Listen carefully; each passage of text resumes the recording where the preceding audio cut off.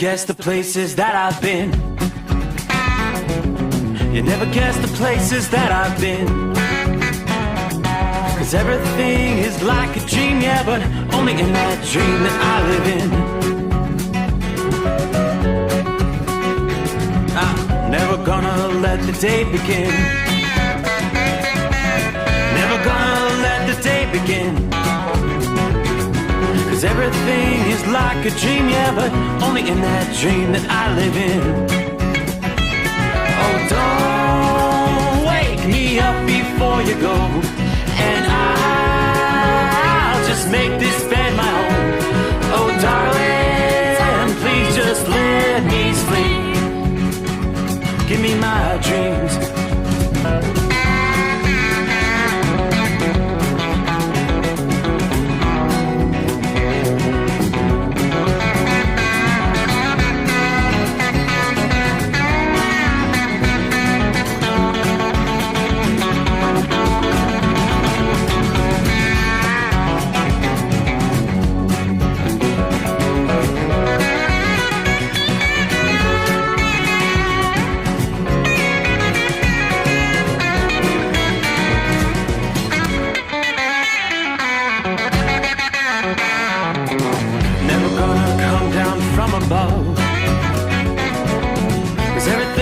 Better from above.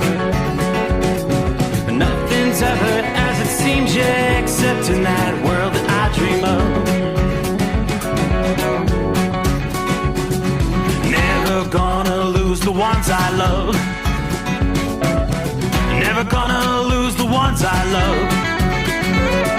'Cause everything is like a dream, yeah, but only in that world that I dream of. Oh, don't before you go, 'cause I can't face this day alone. Oh, darling, please just let me sleep.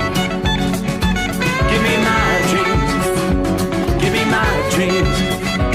Give me my dreams.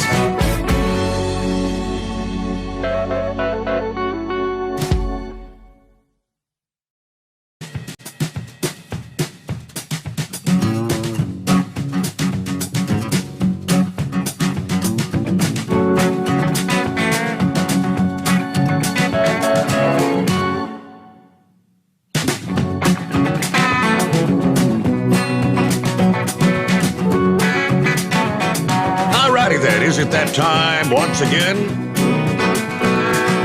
I believe it is. Look, Virginia.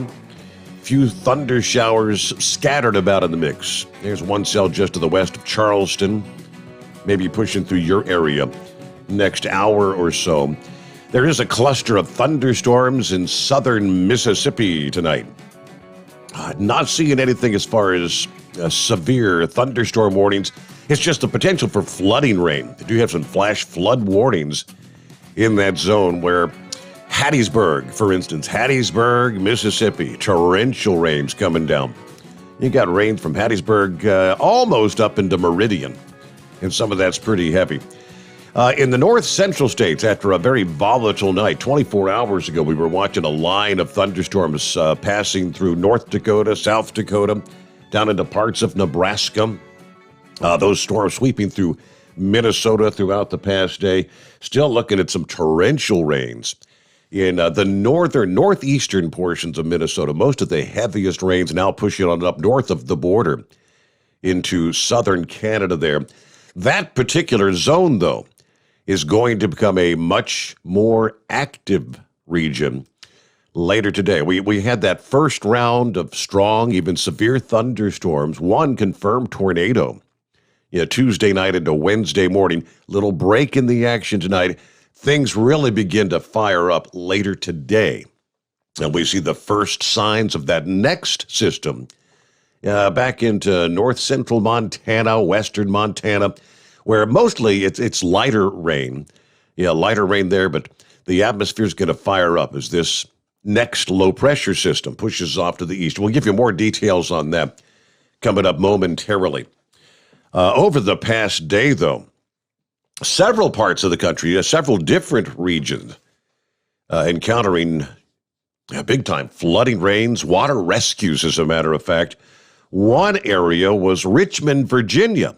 After bouts of heavy rain, within a span of a few hours, the Richmond Fire Department responded to more than a dozen calls of vehicles stuck in high water. 19 high water rescues this past day. They noted most of their crews were dispatched between right about 4:30 and 5:30 this past afternoon. While 17 people were rescued around that time frame, another 2 were rescued later this past evening. Video, though, from the fire department shows a crew helping a motorist from the roof of their car into an inflatable boat during one rescue. The floodwaters were nearly up to the hood of the car, completely submerging the front headlights. Richmond, Virginia received a substantial amount of rain throughout the day this past day. According to AccuWeather, interestingly, the rain was heavily localized with observations across the region ranging from 1.3 inches to as much as 3.3 inches at the Richmond-Chesterfield County Airport. This rainfall wasn't dispersed throughout the day. Most of it fell in the course of just 4 hours. More than half that rain recorded in Chesterfield County, 2.87 inches, fell between 4 and 5 in the afternoon. If you can imagine, nearly 3 inches of rain in 1 hour's time. That roughly aligns the time frame where the fire department received all those rescue calls. While the heaviest rain across Virginia has moved off to the coast as of Wednesday evening, the situation is going to continue over the next few days. Lots of moisture in the area through the rest of the week, coupled with a few weak upper-level disturbances, will allow for widespread showers and thunderstorms throughout the state of Virginia. This generally soggy pattern starts to change early next week when a high pressure begins to finally build into the northeast and the moisture gets pushed out of the area. The other region was in the south central U.S., the saturated state of Arkansas, where you're going to need more than a couple hours of sunshine to dry up all the rain that's fallen there in recent days. The intensely heavy rain triggering the National Weather Service to issue the rarely used flash flood emergency warning for the southeastern portions of the state on Tuesday. That's a situation that's reserved for what they could quote, exceedingly rare situations when a severe threat to life and catastrophic damage from flash flooding is happening or will happen soon. As drivers who attempted to navigate the submerged roads around Pine Bluff, Arkansas, they could attest the conditions certainly met that criteria. We had that slow-moving storm that swamped the region for several days with rounds of showers and heavy rain at times, severe thunderstorms as well. Around Pine Bluff, Arkansas, there was nearly 10 inches of rainfall in the last 3 days. Now, that would be near normal rainfall for the entire summer in the Pine Bluff area. Such intense rain forcing the closure of dozens of roadways. Many roads that did stay open became traps for stranded drivers. Video out of Arkansas showing motorists to water levels as high as vehicle door handles. Floodwater was deep enough for waves to be created by the cars trying to drive through. According to the Mongolia Reporter, up to 3 feet of water was reported on some roadways in the area of that flash flood emergency. Further south in Mississippi, the city of Shelby posted the highest rainfall total with nearly 12 inches of rain in a 24-hour period. As daunting as the floodwater on the streets were for drivers, there was certainly no less scary for homeowners watching the excess rain make their way into their homes.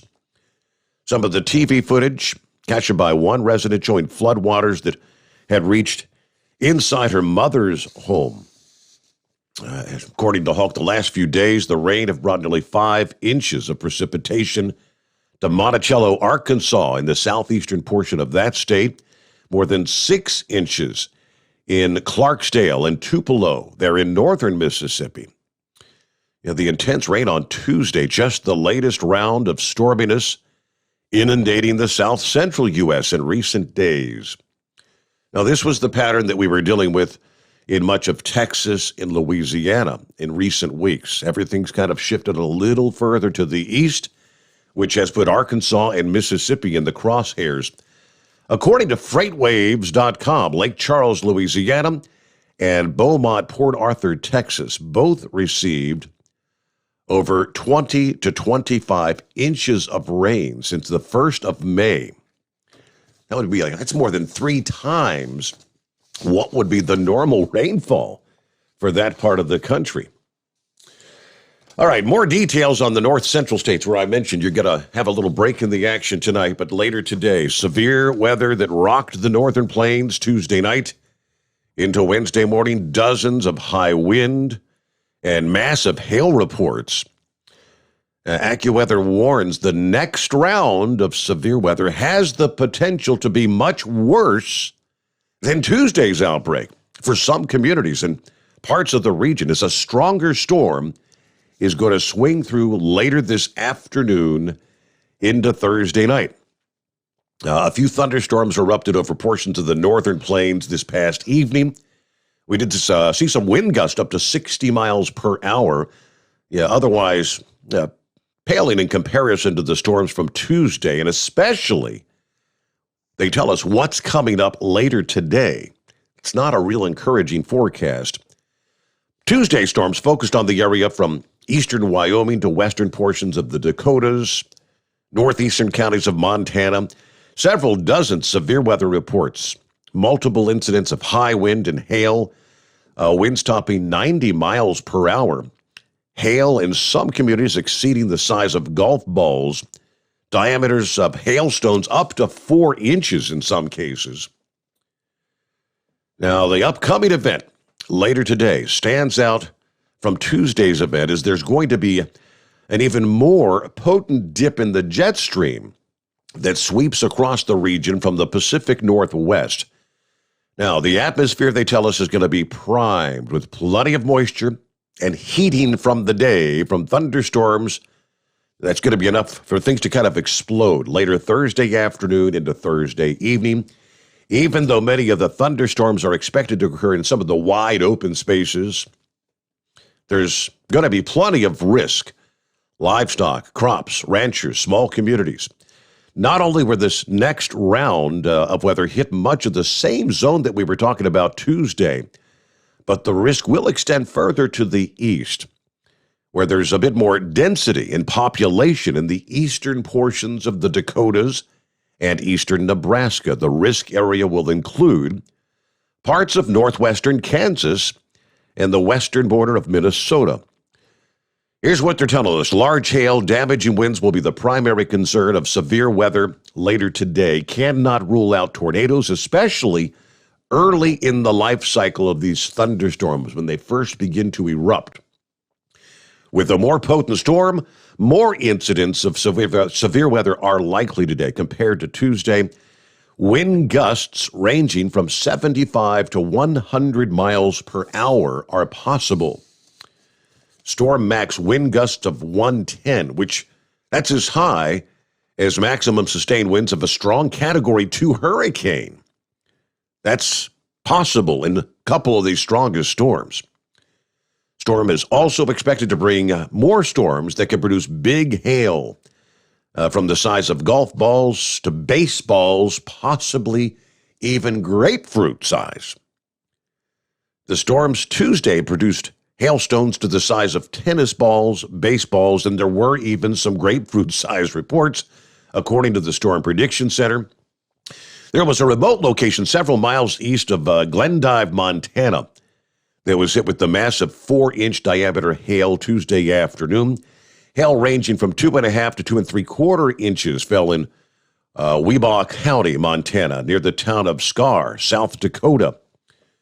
Now, while wind gusts in the severe storms were reported ranging from 50 to 70 miles per hour, gusts as high as 86 were measured in some of the rural areas in Ziebach County, North Dakota, as well as Roosevelt County there in Montana during the early evening hours. There was one gust of 94 miles per hour, about 11 miles south of the town of Bullhead, South Dakota. Down trees, power outage. Yeah, it's very remote area, not a whole lot of population. So there was one single tornado reported by the National Weather Service storm spotter in a rural area of Corson County, South Dakota.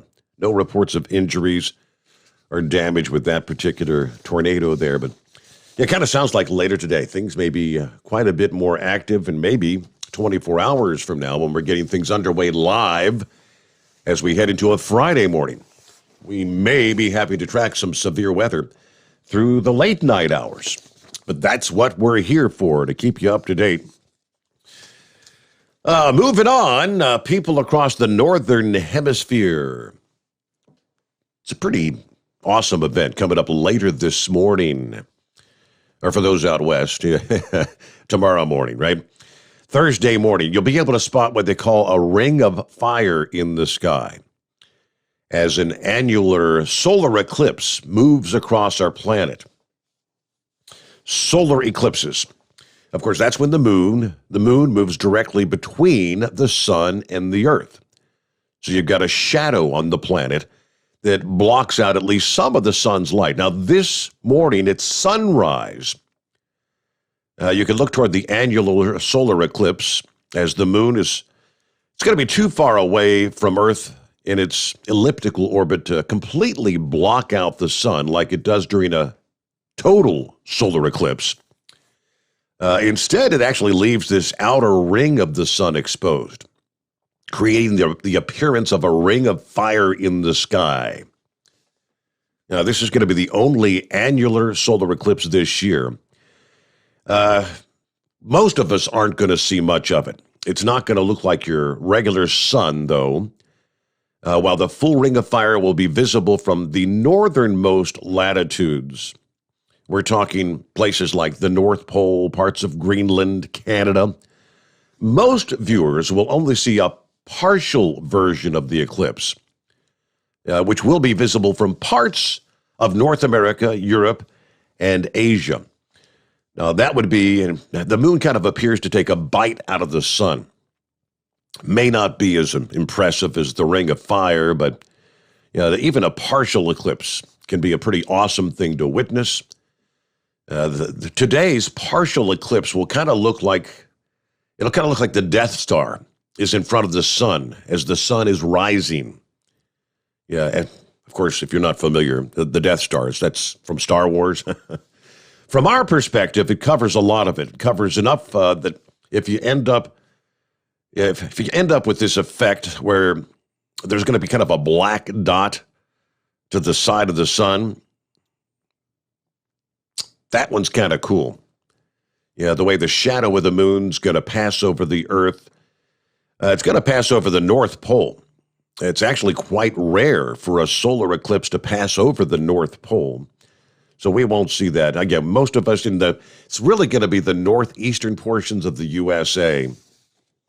And here in parts of the Ohio Valley, our region, I think it's going to be something akin to maybe like 40% of the sun knocked out. It's going to be sunrise. It's just it may kind of delay what would be the normal sunrise time.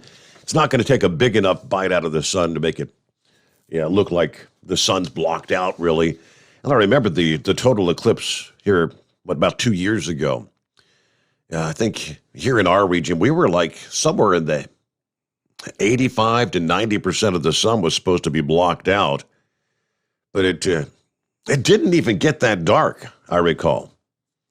Now, we had those special glasses. Remember the special glasses everybody was buying for the total eclipse? Same thing, even though the sun's going to be low on the horizon when it's rising. Do not look directly at the sun without your special eye protection. All right, moving on to, Memphis has been a mess for weeks now. with the shutdown of the I-40 bridge. Heads up, this past evening, changes are being made to the traffic patterns in West Memphis as they try to ease the traffic flow across the I-55 bridge. The changes started at 6 o'clock this past evening. They will continue until further notice. According to the Arkansas DOT, the plan is to reduce the merging points in hopes of reducing the conflicts and then improve the traffic flow. Now, the traffic changes are like this. I-55 southbound is going to be reduced to a single outside lane just before the western I-40, I-55 interchange. The I-40 eastbound already narrows to a single lane at the 40-55 interchange. Exit ramps at 7th Street and Ingram Boulevard will be closed to I-40 traffic. I-40 traffic will continue in the inside lane, and I-55 traffic will continue in the outside lane through Ingram Boulevard. The middle lane is going to be closed to separate eastbound traffic between the western and eastern I-40-55 interchanges. Now, east of Ingram Boulevard, eastbound traffic will transition into two adjacent lanes. The I-40-55 on-ramp at Ingram Boulevard is going to be closed. So obviously they're trying to, realistically, this is just going to kind of change the bottleneck areas, if you ask me. Whereas you've got 4 lanes coming down to 2 or 2 lanes coming down to 1 to get on the bridge, those sort of things. You start the bottlenecks further back. So just be aware, you may see slowed traffic in areas much sooner than you've seen in recent weeks. Pay attention to what's going on there in West Memphis. All right, we'll get to some of our other industry headlines coming up here. Lots to cover as we make our way into the early hours of a Thursday. Again, hope your week's going well. Around the country, I want to jump on board. It's 844-844-3388. Who's checking in here? Dale checking in from Jacksonville, Florida. Once again, 78 degrees, partly cloudy at the midnight hour. Everybody have a good day out there. Let's keep them safe. Matthew checking in. I'll be calling in tonight for sure. I may be the first one out of the box. Okay, well, let me see here. I believe that's Matthew hanging in up there. All right, we'll get to you coming up momentarily. First out of the box. Richard, morning from Central Florida, 79 degrees where he is. Have a pleasant day. Zorro says, morning to everyone. Yeah, the crap in Fulton County I listened to last night on the podcast about the thousands of copied ballots has me sick to my stomach. Let's keep Steve going. Well, Zorro, I've got an update on that story, as a matter of fact. A little more detail as to what's going on there in Fulton County, and it should make you sick. Evan said, greetings from Wapasaw, Michigan. Michigan Madman checking in. Hello, everybody. Good night racing tonight up at the Berlin Raceway. Rain cleared out. A lot of fun. Everybody be safe. Captain Ron out there checking in. Hi to the gang. Who's Your Garage says, hello.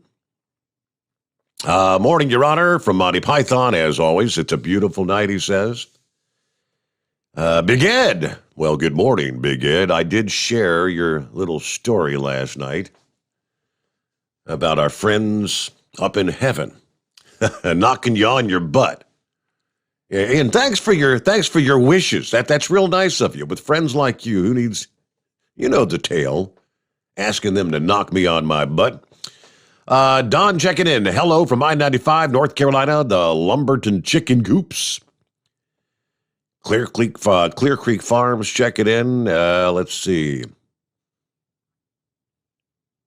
Who else we got? Chevy Guy, of course, tuned in with us. Good afternoon. There's Sylvester. I mean, right out of the box tonight. Boy, isn't it like early afternoon there? Good afternoon, he says, from Terrigal, New South Wales, Australia, 52 degrees, cloudy skies today. Robert listening in from Eastern Virginia, where it's 78 degrees, kind of a muggy night tonight. All right, thanks to all checking in out of the box. Oh, there's Bidu checking in. Morning, Steve, and the overnight crew. 68 degrees in Rochester. Waiting on my load to go back down to Youngstown. All right, we'll get to some of the others coming up here. Matthew wanted to be first out of the box. Well, there you go. It's been a while. Hello, Matthew. Good morning, Mr. Sommers. How have you been? I'm doing just fine. How about you? I could not be any happier because the Cardinals finally ended their six-game losing streak. Six-game losing streak. Wow. Who's been beating up on them? Has it been our Cincinnati Reds whooping them or what? Well, it was a combination of your Redlegs sweeping us, and then we had the other Ohio baseball team in these past 2 days. But we had old Uncle Charlie Wayno on the mound tonight, and he's like, I want to win this game, and I want to win it now. There you go. So to make this a long story short, we lost the 4 against the Reds, and we split the 2 games with the Indians. But now we get to go to Chicago, where they're expecting full capacity at Wrigley this weekend. Wow, really? Going back to full capacity. How about that? Yes, and as a matter of fact, this upcoming Monday, the 14th, our Redbirds return to 100% stadium How about that? It's been a long time since we've seen a full stadium. That'll be a sight to behold. Yes, and what is it about Hendrick Motorsports this year, Steve? My God. Yeah, Monkey Gouger was talking about that the other night. You know, he was kind of touting his Hendricks, like what they're like the winningest team of all time. Now they actually passed Petty Motorsports, didn't they? Yes, and I was really hoping Chase would have bumped Larson just enough to win at Sonoma last weekend, but hey, it is what it is, and this is Fox's last race weekend, because after this, it's NBC or NBCSN. So unless you have the cable when it's on the NBCSN, if you don't have the NBCSN on your cable network, you don't get to watch any more races. Boy, oh boy. No, but I've got a special day here in the next 2.5 weeks, and I'm sure it's in the list of your birthdays. So I'm sure you'll probably send me something. I'll have to pull that up on Facebook. So that's nothing like an early birthday request, right? You'll send me something. Yes, we will. We'll send you birthday wishes, Matthew. All right, we're almost up to news break here. We'll get back with more of your calls. Want to jump in around the country? It's 844-844-3388. Yeah, it was our kind of the top story last evening once we got through our traveler's weather. And if you had missed that, Fulton County, Georgia. It was one of the poll managers, a girl by the name of Susie Voiles, as she was sorting through a large stack of mail-in ballots last November. She had noticed that alarmingly odd pattern of uniformity in the markings for Joe Biden. One after another, the absentee votes contained perfectly filled in ovals for Biden, except each of the darkened bubbles featured this identical little white void inside that was kind of the shape of a tiny crescent, indicating they had been marked with toner ink rather than a pen or a pencil. Now, we shared all of this. Long story short, these ballots, they say, the Biden votes looked like they'd been duplicated by a copying machine. All them strangely pristine is the way she put it. Never seen anything like this in my 20 years of monitoring elections in Fulton County. And again, she was not alone. There were several other workers attesting to the same thing. So the election watchdogs have used their affidavits to convince a judge who is going to unseal all of the 147,000 mail-in ballots there in Fulton County. All right, I did say we have some new information. That's what we'll get to coming up here. Other details just ahead as we make our way into a Thursday morning. Great to have you with us. It is 844-844-3388, the Steve Sommers Overnight Drive, live from the Hotshot Secret Studios. USA Radio News with Dan Naraki. Another major company says they paid millions of dollars in ransom after their systems were hacked by criminals operating in Russia. The world's largest meat producer, JBS, was hit with a ransomware attack in May, taking most of their operations in the U.S. offline. In a statement Wednesday, the company says it paid the hacker group Revil $11 million to prevent further damage to their systems. CEO of JBS USA, Andre Noguera, said the decision to pay was extremely difficult, but one he ultimately made to prevent any potential risk to their customers. And a new report from the Inspector General at the Department of the Interior says that protesters were not cleared from Lafayette Park last June to allow President Trump to walk from the White House to St. John's Church. The report shows that the park was cleared of gathered protesters on June 1st, 2020, to allow new fencing to be installed. Police and the president were accused of clearing the protest to allow Trump to pose for a photo in front of the church. This is USA Radio News. Learn how thousands of smart homeowners are investing about $1 to avoid expensive home repair bills. John, a former non-customer, said, "My air conditioner broke and I had to spend $1,900 to fix it." Jeff, a customer, wrote, "My air conditioner broke and I got a new one at no out-of-pocket cost." Mary, a former non-customer, wrote, "My heating system stopped running. I had to spend $3,000 to get a new one."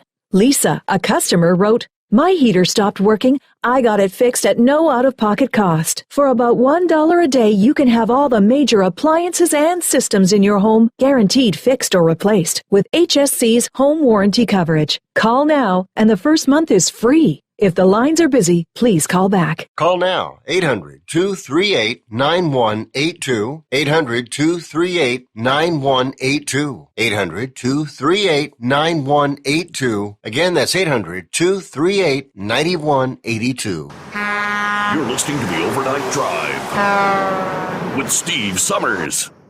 At Hotshot Secret, we share the science behind common diesel problems. For example, excessive black smoke. Excessive black smoke has two causes: carbon buildup and internal diesel injector deposits, also known as IDIDs. Hotshot Secret Diesel Extreme has the highest concentration of active ingredients allowed by law and will safely remove all types of injector deposits, including IDIDs and carbon buildup, to eliminate black smoke. Hotshot Secret Diesel Extreme is available nationwide at truck stops, fine farm and auto stores, and online at hotshotsecret.com.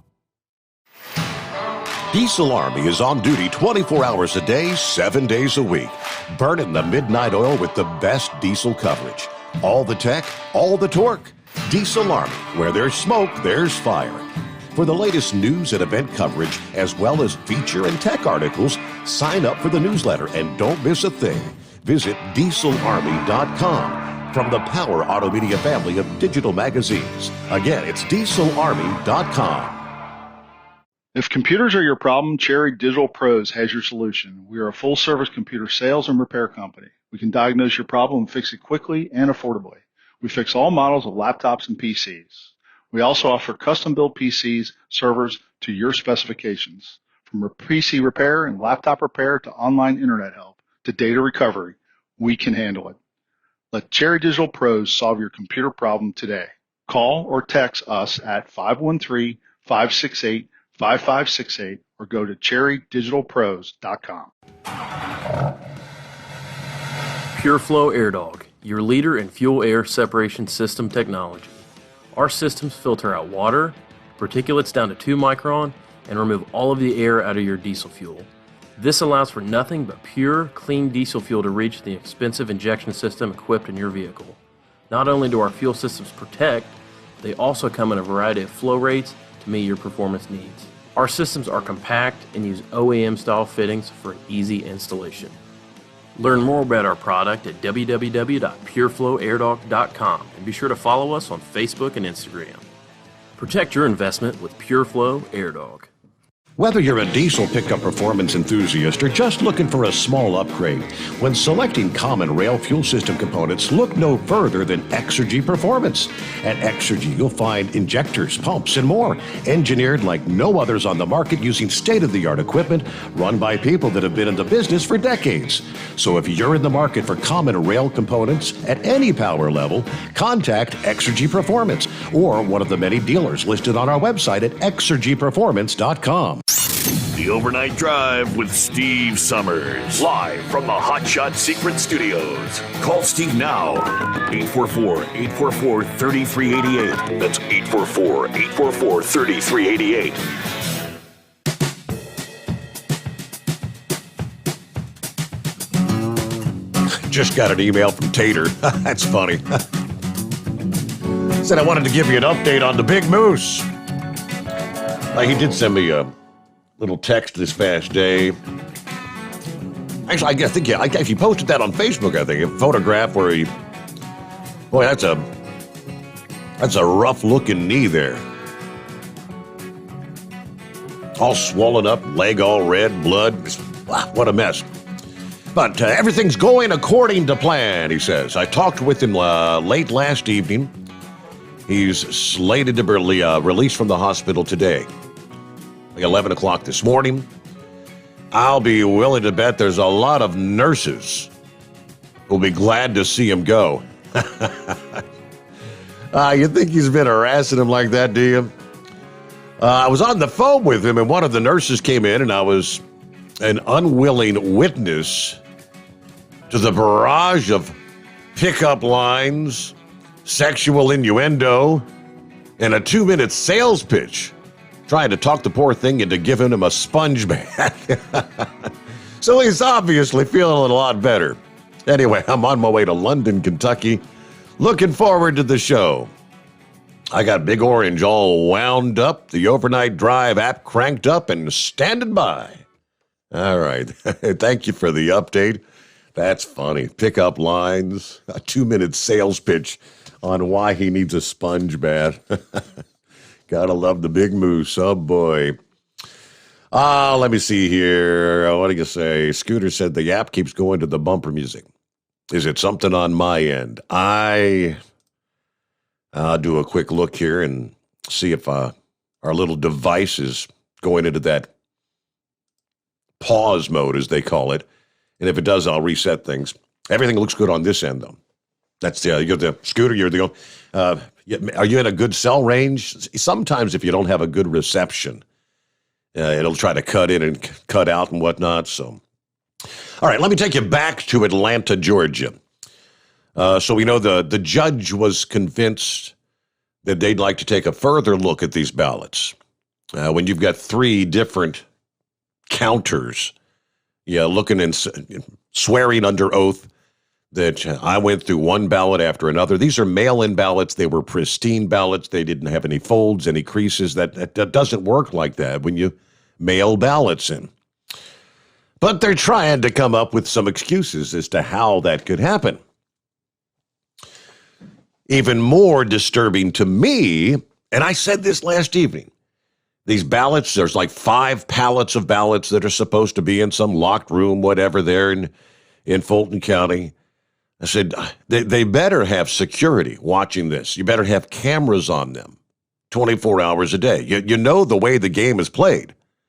I said at the time, things just miraculously disappear unexplainably in these cases. As part of his May 21 order, Superior Court Judge Brian Amero requested officials guard the warehouse around the clock until an inspection date can be set. But just 8 days later, a breach in security was reported after sheriff's deputies left their post for a couple of hours. The front door was found unlocked and wide open, in violation of the court order. County officials confirmed a motion detection alarm was triggered this past, well, that would have been Saturday, May the 29th, shortly after the deputies drove away, about 4 o'clock in the afternoon. Now, they say a locked room where the ballots are kept was not breached or compromised. Okay. The judge is not convinced. Rather, Favorito is not convinced. His lawyer is seeking to obtain the video footage from the building security cameras. How do we know for certain that there was no tampering with the ballots, he asks. This particular individual said, I did not vote for Donald Trump, by the way. News of the security lapse caught the attention of former President Trump, who's claimed his loss was marred by fraud. In a statement, he implied election officials in the Democratic-controlled county are trying to hide evidence of fraud. They're afraid of what might be found. That was his assertion.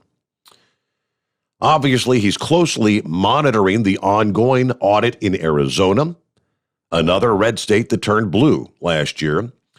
If evidence of fraud is found in these key swing states, it might confirm suspicions that the election was stolen.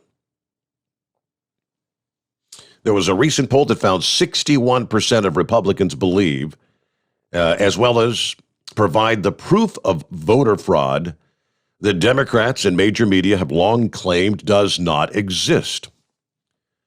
Now, these cases could potentially give other battleground states the incentive to take the steps to tighten election security and root out the fraud, including passing legislation to limit the use of these controversial mail-in drop boxes and require the verification of signatures on ballots.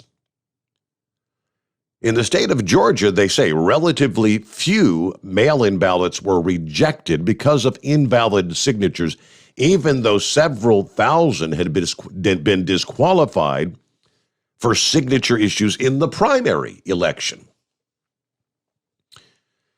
In a move that inspired national boycotts alleging voter suppression, of course, Georgia passed the law limiting but not removing the drop boxes. They had installed these things for the first time in 2020, under pressure from Democrats, who argued officials needed to make voting easier for minorities who did not trust the mail and feared going to the polls because of the COVID. The 38 drop boxes Fulton distributed throughout the county coming up next time around will be cut down to 8 drop boxes. These boxes were, for the most part, unregulated, unattended. They were outdoors, open 24 hours a day. They were available for drop-offs until the evening of Election Day, prompting complaints of ballot stuffing and double voting. Now they'll be located inside election offices or early voting locations and can only be available during the hours when early voting is taking place. And the new law also requires ballots will be printed on special security paper. See, that was another part of the scenario. The one when we were talking about where she said ballot after ballot was pristine, and she said it was all those ballots, she said, were on a different stock paper. The paper was different than all the other mail-in ballots. Voting by mail traditionally was limited to voters who had clearly defined, well-documented reasons to be absent from the polls.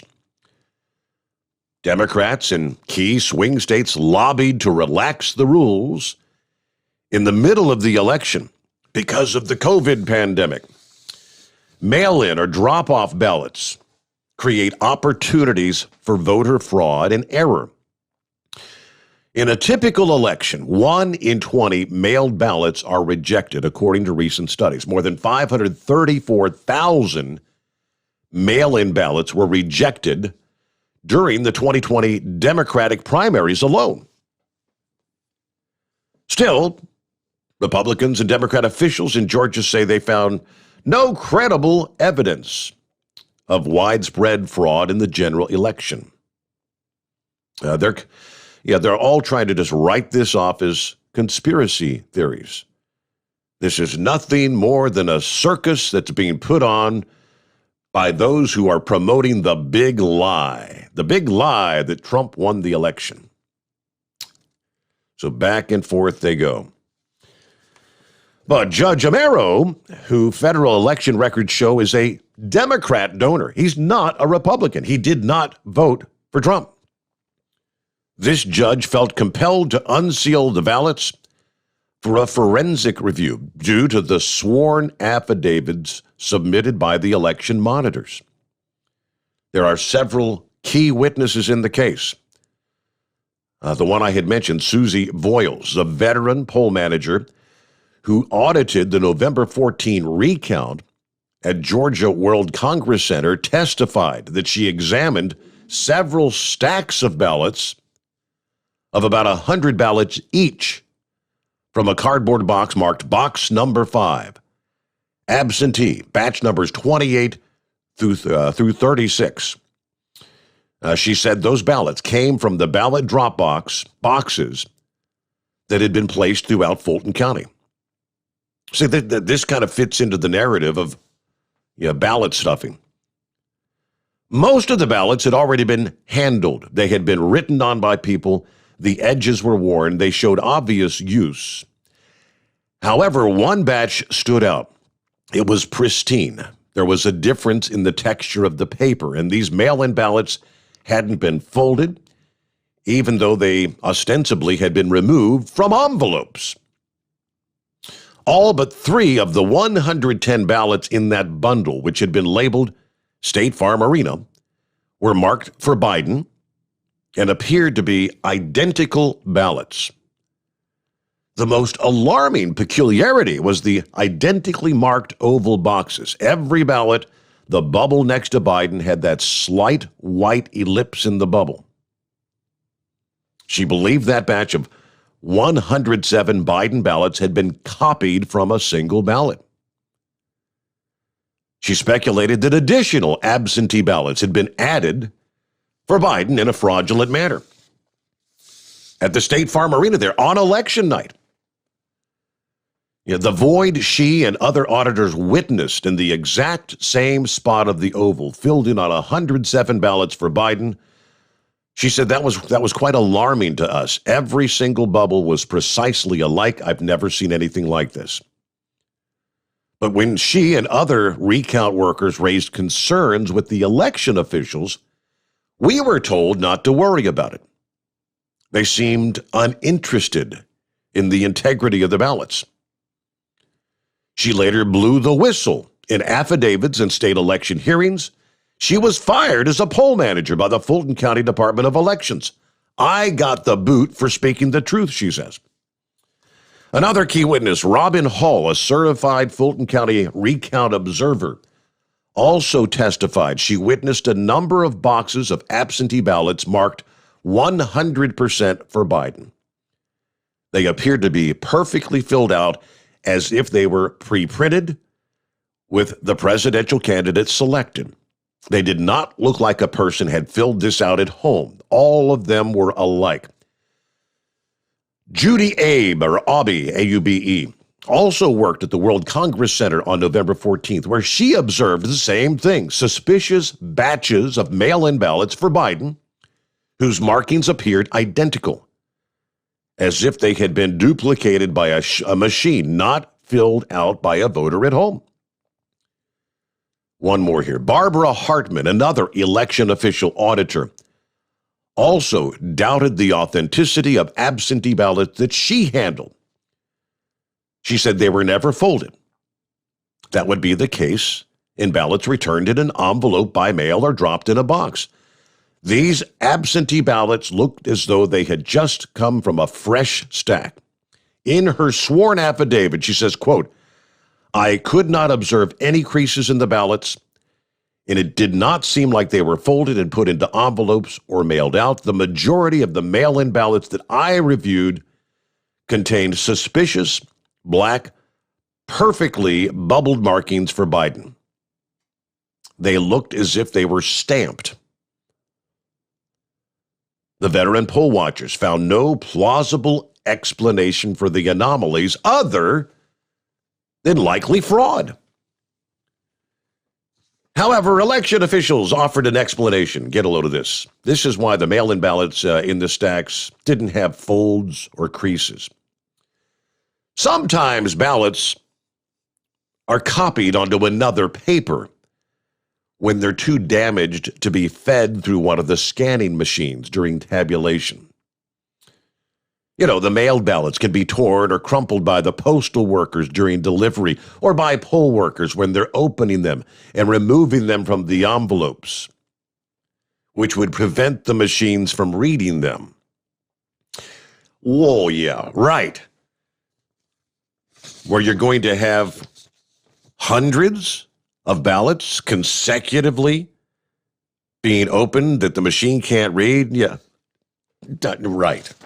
They were damaged ballots, so we ran it to the copy machine so the machines could.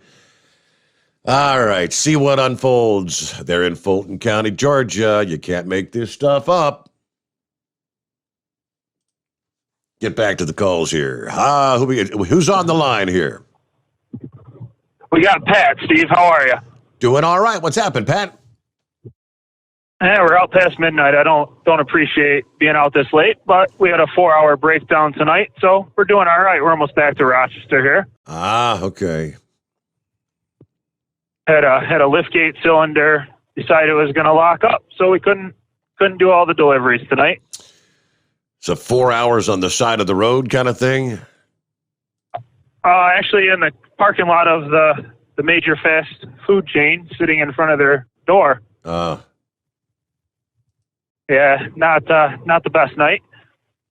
I got a quick story that you have look up, share with the listeners. I think you'll be pretty amused with it here. Okay. So in Rochester here, our lovely mayor is going for her third reelection campaign. She's currently on felony charges for campaign finance violations, so she's indicted, but she's still running. And her husband proceeded to get arrested probably 2 weeks ago with over 80 grams of different forms of cocaine. Nice. And made good news. And she came out on a press conference and said it was politically and racially motivated that they arrested him and so on and so forth. Comes out today and cuts the police budget by $4.5 million for next year.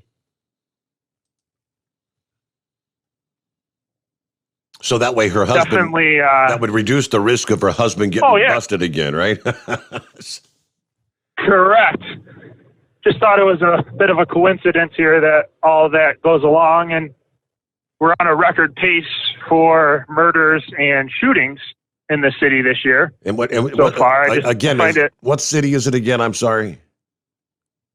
Oh, Rochester, New York. Rochester, New York. Okay, so they wanted to cut $4.5 million from the budget for the police. Correct, but still wants to keep the same amount of officers on the force. She says they're going to take the money from different programs that can be redistributed to other agencies within the city. Okay. but coincidentally, her husband is indicted at the same time. It just doesn't, something's a little fishy. I'll have to dig into some of the strange going-ons in Rochester. Yes, sir. Well, that's all I got for you, Steve. I'm getting back to the warehouse here now. Sure to call and say hello. All right, good to have you with us. Sorry you had to be out at such a late hour. I guess you normally catch the podcast kind of thing, but got you with us live and in Technicolor this Thursday morning. It's 844-844-3388. Yeah, right on the heels of what's going on in Fulton County there. Going to take another look at these mail-in ballots. Texas Attorney General Paxton this past day, like many of us, are closely watching what's going on in Maricopa County, in Arizona, see what unfolds in Georgia.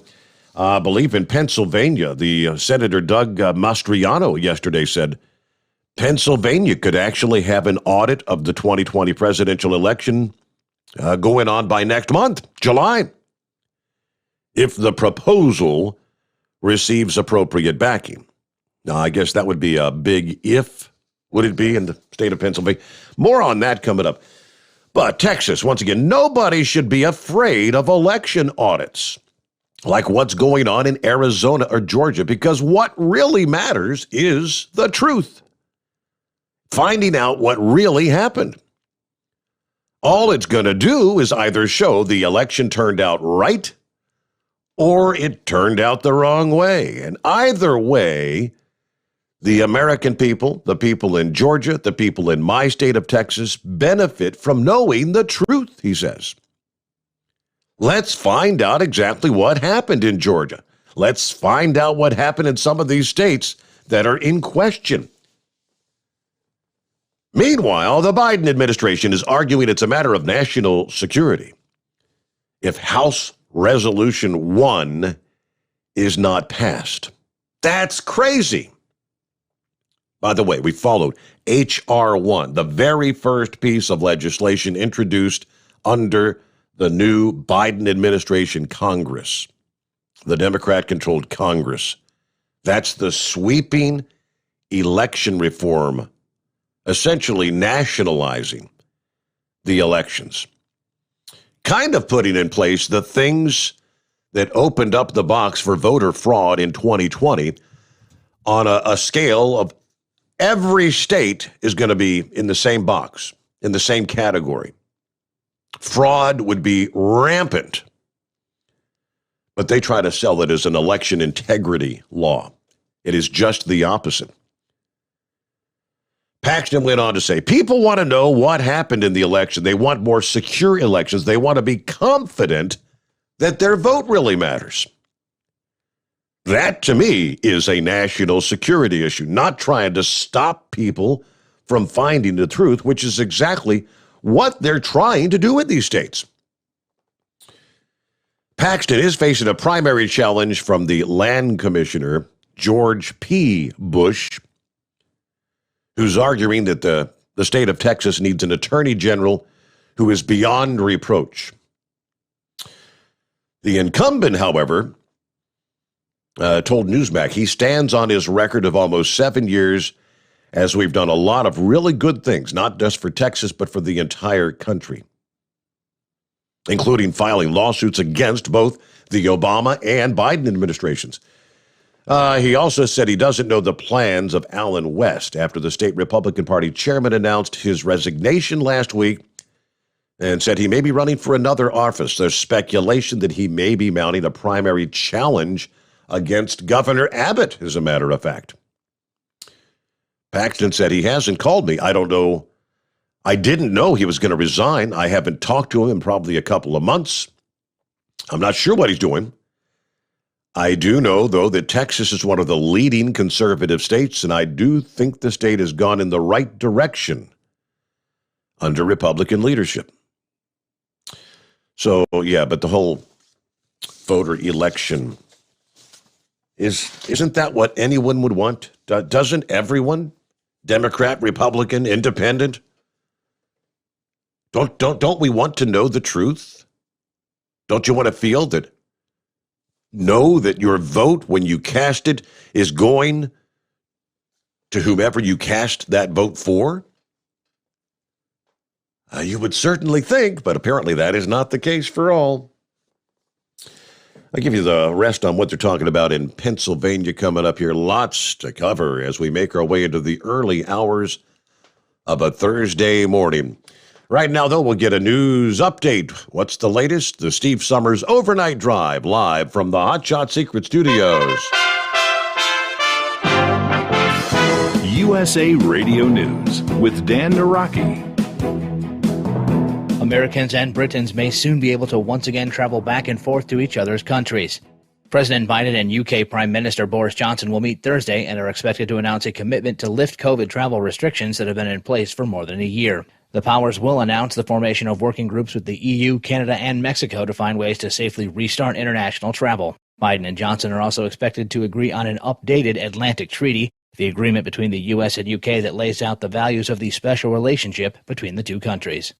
And the developer of the Keystone XL pipeline has officially called off the project. Calgary-based TC Energy canceled the project after the Biden administration had revoked the construction permit granted by President Trump. The company says it will work to develop a plan for a safe exit from the partially built line. Biden revoked the construction permit in January over climate change concerns. This is USA Radio News.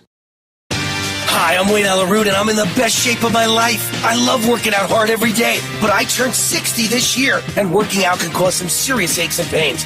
I was commiserating with my buddy Jay Schrader, the Super Bowl champion and former Raiders quarterback, about the challenges of staying in great shape for anyone over age 50. Jay said I had to try sonsoflibertycbd.com, and it would heal my body, mind, and soul. He was right. No more aches and pains. I feel like $1 million.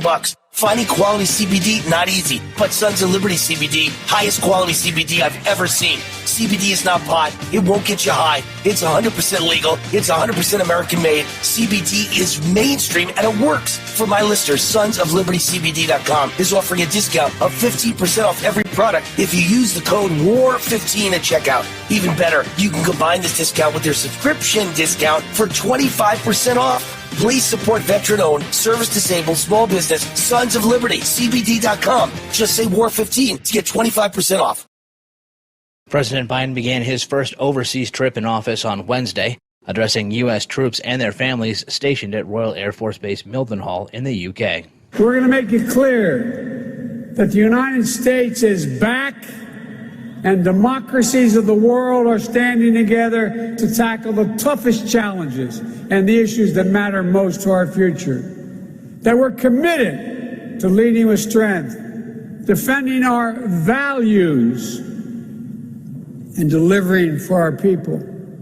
America is better positioned to advance our national security and our economic prosperity when we bring together like-minded nations to stand with us. Biden will attend the Group of Seven summit and meet with Queen Elizabeth while in the UK. He will then head to Brussels for a NATO summit and a meeting next week with Russian President Vladimir Putin in Geneva. You're listening to USA Radio News.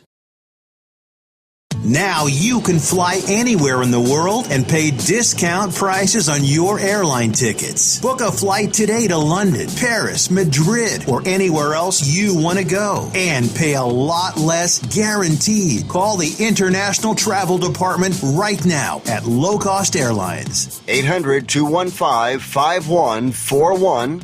800-215-5141. That's 800-215-5141. The odds of a bipartisan stimulus bill appear to be slim to none.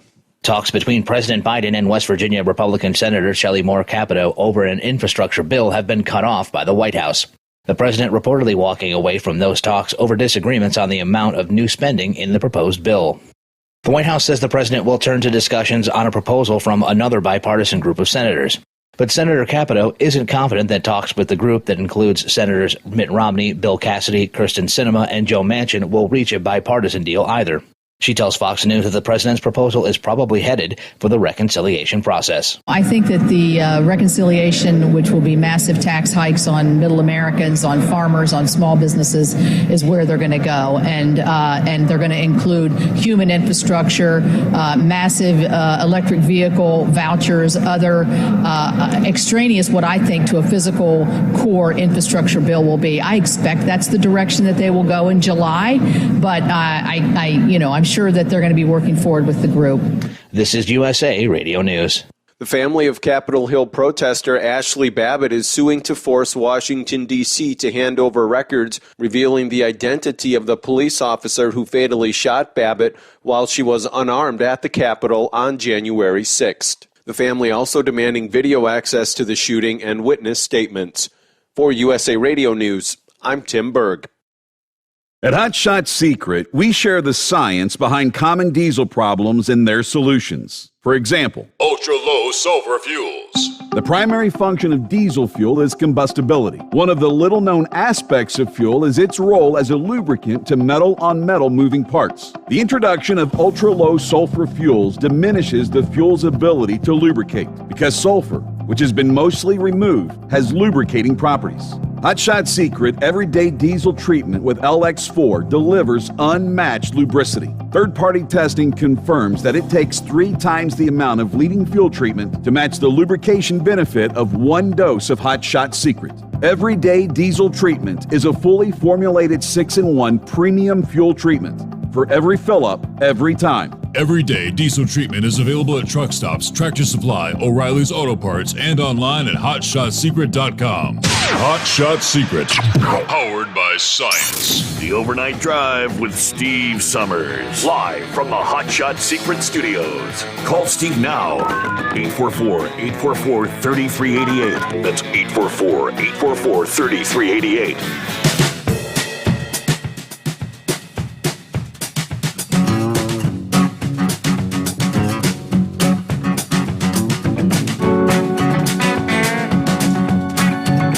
Back at it, round number 2. How are we doing on a Thursday morning? Pennsylvania's Senator Doug Mastriano says he believes Pennsylvania could have an audit of the election by July. Now, if we had the support of the majority of members in any committee that we do this from, and from the body, the Senate itself, probably July, we could see it, he says. Just days earlier, of course, we had the delegation from Pennsylvania, including Mastriano, that went out to Arizona to actually witness how things were going there in Maricopa County, the audit that's taking place there. He was joined by Republican Senator Chris Dush and Republican Representative Rob Kaufman. Told a pool reporter at the time that he backs a state audit, such as what's taking place there in the state of Arizona. I'm not worried about overturning anything. I'm just trying to find out what went right and what went wrong. And how do we make sure we have better elections in the future? That's the same reason Arizona has put forth when explaining why they ordered the audit in Maricopa County. Now, he said a state Senate committee could use their subpoena powers to issue a letter to a county or several counties stating its intention to audit votes from the 2020 presidential election. He didn't elaborate on whether he believes leaders in the legislature would actually back the audit, though. I said there was a poll last week that showed roughly 40% of voters in Pennsylvania have concerns about the integrity of the election. For the sake of our constitutional republic and for the sake of people's peace of mind, let's just do it. Let's pick a few counties and put people's mind at rest, he said. Simple as that. All right.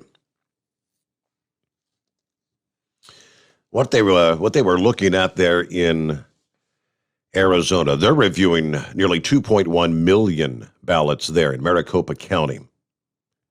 They're also looking at the tabulators, the other machines that were used during the election. They've got microscopes and lights A camera takes a picture at an angle so you can see if the spots that are filled in were filled in by a human or a machine. How about that?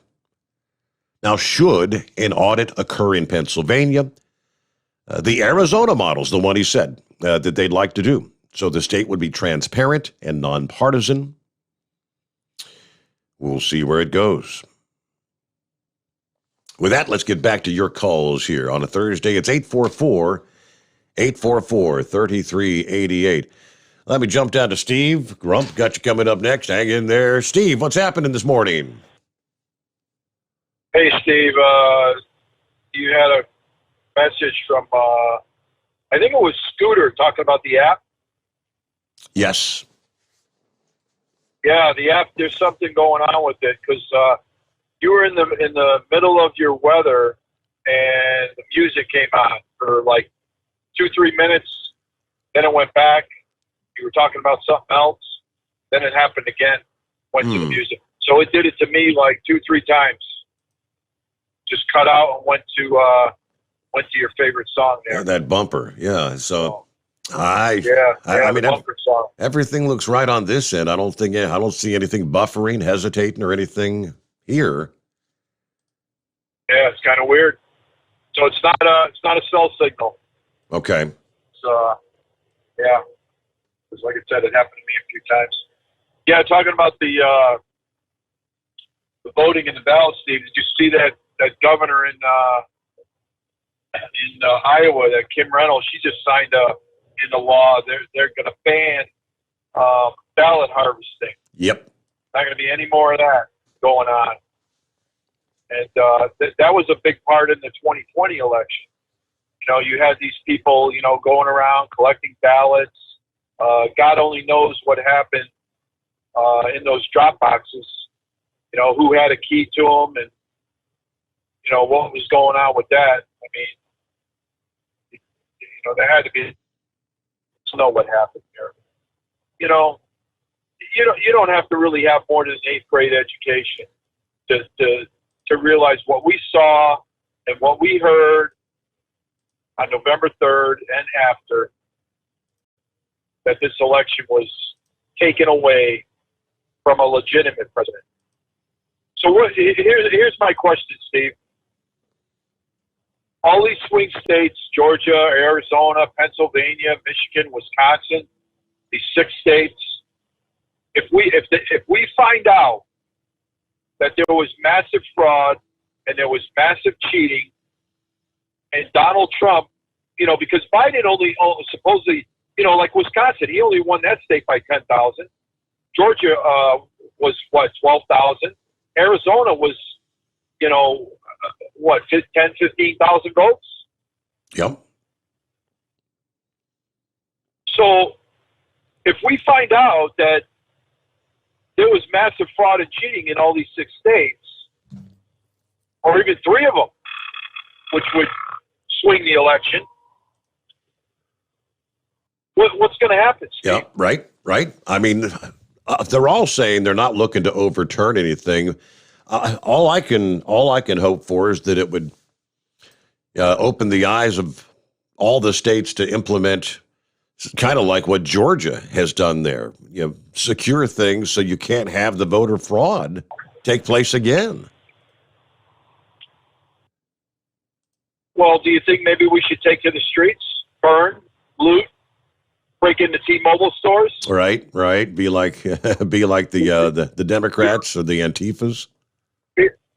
Right. Should we try to overthrow the government, have an insurrection? I mean, it's just unbelievable. So now, if we find out that there was this, which we all know, Steve, we know what happened. The election was stolen, but we're not supposed to talk about that. Nothing to see here. So now we have an illegitimate buffoon sitting in the White House running our country illegitimately.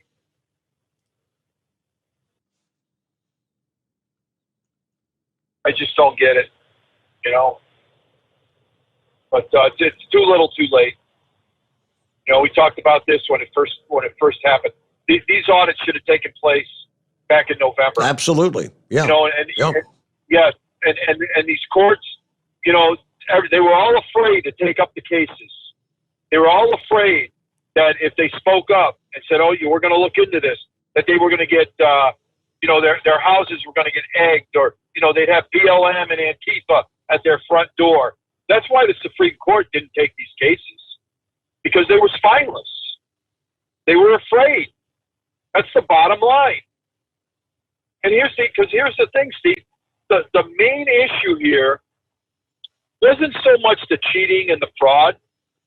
The main issue was these Democratic PACs went into these states and they violated the constitutional law of those states. We all know that the legislators are the only ones that can change election laws, correct? Correct. So that's the real issue. That was the constitutional issue that the state of Texas brought up, along with what? 17 other states? Yep. Signed on to that, and they turned it down. They said, we're not going to listen to this. The only one that spoke up was Clarence Thomas, the African-American Supreme Court Justice. Go figure. He didn't call anybody a racist because we were trying to challenge an election. He wanted to look at it. He said we should look at it for the future.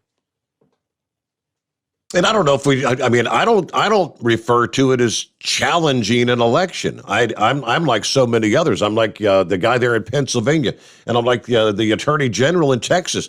I just want to know the truth. I'm not saying let's challenge it, but what's wrong with auditing? What's wrong with going through and making sure that those improprieties definitely didn't take place? Exactly, Stephen. And the thing is, that lawsuit was brought on, I believe, in December. It was way before the Electoral College was, before they verified the Electoral College, yep. Which I believe was on January 6th. But, they should have looked into this a long time ago. But like I said, Steve, they were afraid. They had no spine. You know, they didn't want any pushback from anybody. They didn't want BLM and Antifa, riding in front of their houses and burning down their cities. That was the whole thing behind it. And you know what? That was the whole thing behind the summer riots. It was all about intimidation. It was intimidation. What do you think Chuck Schumer did on the steps of the Supreme Court? Do you remember that speech he gave? Refresh my memory. What did he say? When he said, Gorsuch and Kavanaugh, you will pay if you don't make the right decision here. Do you remember that? That was a direct threat. He threatened them, yes. A threat, intimidation. That's what the Democrats do. These Marxists, they intimidate, and they try to make people afraid. Well, you know what, Steve? I'm not afraid. We should not be afraid. We need to stand up. And if there was fraud going on, these states, they're starting to tighten up the laws. And every one of them needs to do it. Especially the 6. And even the Republican state, the red states like Tennessee, Kentucky, North Carolina, South Carolina, they need to tighten up their laws too, so it doesn't happen in those states, not just the swing states. So, because that's the only way that we're going to have confidence in 2022. Yep. That's the only way we're going to stop this crap. But first, did you see that one story, Steve? First, they have to actually go ahead and do. We have to complete Arizona. You've got to do Georgia. You got to look into Pennsylvania, because if they try to say, well, it's only 40% in Pennsylvania. Well, that's 4 out of 10 people. That's a lot of people that are concerned about the integrity of their elections. Yep. And the thing is, Steve, those states were won by, stolen by basically 10 to 15,000 votes in each state, which is nothing when you're talking about millions of votes. 10 to 15,000 votes is not a lot of votes, and they knew how many they had to swing.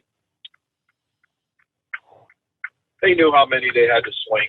That's why, we saw this, you're talking about the ballots, that piss poor excuse that they gave. They don't get folded because we copy the ballot when it's all messed up, and it's all crumbled up. Well, why is the copy so pristine then? If the ballot's all crumbled up, wouldn't the copy machine pick up all those wrinkles in the ballot? Of course it would. Yes, you'd think. Right? Yep. I mean, crumble up a piece of paper and then put it on a copier and see how it looks when it comes out after you copy it. It's a big fraud, Steve. It's all corrupt. But then, just like how these Democrats, they went into the courts in Arizona, trying to stop this audit because they know what we're going to find. It's just too bad it wasn't found out in end of November. They could have even delayed the inauguration. The certification. A couple of weeks. I mean, doesn't it come back to, that's what Pence took flack for. He could have paused the certification. Yeah, Steve, I think that he kind of lost his backbone in the end. I really liked Mike Pence, and I thought he was a good vice president. I thought he always had Trump's back. But in the end, I think he let him down because he could have stopped it.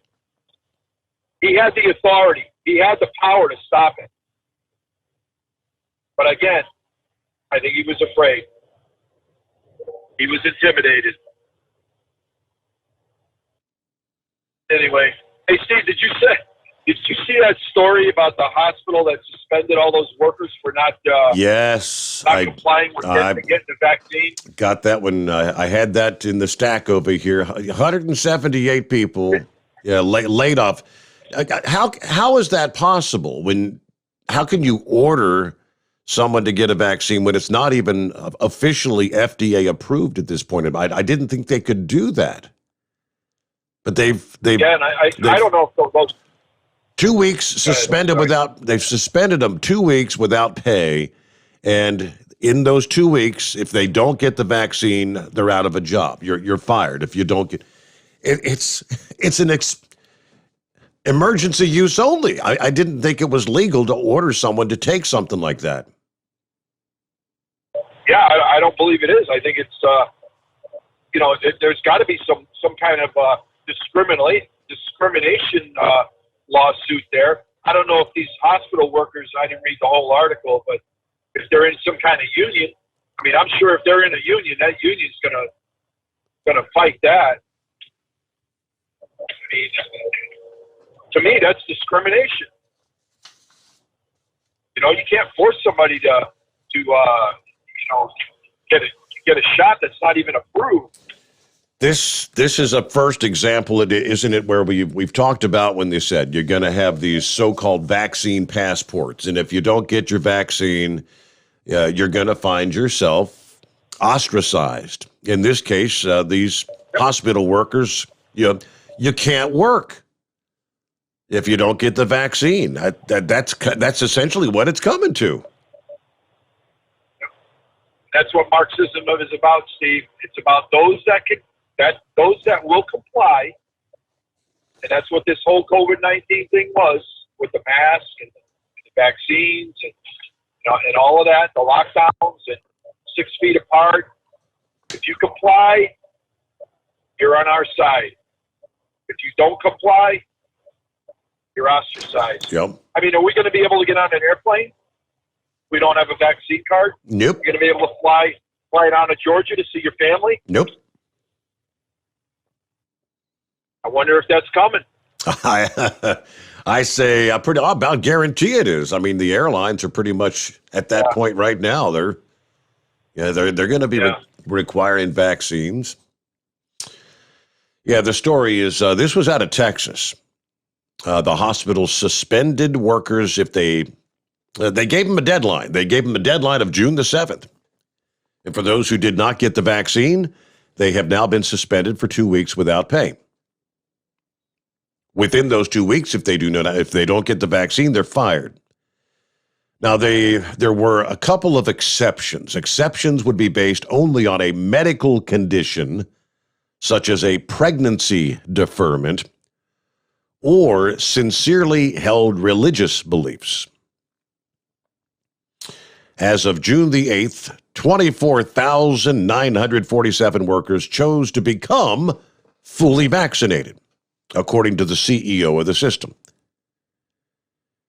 He told employees in an internal memo that 178 workers either did not get fully vaccinated or did not get vaccinated at all. This small percentage of employees who did not comply are now suspended without pay for 14 days. These workers have decided not to put their patients first. The original memo came out on April the 1st that all the employees in the hospital system saying suspended workers will be fired if they're not fully vaccinated by the end of this suspension period. Another 285 employees did receive a medical or religious exemption. 332 were granted deferrals for pregnancy or other reasons. In the memo this past day, Boom told the workers who've been vaccinated that he's proud of them. I'm proud of you. You did the right thing. You protected your patients, your colleagues, your families, and your community. The science proves that the vaccines are not only safe, but necessary if we're going to turn the corner against COVID. To those who are sad about losing a colleague who's decided not to get vaccinated, we only wish them well and thank them for their past service, and we respect the decision they made. Wow.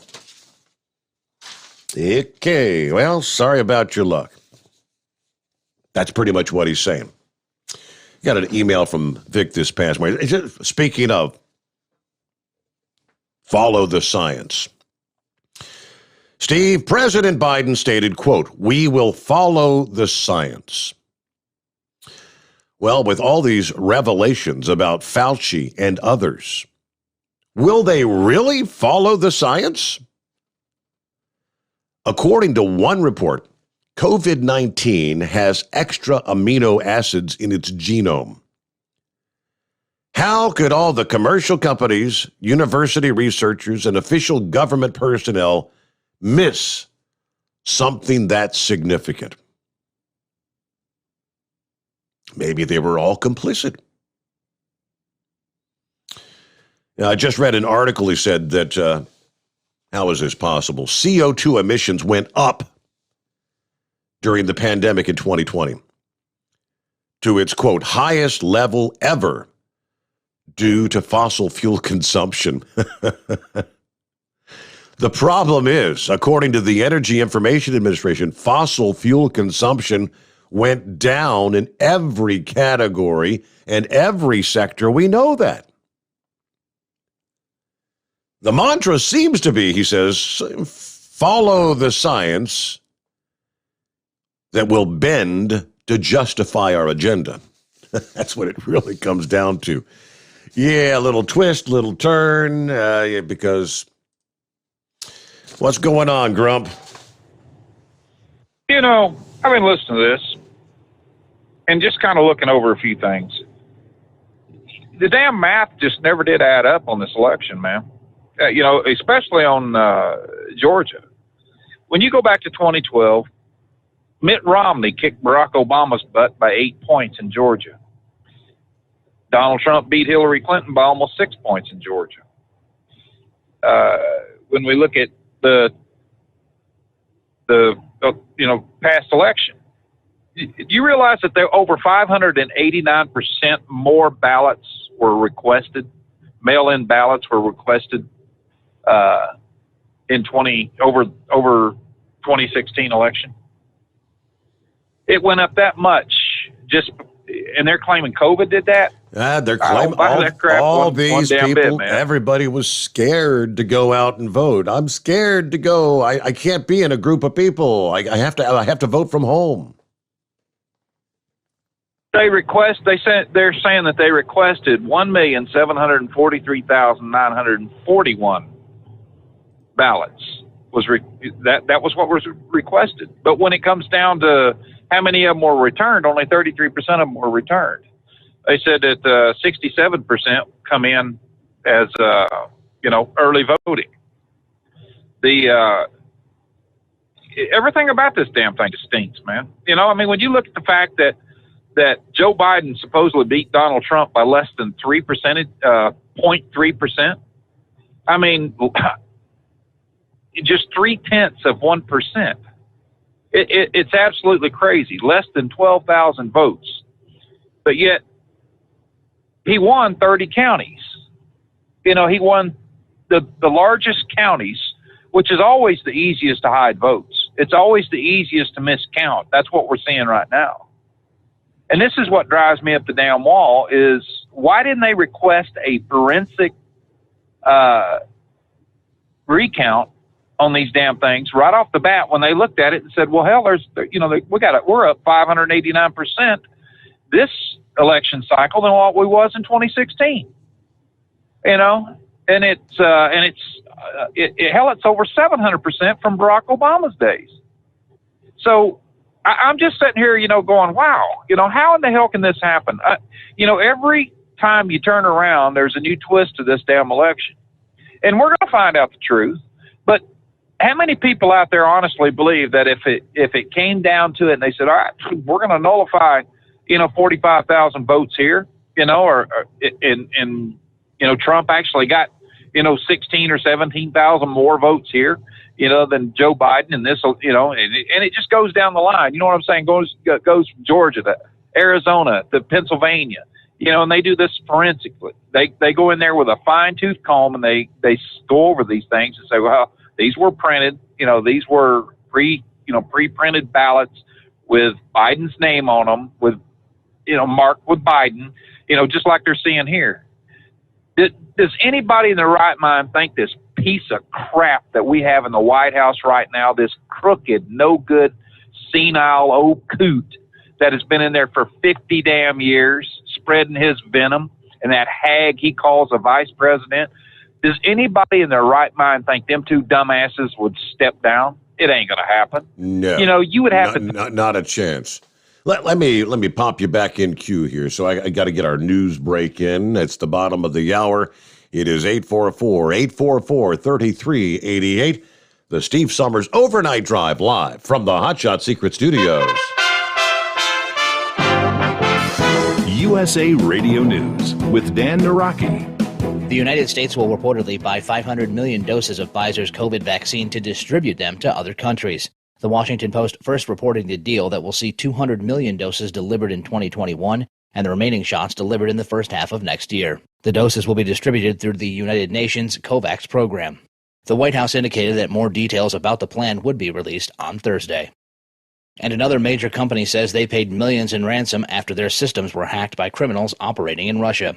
The world's largest meat producer, JBS, was hit with a ransomware attack in May, taking most of their operations in the U.S. offline. In a statement Wednesday, the company says it paid the hacker group Revil $11 million to prevent further damage to their systems. CEO of JBS USA, Andre Noguera, said the decision to pay was extremely difficult, but he ultimately made it to prevent any potential risk to their customers. You're listening to USA Radio News. Dish TV is better than cable TV. Why? Because you can save 45% on packages compared to your high-priced cable bill. Wow. Take those giant scissors out and cut the cable and save with Dish TV. Plus, you get a free DVR upgrade to record your favorite shows and free installation. And with Dish Anywhere, you can watch TV for free on your mobile device. Act fast. You can save hundreds of dollars. Does your cable company do that for you? I don't think so. Get all the best TV programming at your fingertips at a fraction of the price of cable TV. So say adios, arrivederci, goodbye to the high cable bill and save up to 45% on Dish TV packages today. These are limited time offers and can change at any time. Call fast. 800-610-5739. 800-610-5739. 800-610-5739. That's 800-610-5739. You're listening to the Overnight Drive with Steve Summers. At Hot Shot Secret, we share the science behind common diesel problems. For example, Diesel fuel cetane levels. the cetane rating in diesel fuel is 42 to 45. Most diesel engines operate more efficiently with a cetane rating of 48 to 50. One treatment of Hot Shot Secret Diesel Extreme will raise your cetane 7 points, increase fuel economy, and improve cold starts. Hot Shot Secret Diesel Extreme is available nationwide at truck stops, fine farm and auto stores, and online at hotshotsecret.com. Hot Shot Secret, powered by science. For anything diesel, take it to Scheid Diesel. They provide a wide variety of services and diagnostics to determine what the problem is with the latest technology. From simple oil changes and preventative maintenance to fuel system diagnostics and repairs, engine rebuilds and cylinder head repairs, and rebuilds with our in-house machine shop. They also have on-site DPF cleaning for exhaust issues and DOT inspections. If your diesel is asking for some attention, Scheid Diesel has the specialist you need for anything diesel. Located in Terre Haute and Lafayette, Indiana, and Effingham, Illinois, Scheid Diesel has you covered. Drivers, you demand that your equipment's reliable and dependable, and that also applies to your headset for communication. Well, our friends at Stellar Electronic have you covered. The Pluto Duo headset bundle is the best communication headset you can find in the industry. No matter the challenging environment you're driving in, the Pluto headset will make you sound crystal clear all the time thanks to their 99% noise cancellation. And the Duo's not only a stereo converter for the headset, but also a power bank so you can charge as you go. Learn more at StellarElectronic.com or visit them on Facebook. Attention all truckers, Dean Michael, the tax doctor here. I want to talk to you about those dreaded tax problems. I know you want to keep on trucking and not even think about them. Well, let's face it, they're not going away all on their own. You need professional help. I've been helping truckers put their tax problems in the rearview mirror for years. I can help you too. Call me for a free consultation at 888-632-4506 or go to mytaxhelpmd.com. It's like I always say, keep your eyes on the road, I'll keep mine on the IRS. 888-632-4506. Are you having trouble sleeping? Are you tired all the time? Growing older is a fact of life. Our skin starts to wrinkle, muscles get weaker, and our energy levels plummet. If there was a product that may help you slow down these symptoms of aging, would you be interested? I want you to go to getonthegel.com. That is getonthegel.com. Watch this 4-minute video that explains more about this amazing product. Or call us at Youth Fountain HGH today at 513-472-0699 for more information. The Overnight Drive with Steve Summers. Live from the Hot Shot Secret Studios. Call Steve now. 844-844-3388. That's 844-844-3388.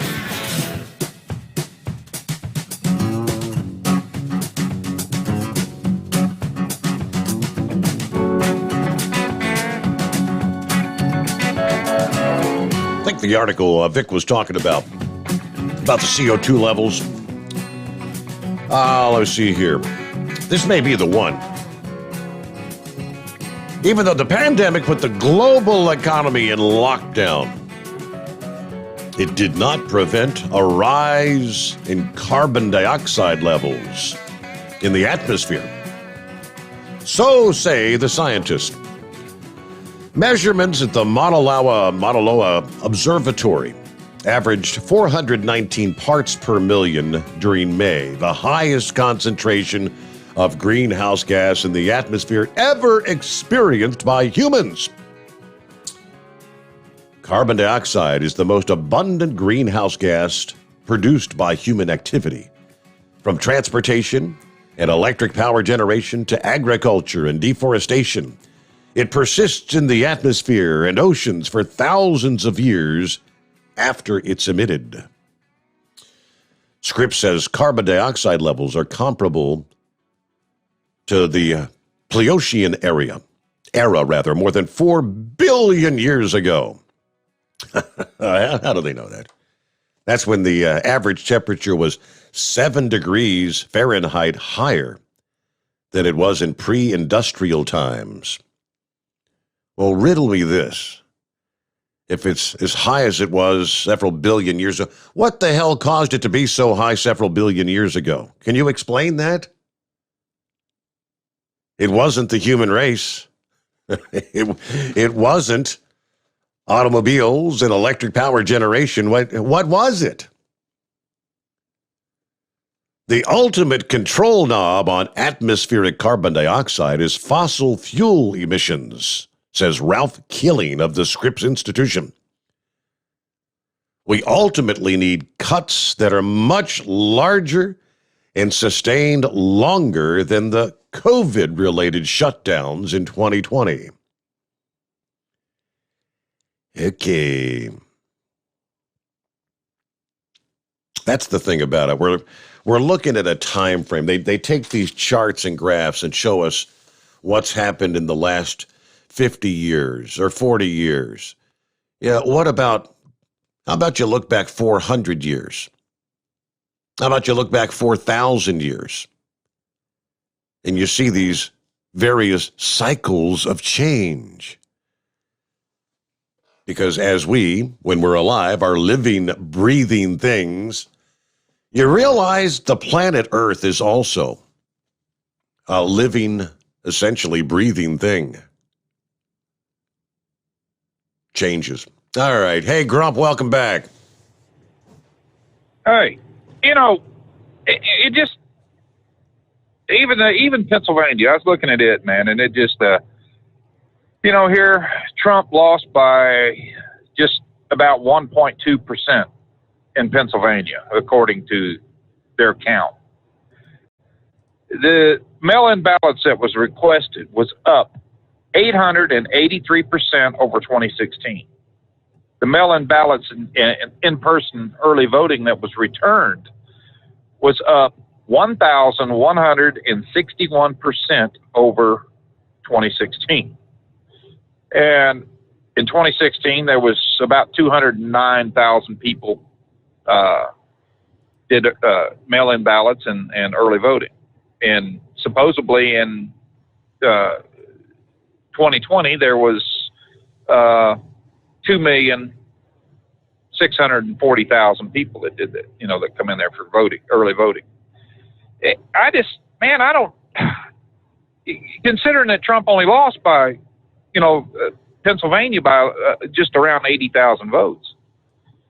Gee, many Christmas. I mean, here's another one, up that much and nobody wanted to raise a red flag. And let me tell you talk about Mike Pence right now.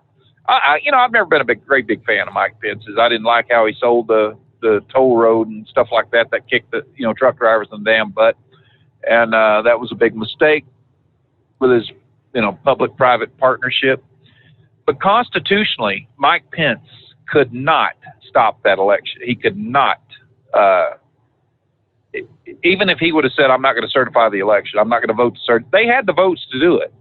I mean, he just had to go along with it. That's all he had to do.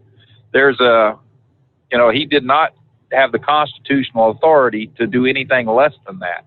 And even if he would have said, I'm not going to vote to certify this election, they would have removed him. It would have been that they would have had a damn no confidence vote, removed his ass, and an idiot would have still been voted president. So, I've heard it, 1,000 times. Pence had to, he could have stopped that. No, he couldn't have. The election was over. It was actually certified in December, if you remember, and everything came through. And when it finally went to the Senate, that was the way it was. It's just what happened. I know Trump got all pissed off at him and started running his mouth and stuff like that, like some little kid, which he shouldn't have done. He should have just listened to the constitutional lawyers that he had that told him that, there's no way in the world that Pence is going to be able to stop this election. He cannot do it unilaterally. It's not going to happen. But Donald, he had a bad taste in his mouth and he started, saying a few things that he shouldn't have said. So, And I think they finally, kind of kissed and made up about it. But still, it's always been one of them things where you look at it and you say, look, how in the hell would he have, there's no way possible that he could have stopped it. But anyway, I didn't look at Arizona yet, but just looking at Pennsylvania and this, there's 20 electoral votes right there, that pretty much went down the dumper. I mean, when you have that much of a disparity from 2016 to 2020, and you got, where they're saying, well, hell, there's 883% more people wanting to have a mail-in ballot. That right there should have been enough to question the legalities and whether or not everything was right. Everything was actually legitimate. But they didn't do it. And the Supreme Court. I've read up on this and kind of looked at this, and the only thing I could have seen, Steve, the Supreme Court, there was a couple of justices that said, I think we do need to look at it, but the majority of them said, no, we don't, because for one reason, because it was turned down by the Court of Appeals in these states. They went by what the judges said and said, hey, we don't see any voter fraud, just a lot of people turned out. Well, they had legitimate complaints in Pennsylvania. When you had the Secretary of State, you had the Secretary of, the election, director of the elect, whatever the hell he was. Anyway, they unilaterally just changed the damn voting procedures and said, we're going to allow this. That's not what the legislation said. That wasn't what the Constitution said. They violated their own Constitution by doing what they did. And, Trump's team legitimately had a right to sue over that. But everything was kicked back to this emergency powers bull crap about, COVID. Right. COVID, my butt. It's still just, people could have pulled up and voted. They could have strung the damn things out. Hell, we didn't have any problem voting when I went in. Missouri was one of them that we really didn't change anything. They had more mail-in ballots if they wanted, but you had to prove who you were. In so many of these damn states, these Democrats are still harping up and down. Well, you can't, ask for IDs. The hell you can't. This is all we got left in this country. Is electing our president and making sure that they're the right damn people. That the vote goes to that person. I don't want illegals voting. I don't want illegals here. When you got so many people that is wanting a piece of the American dream and saying, hey, I want to line up and do it the right way. If it costs me $10,000 to stand in line and do it the right way and get my visa, but you get these idiots that are crossing the damn border. We should have this great big machine, this catapult with this big boot that kicks them right in the ass and sends them right back across the damn Rio Grande. I'm sorry about these, that their luck is so bad or their living conditions is so harsh. Why don't they, instead of coming up here and trying to change our damn living conditions to living in the same squalor that they lived in down there, why don't they take care of their own damn countries? It's, we've had enough military and that's bled in so many damn countries trying to get rid of dictators and every damn thing else. But yet, people will sit on their ass and they'll be like, well, thank you for coming here and doing this. No, next time get off your ass and do it your damn self. I'm just sick of this crap, man. I'm sick of this election stuff. And, it just seems to me like every election cycle, we kind of raise the bar on what kind of crap we're going to put up with. It just seems like it never goes down. It's always up, up, up. And I blame a lot of that on these idiots that have been in Congress and the Senate forever and ever and ever. They would do anything to protect that damn seat. Yeah. It's not about doing, for we the people. It's about what's right and wrong, and it's about, for them, it's about power over the people. I don't know, buddy. I don't. It just gets me a little bit on the riled up side, and and everybody should demand that this voting process be legitimate. You should ask for an ID. The person that's signing that ballot should be that person. And if anybody's standing outside a polling place saying, here, let me help you fill out this ballot, right then and there, their ass ought to go to jail. Yep. If they got a question, they need to take it up when they get to the damn voting booth. you don't get a mail-in ballot unless you got a proof and you send back used to have to get the damn things notarized. You had to have to prove who you were. had to have a reason. Absolutely. And for many, many years, as truck drivers, when many, many more back in the day were actually over the road, you had no idea if you were going to be in town or 1,000 miles away come election day. That was a legitimate reason for truckers to get an absentee ballot. If H.R. 1 actually goes through, as far as I'm concerned, election integrity, it's game over. End of the line. That's the one thing that has to be stopped. I guess you've got, what's his name, Manchin there in West Virginia. It's about the only hope because they can't afford to lose one Democrat. There's not a single Republican in favor of H.R. 1.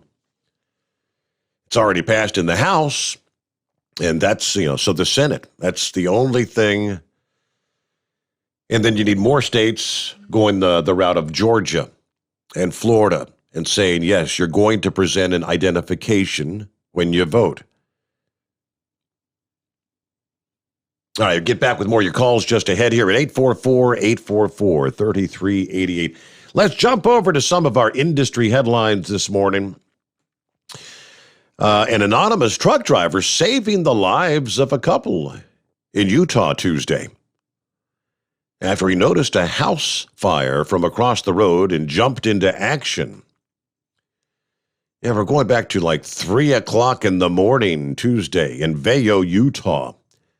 According to the St. George News, the trucker was heading west on Center Street towards Route 18 when he somehow noticed flames coming from the corner of a house across the street. He called 911. The fire chief who responded to the 911 call says the trucker was particularly concerned because he saw the house going up in flames, but no one was standing outside, leading him to believe the residents were still probably asleep inside, unaware. The trucker then reportedly laid on the horn, trying to wake the residents. But when no movement occurred, he went to the front door, knocking loudly until someone finally answered. The trucker then carried the male resident who suffers from a medical condition that severely limits his mobility, carried him out of the home as the woman went outside to safety. When firefighters arrived, they found the couple safely waiting outside, but the heroic trucker had disappeared. Crews then worked to extinguish the blaze coming from the west corner of the house, preventing it from spreading throughout the rest of the structure. Ultimately, about a third of the home was destroyed by the fire, the remaining parts suffering smoke and water damage. But yes, the couple inside, their lives were saved by the truck driver who just, I guess he did his good deed and went on back to work.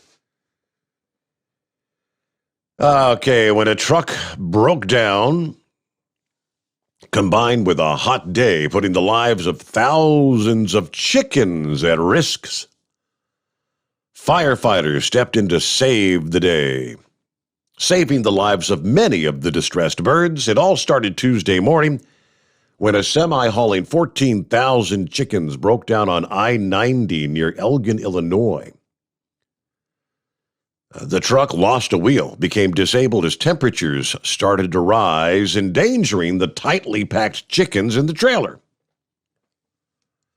A mechanic with Super Truck Service was able to respond and helped the truck limp back to the shop by chaining up an axle. According to the report from the Chicago Tribune, mechanic Andrew Lux was worried about the fate of the overheating chickens and used a garden hose to spray them down in the trailer. About 1 p.m, a crew with the Addison Fire Protection District spotted Lux spraying down the truckload of stranded birds and stopped in to provide assistance. Crews sprayed hundreds of gallons of water on the chickens. Rescuers were eventually able to offload the chickens into the shade at the shop and used fans to keep the birds cool. Now, in spite of all those efforts, somewhere between 500 and 1,000 of the birds did die before they were loaded onto another trailer to finish their journey. These were actually egg-laying hens that were being transported between two farms, according to firefighters. So it's not like they were headed to the slaughterhouse anyway, right? And one more here. Semi-truck overturning, landing directly on top of a nearby car in Oregon this past morning. Happened about 4:30 in Portland Wednesday morning. According to ABC2 News, the crash happened on I-5 northbound, shutting down the highway for almost 6 hours. Miraculously, no one was killed in the wreck, but the extent of the injury sustained was not made clear. Got things highway reopened about 10:15 this past morning, but the photos from the scene, it was the trailer that had overturned, and there's a car completely underneath that trailer. Don't know what kind of vehicle it was, but indeed it looked like the hood was holding up enough to where whoever was inside was not turned into a pancake, amazingly. All right, get back to your calls here. Who we got next up on the line? I don't see a name. Who we got? Sean, how you doing? Doing fine. What's going on, Sean? Oh, not much tonight. I ain't really got much to add. I was going along with what Steve said, and I think somebody else chimed in, too, about your app tonight. I did try to reset that here a few minutes ago because I was seeing people posting on the discussion board that it's kind of glitching. Is it still doing its goofy thing, do you know, or? No, it's good now. I mean, when I was coming through Lynchburg, Virginia, it just like the other said, right there, somewhere near the end, you were talking about the weather, and you just like faded out, and the music was playing. Your bumper music was just playing along, and then about 2 or 3 minutes later, here you come back in, and that was it. I mean, it just got a little glitchy tonight, but ever since I left Lynchburg, switching around, I'm up here in Roanoke, Virginia now, and no, you've been sounding fine tonight. All right, I'm glad to hear it. Like I said, I think it was actually when I was talking to Grump there a few minutes ago. I did real quick, like shut off the stream, turned it right back on. It should not have affected the YouTube or the Facebook. It should have just popped the app out for a few moments and came back in. So yeah, that's about all I could do. It's about all I know to do. Some people are saying I'm not having any troubles, and others saying, it's gonna fix the problem with the app, Steve. It keeps messing up, And Sean says, it gets a little buggy on occasion. That may have been Sean we were just talking to there. Yeah. All right, Buckeye Boy checking in from Winslow, Arizona tonight, where it's 70 degrees.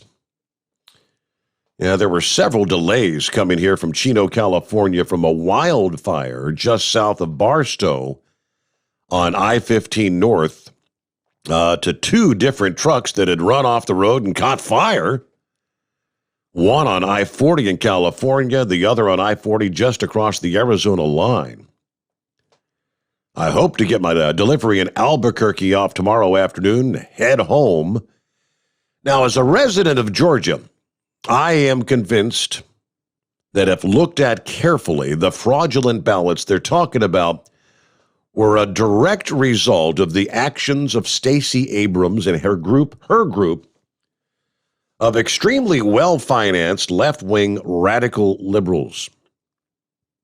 I am quite sure they were also very likely participating in ballot harvesting, which I don't believe was legal in Georgia.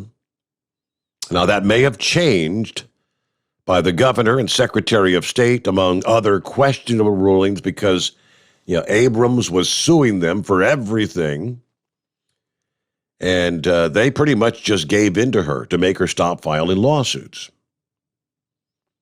Yeah, good old Stacey Abrams. She's a real piece of work. All right, we'll get back to your calls coming up momentarily here. It's 844-844-3388. As we got a moment left here before the news update top of the hour, last week the House Transportation and Infrastructure Committee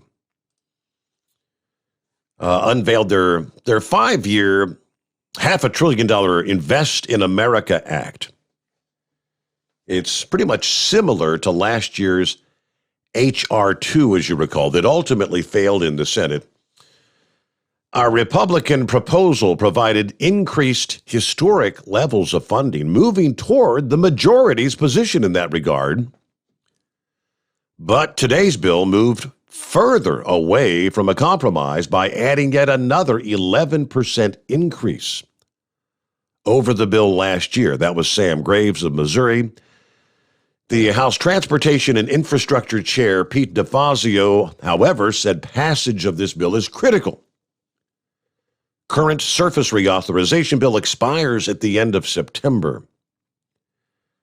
Our roads, bridges, public transit, rail systems are badly outdated, causing stress and safety hazards, an enormous toll on public health and our planet. So the debate goes on.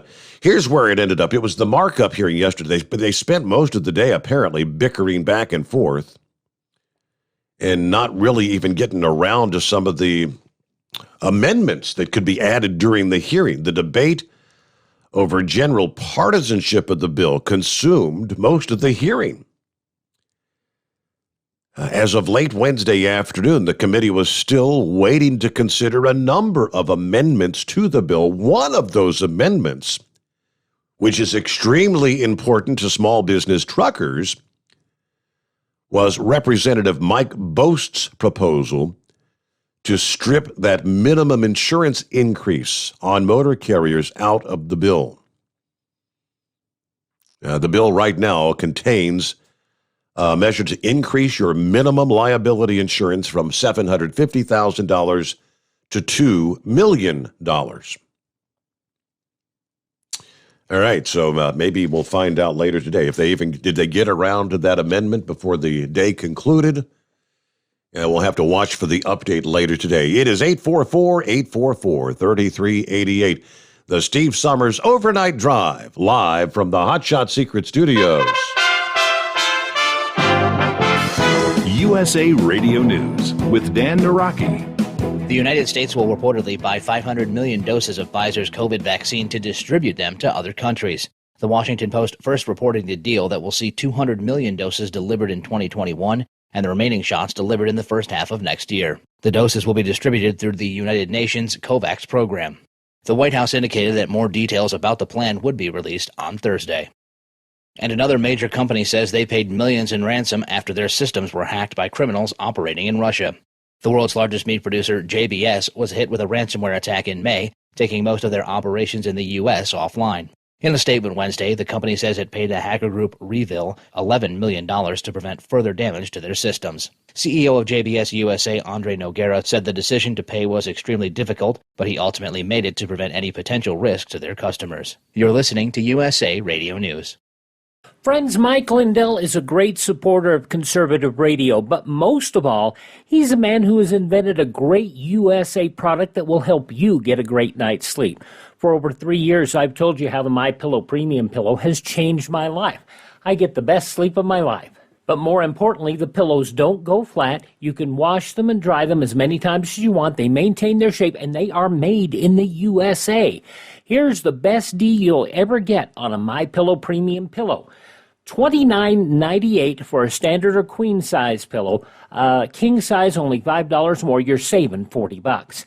Go to mypillow.com, click on the radio listener square, use my promo code USA, or call 1-800-951-8175. You can save up to 60% on any MyPillow product when you use my promo code USA, or call 1-800-951-8175 and ask for the MyPillow Premium Pillow Special. Negotiations on an infrastructure bill have moved to the Senate as the president has engaged a bipartisan group of senators to try to put together a bipartisan bill. That coming after the White House cut off talks with a group of Republican senators earlier this week. Senator Bill Cassidy is one of the lawmakers in that bipartisan group. The Louisiana Republican tells ABC News why more progress may come from his group. There's a difference between a group of Republican senators negotiating with the White House and a group of Democratic and Republican senators negotiating with each other.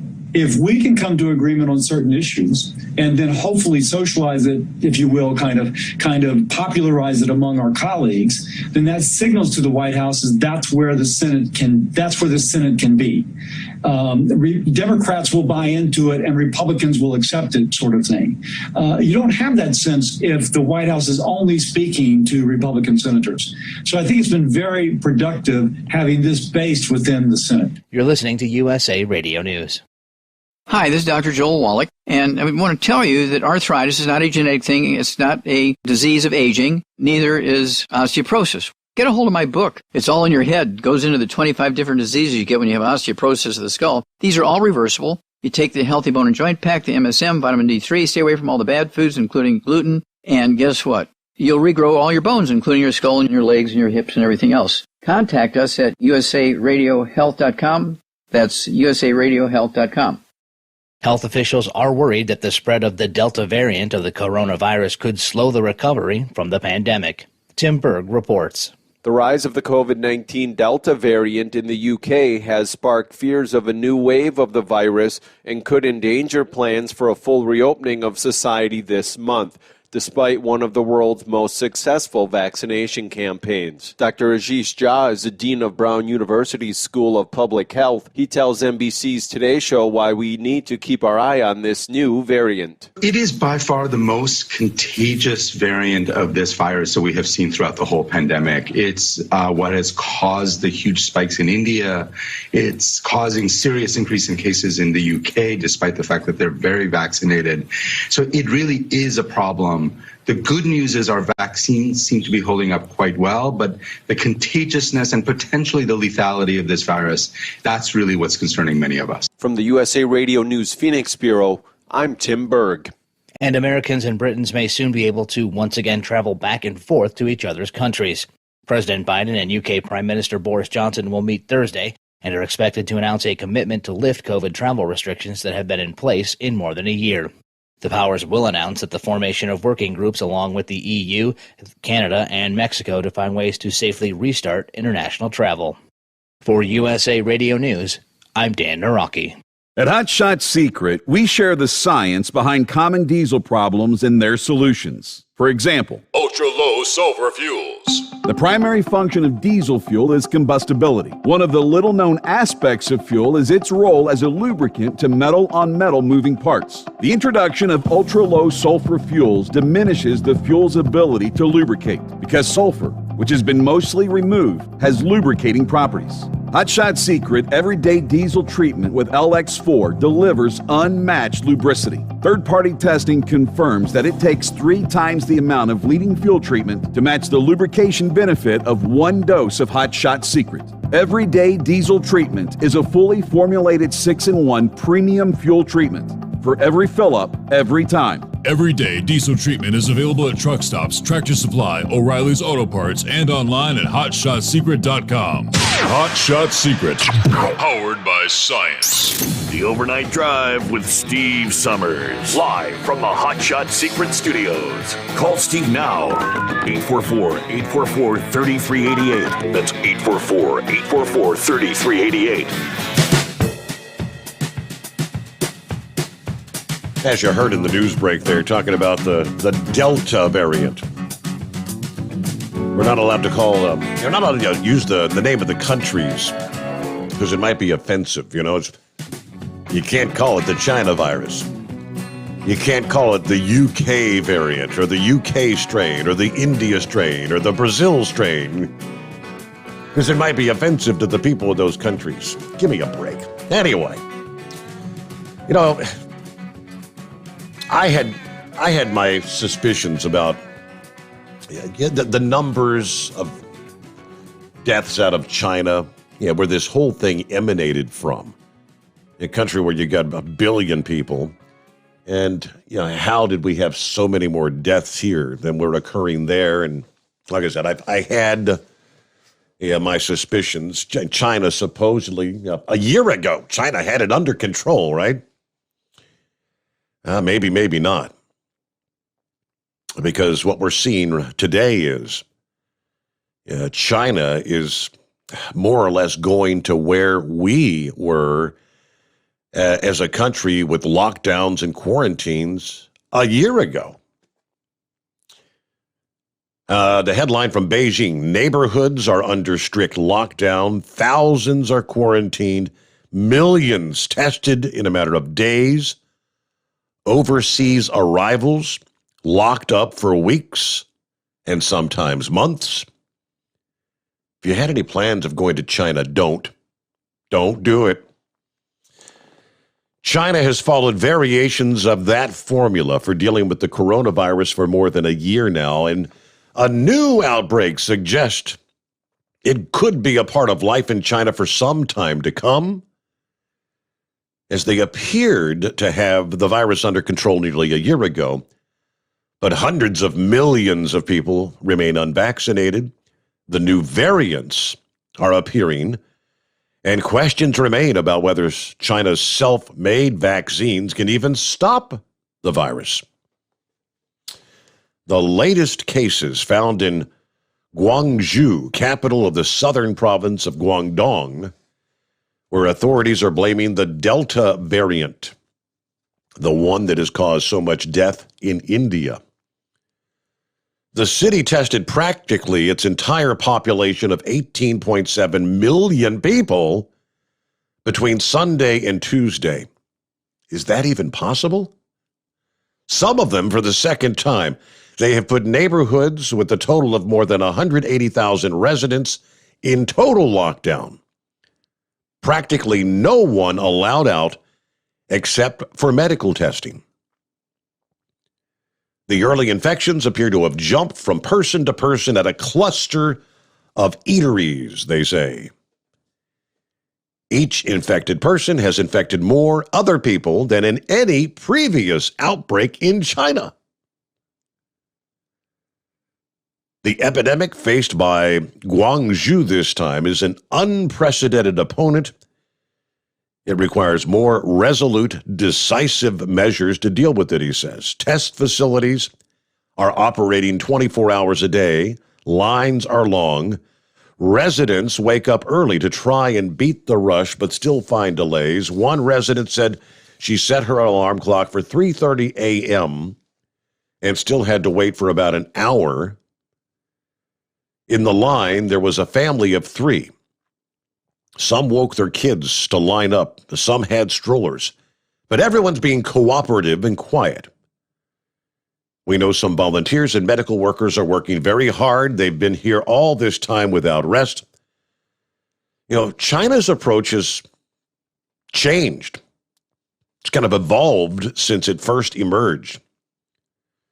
You know, when Beijing initially put harsh restrictions on hundreds of millions of people, today its lockdowns are focused on neighborhoods rather than entire cities or provinces. Many of the core residents still waiting for a vaccination in the densely populated country. Vast testing, strict limits on movements, intense scrutiny of arrivals from other countries. Foreign businesses are worried that those limits on intercontinental travels might snarl their plans. A European Union Chamber of Commerce survey released this week found that 3/4 of member companies said they had been adversely affected by travel restrictions, usually by hindering them from bringing in key engineers or executives. Here's the kicker. Beijing has demanded that travelers from dozens of countries have to spend 2 weeks in employer-supervised quarantine even before flying into China. Once you're there, you must spend at least 2 weeks and sometimes 3 or longer in government-supervised quarantine, even if you're fully vaccinated. Rounds of tests can turn up a possibly false positive, leading to more tests and additional days or weeks in isolation. So if they've got that sort of scenario going on right now in China, it would have to be detrimentally impacting a lot of the factories, the things, just like we were talking about a year ago, that got the ball rolling with shortages of computer products, chips, and all those kind of things. All this manufacturing coming out of, especially of these provinces in China that are being affected. If people are on lockdown, they're not going anywhere. All right, let's get back to the calls here. Who's next up? Let me see here. Chevy Guy, thanks for hanging in there. What's going on this morning? Oh, wonderful show. Now, last night I tried to call, bring it up, and I'm repeating myself.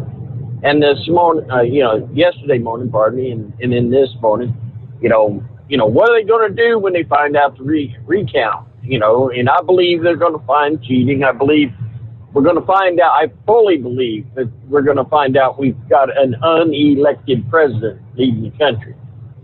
But truth of the matter is, the Electoral College, California,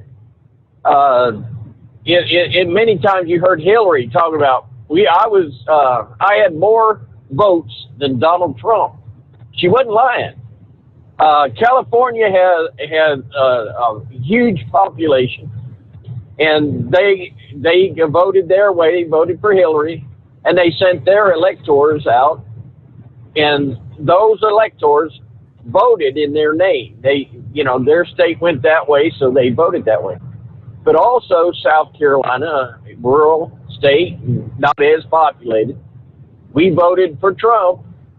And then we sent our electors to the Electoral College, and our electors, because of the smaller states and the way it's designed, that a bigger state can't lord over the smaller states. That's why Delaware has the same voice as California.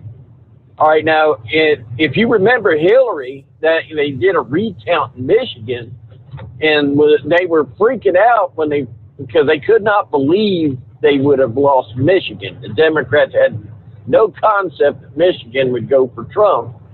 And when they were seeing that the count was going into Trump's favor, they openly compelled the electors out of Michigan to support Hillary and not Trump. And I guess that's not illegal. An elector, when they get in there, does not have to vote. Does not have to vote the way his state lent. If they lent Republican or Democrat, they say a Democrat will elect a Republican if the state went that way, and that's the honorable way to do it. But they were compelling vote your conscience, because that elector can still vote against the people in his state. Sure. And it's not illegal. It's very, very rare. rare. All that to say it's very, very rare. I think that may have only happened on a handful of occasions historically where an elector votes for someone aside from who they were sent there by the people to vote for. Yeah. So I think we underestimate the power of the Electoral College. And I have no concept on what would happen when we find out that we have an unelected president. The Electoral College already, there was already everybody screaming, recounts, do all this. They could openly see that there was cheating, but they still decided to go ahead and vote, and they voted their ways. So we're stuck with what we got. But I think the recount that would matter the most for us would be the Georgia Senate. Those two senators we lost. I did. To support the Republican cause and take Kamala Harris out of the mix. I believe that because Stacey Abrams, it was well known, they were already saying that they was wanting to bust people down. People moved down to Georgia to vote.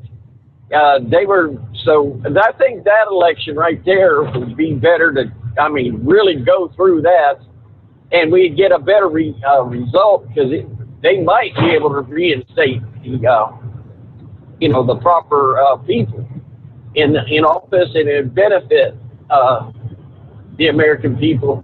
At least the conservatives are holding back this insanity. But like you were saying earlier, West Virginia senator I think he's done so many screwed up things in the past, voting with the Democrats, and I got family up there. Believe me, I don't think it's going to help him because he's doing this. They're out for blood, and he knows it. He's screwed up, and I think he's trying to, patch the leak in his vote. So, but it looks like he's at least doing the right thing, trying to save his own skin. We're stuck with what we got.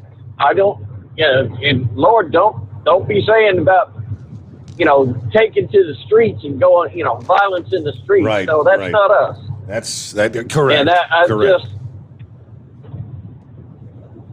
I'm breaking up. Take it to the ballot box. Take it to the ballot box. 2022. Yeah. That'll be here, and that's the way it. But again, we have to have the confidence that the shenanigans that it hasn't been confirmed, that may have taken place last year doesn't happen again. And people need to go to jail, because this cost, if you throw an election like this has cost all those jobs on the pipeline. This has cost real money and real lives. People's losing homes, losing vehicles, losing, being stuck on the, on the unemployment line. It's easy for other people to say, well, move to where the jobs are, but, it's hard to pull up your family and move out of West Virginia. The coal mines are, they're scratching their head. They're not knowing what to do. The oil and gas industry, they're in a neutral right now. Because of this, there was people hurt very financially, and it just needs to be going to jail. There needs to be, they need to put some weight behind the fact that you mess with an American's vote, then it's just like going up and grabbing the president by the shirt and throwing him down. If whoever does that could grab the president and throw him down, whatever crime that penalty can go against that individual should be held against anybody that would pervert the American voters' vote. So, but that's what it's down to, guys, is they're trying to steal. They're not stealing the president's power. They've been trying to steal the Congress's power. But right now, the court's power, I'm not sure. I don't even know where to go with the court. Schumer was up on the steps of the courthouse when they put a conservative judge in, and Schumer was saying, "Yeah, you're going to reap the real win." He basically was threatening the judges, or trying to stir the crowd up to go against, take violence against the judges. They're trying to steal the American people's vote, and there needs to be some teeth put in it. So people like Stacey Abrams should, I ain't going to do that. It ain't worth going to prison for that, but as long as there's no consequence. And when it comes to Georgia, now I'm not from Georgia. I live next to Georgia, and 40 miles out, I get all the news from Georgia. Listen, Brian Kemp is a dog-leg crooked. He's a never-Trumper. Jeb Bush buddy, Bush family buddy. They didn't care about Trump losing the election. I think they were surprised when they lost their Republican senators. Yep. And the only reason why they've gone to do what they are doing, because they know right now in Georgia, not a single Republican will ever win again. if they don't stop this corruption. So he's built this bonfire under his own butt, and I hope he gets burnt. But here you go. I'm going to sit back and copy the mail and just enjoy the show. Thank you, Chevy Guy. 10-4. Out. What are we looking at here? About 23 past the hour. And who's next up here? Get down to Scotty. What's going on, Demon? Another day in paradise. Out here in Colorado, laying in the Rocky Mountains all day, but on the downhill slide toward the house. But I got a question about this corona vaccination. You know, the Democrats are always screaming about abortion, you know, my body, my choice, and everything, you know. Oh, yeah. But then why with the vaccination, why can't I say my body, my choice? And I'm wrong. You know, if it wasn't for double standards, those bastards on the left wouldn't have any standards at all. You know, I'm sick of it, man. I really am. You know, been sitting there trying to figure out which way the cruise industry is going to go with the mask and the vaccination and everything. And you know, Carnival's still saying they're going with, you know, vaccination. You got to wear the mask all the time now. You know, the last I seen, I think it come out yesterday. But I mean, they're posting cruise itineraries and everything up. But you know, I ain't going if I got to wear a mask. I ain't going if I got to get a vaccination. But you know, they're still pushing for everybody in the trucking industry, transportation, you know, to get vaccinated. I'm just so damn sick of it. But anyway, like I said, my body, my choice. But That's a legitimate question, though, because that's always been their mantra: my body, my choice. My body, my choice. Leave me alone. It's. Yeah, but when it comes to the vaccine, that's no longer the case. No, it's the other person's body, because if you're sick, you might get them sick. So you don't have a choice. I'm not going to let you make me sick. Yeah, I mean, the flu shot, but I've talked about this before. You know, 40% effective, and only 34% of the country takes it. You know, I just, you know, I don't know. It don't make no sense to me. But anyway, there's something else I was going to bring it about, but I think Grump covered part of what I was going to take and talk about. He's a good caller. I always like what he has to say. Usually I don't have to call after he calls. He speaks for me. He gets it all covered. Yeah. But did you get my message? What message? On your phone. Oh, what? Did you send me that? I sent a text. I don't know how to send you a damn message. Hell, you don't answer any kind of social media. You're like, yeah. And Carolina Ghostwriter wants to know if you're going to accept the request of that group. He's out right now. He broke his foot the other day. Really? Broke his ankle. Yeah, guess he jumped out, was going to help the driver put a fire out, stepped in a pothole, turned his ankle. I think he broke it in two places. Or broke in one place, chipped it in another. So I don't know if you'll hear from him for a couple weeks or not, but, anyway. Well, I was looking at the phone here. I do see a text message from you this past day, yes. Okay. I didn't know if you're like me. Hell, I may not see a damn text message for 3 damn days, so I ain't going to fault you at all. Sounds like a plan. Yeah, okay. It took your daughter-in-law 3 days to answer me, so, hey. I know how it goes. Yep. Yeah. But, okay. That's about all I got, man. Good show. Keep up the good work, man. All right. Thanks Talk for to y'all listening. later. Yep. Have a good morning. There you go. Yeah, so haven't seen any new cicadas emerging. I think the emergence is complete. The mating is ongoing, and some of the males, once they've mated, they start dying off. You get them, laying out on the sidewalk, flopped over on their side. They just kind of chirp a little bit before they expire. But there's still millions of them out there, and this is the big one, the Brood 10. Like we all know, 17 years under the ground, and they're determined to make a mark or leave a mark before they die off in a few weeks. All right, last week there was actually a car crash here in Cincinnati. A damn cicada flew in somebody's window when they're going down the road, and I don't know if this.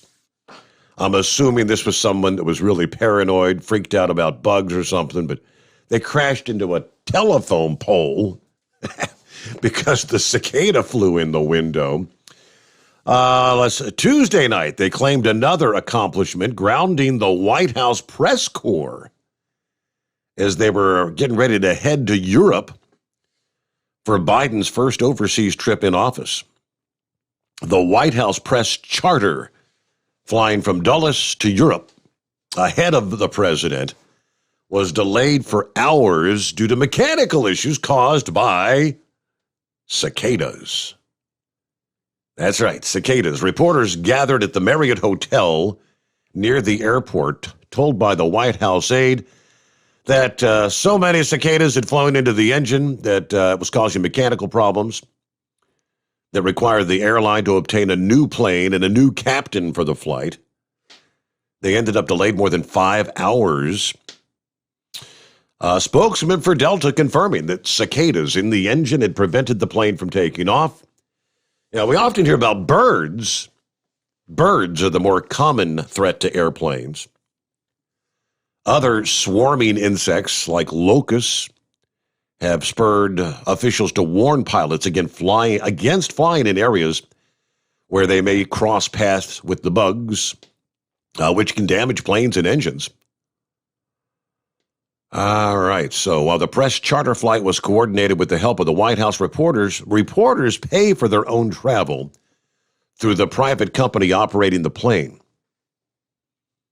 Tuesday night's flight was scheduled to be wheels up at 9 o'clock. They didn't get up to at least 2:40 a.m.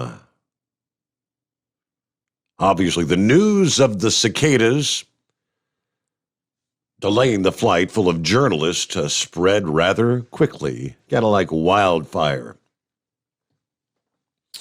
If you haven't seen any of the videos, maybe if you're in an area where you've got the cicadas like we do, all you got to do is go out there and fire up the leaf blower, start blowing the driveway, fire up the lawnmower. And if they're attracted to the sound, they'll start swarming. There was a video of a guy on a John Deere lawnmower. and the cicadas were swarming this guy. He was going crazy. He had to he said, never mind. He got off and forget about it. All right, news break time. It is 844-844-3388. The Steve Sommers Overnight Drive live from the Hot Shot Secret Studios. USA Radio News with Dan Naraki. Another major company says they paid millions of dollars in ransom after their systems were hacked by criminals operating in Russia. The world's largest meat producer, JBS, was hit with a ransomware attack in May, taking most of their operations in the U.S. offline. In a statement Wednesday, the company says it paid the hacker group Revil $11 million to prevent further damage to their systems. CEO of JBS USA, Andre Noguera, said the decision to pay was extremely difficult, but one he ultimately made to prevent any potential risk to their customers. And a new report from the Inspector General at the Department of the Interior says that protesters were not cleared from Lafayette Park last June to allow President Trump to walk from the White House to St. John's Church. The report shows that the park was cleared of gathered protesters on June 1st, 2020, to allow new fencing to be installed. Police and the president were accused of clearing the protest to allow Trump to pose for a photo in front of the church. This is USA Radio News. Got an old car? You can donate it, whether it's running or not, to the United Breast Cancer Foundation and save a life. They'll even come and pick it up for free. The United Breast Cancer Foundation has saved hundreds of women's lives through their free or low-cost breast screen exams. But now they need your help. The United Breast Cancer Foundation wants to save more lives through early detection by offering women free or low-cost breast screening exams. And donating your old car, SUV, or truck, whether it's running or not, helps pay for them. Plus, you get a charitable tax deduction. Help the United Breast Cancer Foundation save lives by donating your old car, SUV, or truck. Call now for free pickup. 800-280-2144. 800-280-2144. 800-280-2144. Call right now. That number again is 800-280-2144. Live from the Hot Shot Secret Studios, the Steve Summers Overnight Drive. At Hot Shot Secret, we share the science behind common diesel problems and their solutions. For example, Hot Shot Secret Diesel Extreme. Today's ultra-low sulfur fuels are cleaner, but they leave injector deposits, causing frequent DPF regens and low throttle response. Hot Shot Secret Diesel Extreme is a 6-in-1 fuel additive recommended for all diesel engines. It is formulated with the most concentrated detergent on the market, a top-tier level cetane booster, lubricity enhancer, water demulsifier, rust and corrosion inhibitors, and a fuel stabilizer. Diesel Extreme is a once every 6-month treatment that will clean your entire fuel system, starting at the fuel tank and traveling throughout the fuel lines and fuel pump, and finally completely cleaning your injectors. Hot Shot Secret Diesel Extreme improves your diesel's fuel economy and eliminates excessive black smoke. Hot Shot Secret Diesel Extreme is available nationwide at truck stops, fine farm and auto stores, and online at hotshotsecret.com. Hot Shot Secret, powered by science. Drivers, you demand that your equipment's reliable and dependable, and that also applies to your headset for communication. Well, our friends at Stellar Electronic have you covered. The Pluto Duo headset bundle is the best communication headset you can find in the industry. No matter the challenging environment you're driving in, the Pluto headset will make you sound crystal clear all the time thanks to their 99% noise cancellation. And the Duo's not only a stereo converter for the headset, but also a power bank so you can charge as you go. Learn more at StellarElectronic.com or visit them on Facebook. Are you having trouble sleeping? Are you tired all the time? Growing older is a fact of life. Our skin starts to wrinkle, muscles get weaker, and our energy levels plummet. If there was a product that may help you slow down these symptoms of aging, would you be interested? I want you to go to getonthegel.com. That is getonthegel.com. Watch this 4-minute video that explains more about this amazing product. Or call us at Youth Fountain HGH today at 513-472-0699 for more information. Diesel Army is on duty 24 hours a day, 7 days a week. Burning the midnight oil with the best diesel coverage. All the tech, all the torque. Diesel Army, where there's smoke, there's fire. For the latest news and event coverage, as well as feature and tech articles, sign up for the newsletter and don't miss a thing. Visit dieselarmy.com from the Power Auto Media family of digital magazines. Again, it's dieselarmy.com. For anything diesel, take it to Scheid Diesel. They provide a wide variety of services and diagnostics to determine what the problem is with the latest technology. From simple oil changes and preventative maintenance to fuel system diagnostics and repairs, engine rebuilds and cylinder head repairs, and rebuilds with our in-house machine shop. They also have on-site DPF cleaning for exhaust issues and DOT inspections. If your diesel is asking for some attention, Scheid Diesel has the specialist you need for anything diesel. Located in Terre Haute and Lafayette, Indiana, and Effingham, Illinois, Scheid Diesel has you covered. Dean Michael, the tax doctor here. Are you tired of those tax problems following you around like a dark cloud, always in the back of your mind, losing sleep at night? Call me now and get your life back. 888-557-4020 or go to mytaxhelpmd.com. Pretending they're not there won't make them go away. The IRS isn't going to forget. They will levy your bank account and garnish your wages. Don't wait for that to happen. I'm not telling you these things to scare you. I'm telling you so you can benefit from my years of experience. Now is the time to act. 888-557-4020. At Hot Shot Secret, we share the science behind common diesel problems and their solutions. For example, Diesel fuel cetane levels. In many states, the cetane rating in diesel fuel is 42 to 45. Most diesel engines operate more efficiently with a cetane rating of 48 to 50. One treatment of Hot Shot Secret Diesel Extreme will raise your cetane 7 points, increase fuel economy, and improve cold starts. Due to a cleaner burn, there are less hydrocarbons and particulate matter in your exhaust. This reduces the blockage of your diesel particulate filter. Using Diesel Extreme generates 83% less DPF regenerations. The 6-in-1 Diesel Extreme formula also includes the most concentrated detergent on the market, lubricity enhancer, water demulsifier, rust and corrosion inhibitors, and a fuel stabilizer. Hot Shot Secret Diesel Extreme is available nationwide at truck stops, fine farm and auto stores, and online at hotshotsecret.com. Hot Shot Secret, powered by science. Keep the bugs off your glass and the smokies off your ass. This is the Overnight Drive with Steve Sommers.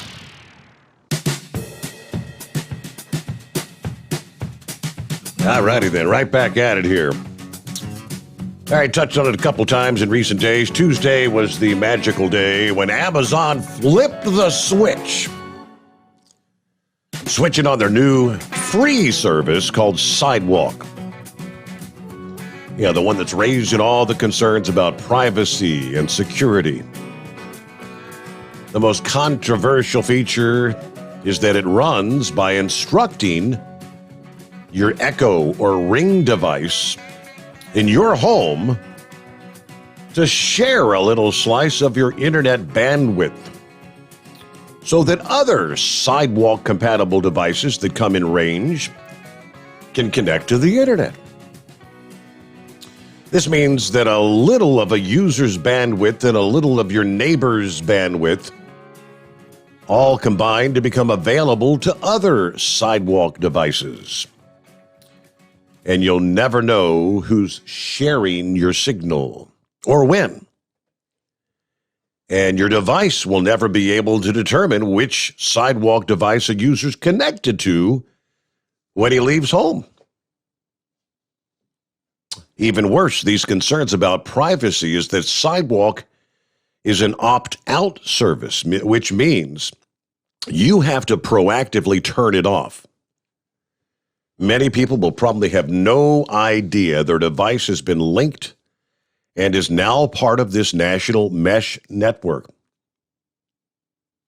Amazon explains it's meant to make everyone's tech work better.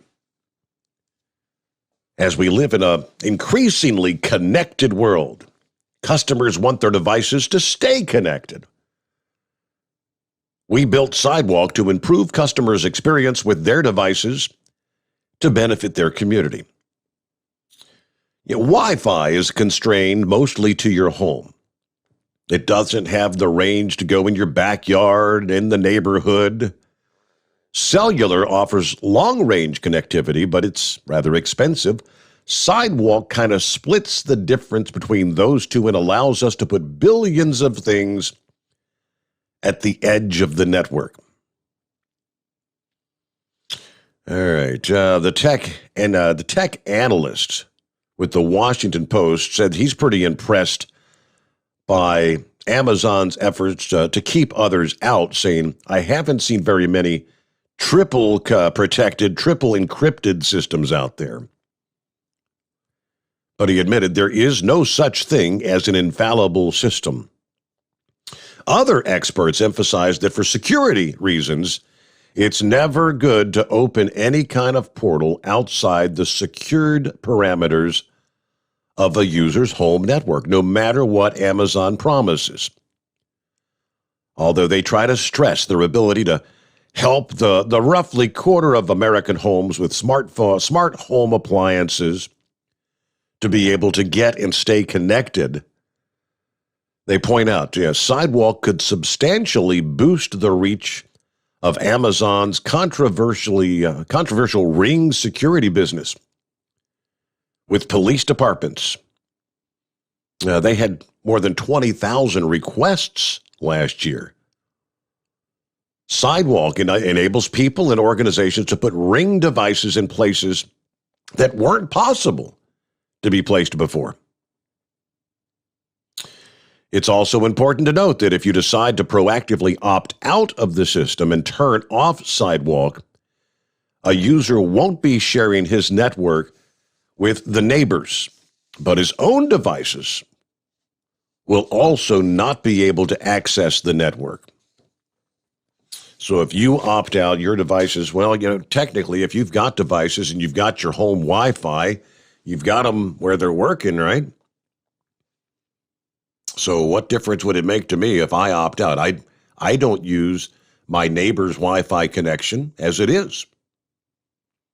Yes, when I pull up the smart TV, it shows all the networks that are available, half dozen of them around me, all the neighbors. I think it was Jolly Green Giant the other night that said, to get on my network, I have to know my passcode. And I don't have any neighbors that don't have a passcode to get into their network. Yeah, nobody wants to be paying for a service to let the rest of the neighborhood use for free. Not that I'm aware of. All right, get back up here to the phones this morning. Would that be Horse Feathers? Yes, Your Honor. How you doing this morning? What's going on? No, you see it. Look out your window.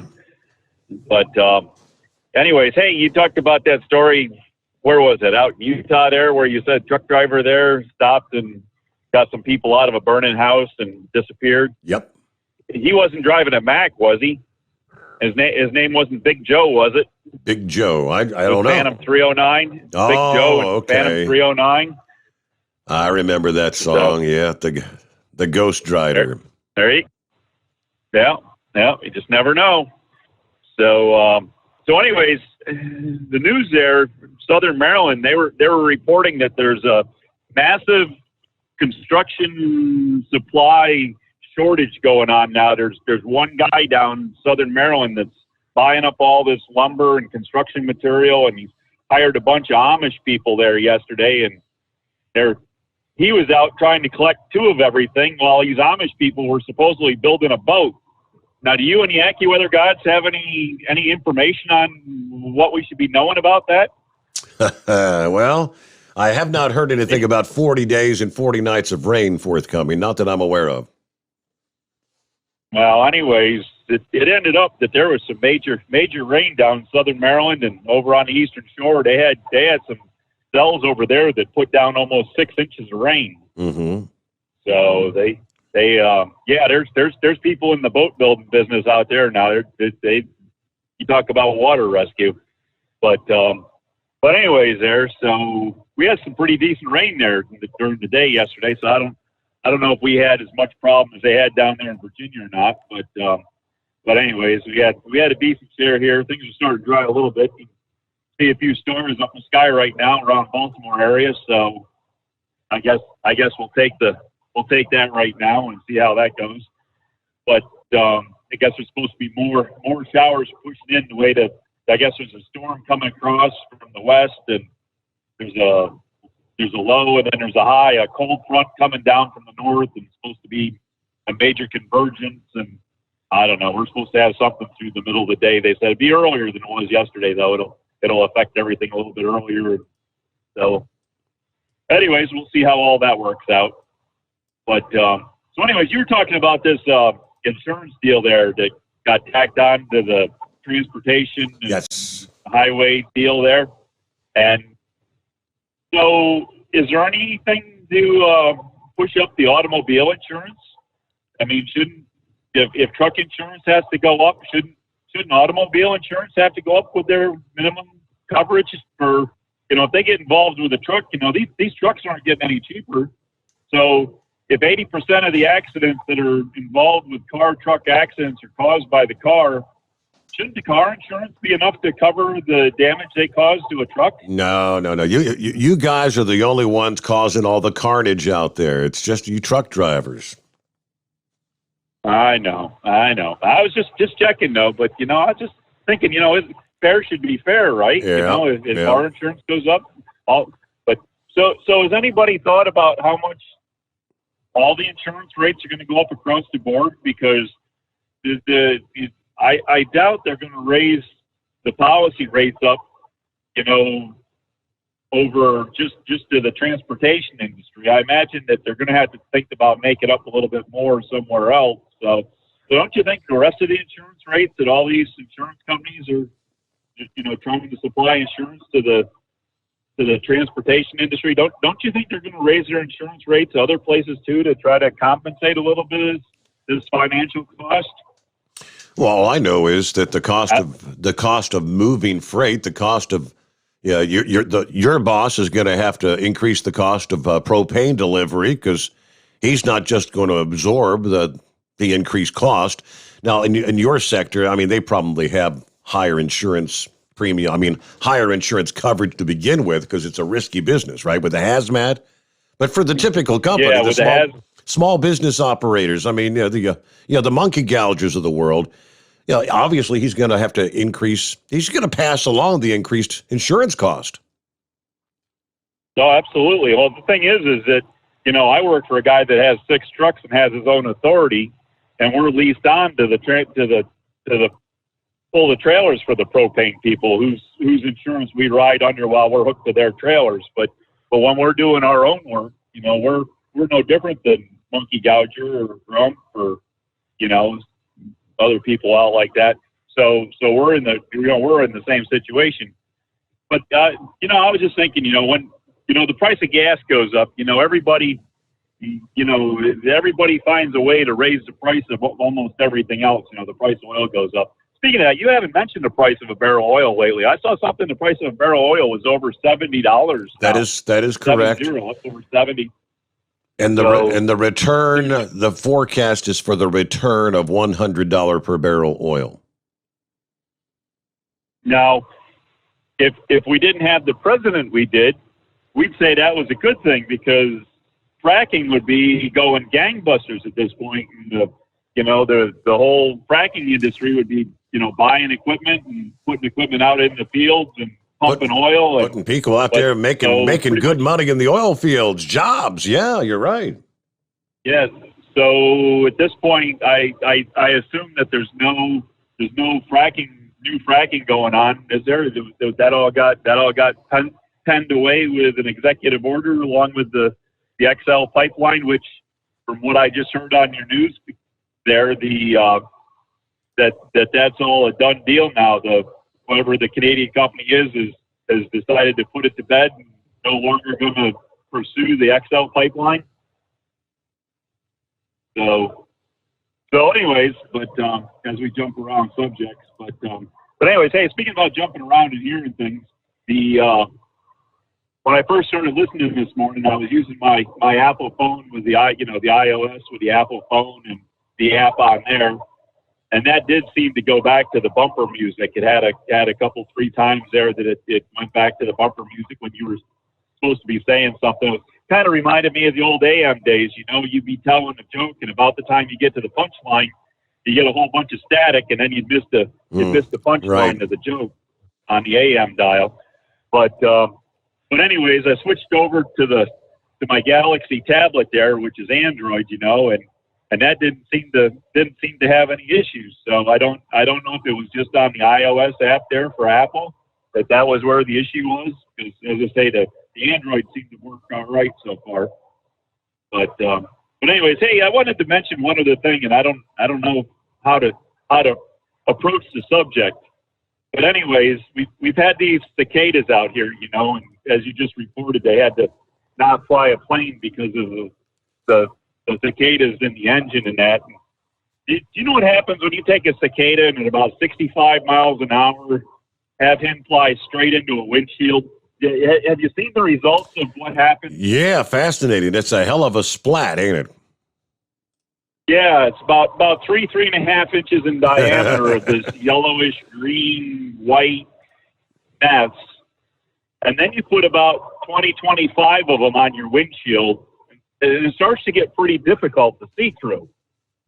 Now, there was a guy that told riddles that we used to know, and he had some of this stuff that was a window cleaner.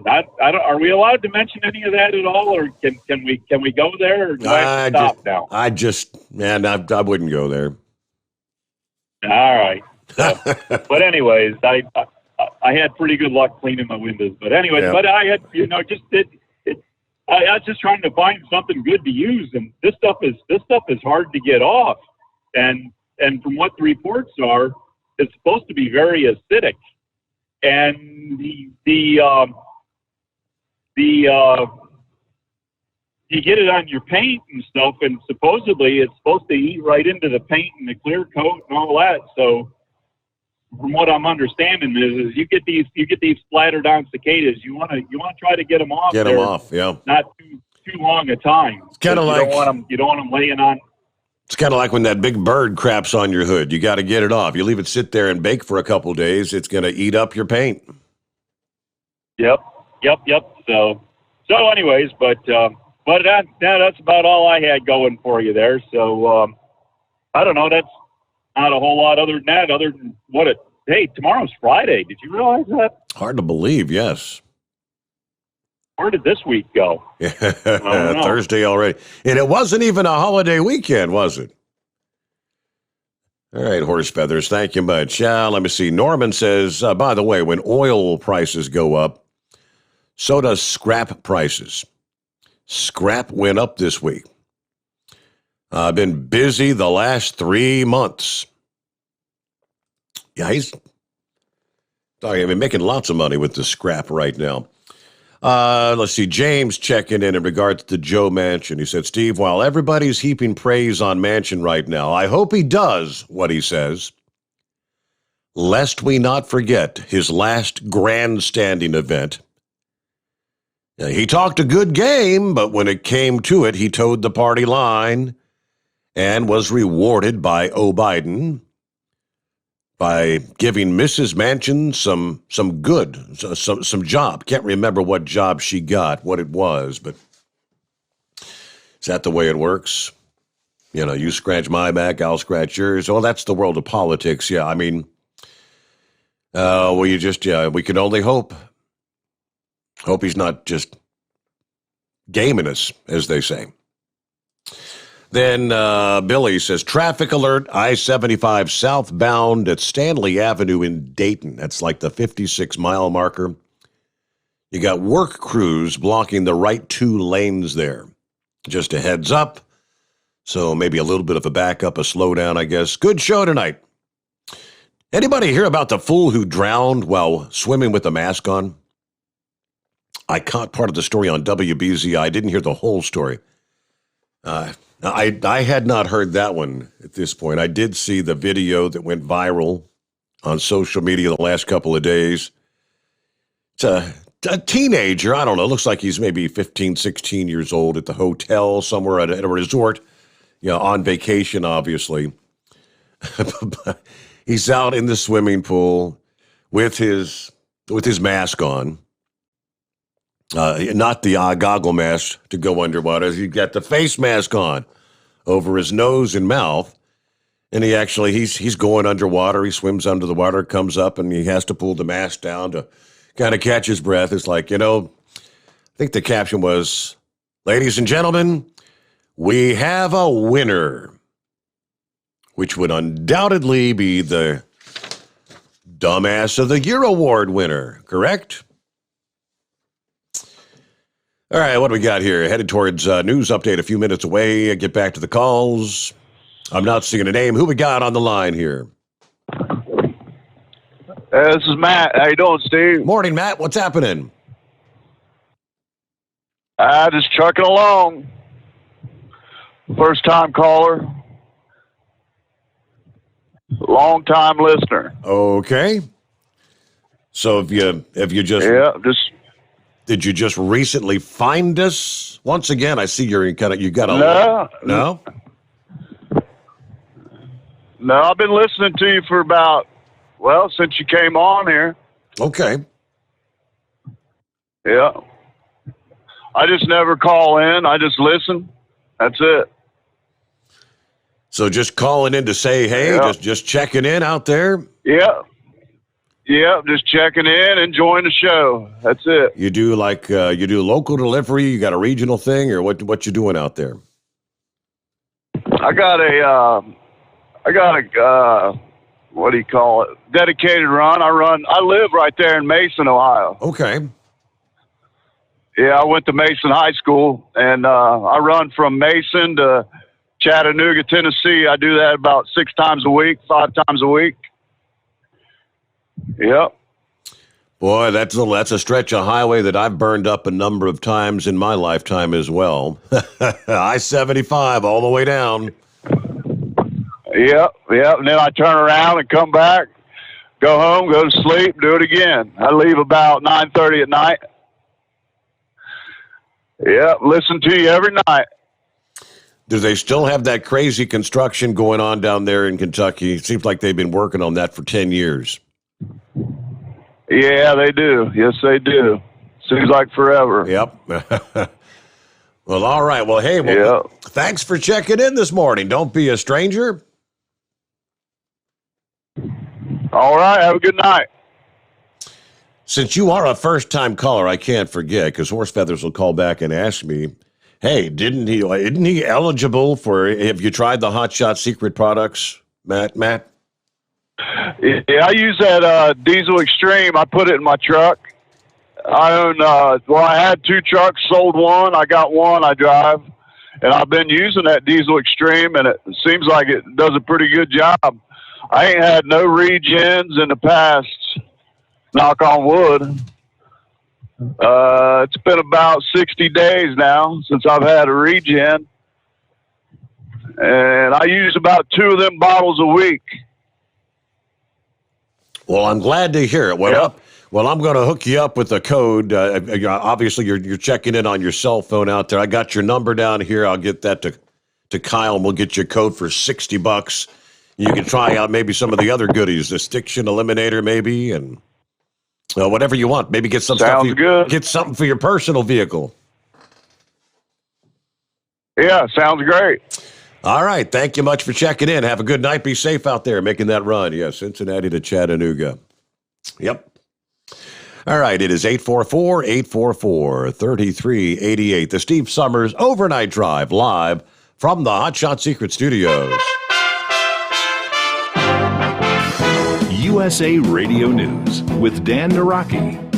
Another major company says they paid millions of dollars in ransom after their systems were hacked by criminals operating in Russia. The world's largest meat producer, JBS, was hit with a ransomware attack in May, taking most of their operations in the U.S. offline.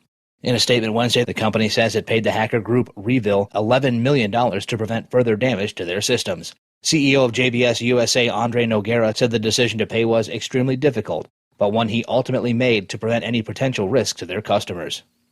And a new report from the Inspector General at the Department of the Interior says that protesters were not cleared from Lafayette Park last June to allow President Trump to walk from the White House to St. John's Church. The report shows that the park was cleared of gathered protesters on June 1st, 2020, to allow new fencing to be installed. Police and the president were accused of clearing the protest to allow Trump to pose for a photo in front of the church. This is USA Radio News. Friends, Mike Lindell is a great supporter of conservative radio, but most of all, he's a man who has invented a great USA product that will help you get a great night's sleep. For over 3 years, I've told you how the MyPillow Premium Pillow has changed my life. I get the best sleep of my life. But more importantly, the pillows don't go flat. You can wash them and dry them as many times as you want. They maintain their shape, and they are made in the USA. Here's the best deal you'll ever get on a MyPillow Premium Pillow. $29.98 for a standard or queen size pillow. King size only $5 more. You're saving $40. Go to mypillow.com, click on the radio listener square, use my promo code USA, or call 1-800-951-8175. You can save up to 60% on any MyPillow product when you use my promo code USA, or call 1-800-951-8175 and ask for the MyPillow Premium Pillow Special. New data from Customs and Border Protection shows that border agents encountered more than 180,000 migrants in May, a slight increase from April, and still on pace for a 20-year high. Vice President Kamala Harris recently returned from a trip to Central America as part of her diplomatic role to address the root causes of illegal immigration with allies in the region. Representative Pat Fallon says that the federal government has the means to stem the flow of illegal immigrants coming to the border, but the Texas Republican tells Newsmax TV that the Biden administration doesn't want to use them. There's no will but we have the means to do so. President Trump did that when he had the migrant protection protocols. In other words, the Wait in Mexico policy. He was deporting bad actors. He was building a wall, and he was saying, if you come here, you're not going to get welfare easily. And now what we're seeing is Biden has reversed it, and they're lying to us. Mayorkas testified in front of the Homeland Security Committee in the House and said that the border is secure 2 months ago. That was a lie. You're listening to USA Radio News. You've heard me talking about MyPillow for 3 years, folks. It's the truth. I get the best sleep of my life with a MyPillow. You can do it too. 60-day money-back guarantee, 10-year warranty, made in the USA. You'll sleep well or you'll get your money back. Go to MyPillow.com, click on the radio listener special, use my promo code USA, get 2 MyPillow premium pillows for the price of one, or call 1-800-951-8175. Get the best sleep of your life and do it now. Congress heard from the president of the NCAA over the issue of allowing college athletes to receive money for their name and likeness. Tim Berg reports. The Senate is hearing from the NCAA president and the nation's top athletic leaders on compensation for students. Legislation has been proposed to allow athletes to monetize their name, image, and likeness, or NIL rights. Together, we have an exceptional opportunity. I think, frankly, a historic opportunity to change the national landscape for college athletics. NCAA President Mark Emmert adding that the federal solution needs to ensure that NIL payments are not a pay-for-play scenario. Gonzaga men's basketball head coach Mark Few talks about the future of college sports. Previously mentioned, we are at a critical juncture in college athletics, and it really isn't an exaggeration to say the future of college sports is in jeopardy. From the USA Radio News Phoenix Bureau, I'm Tim Berg. And the developer of the Keystone XL pipeline has officially called off the project.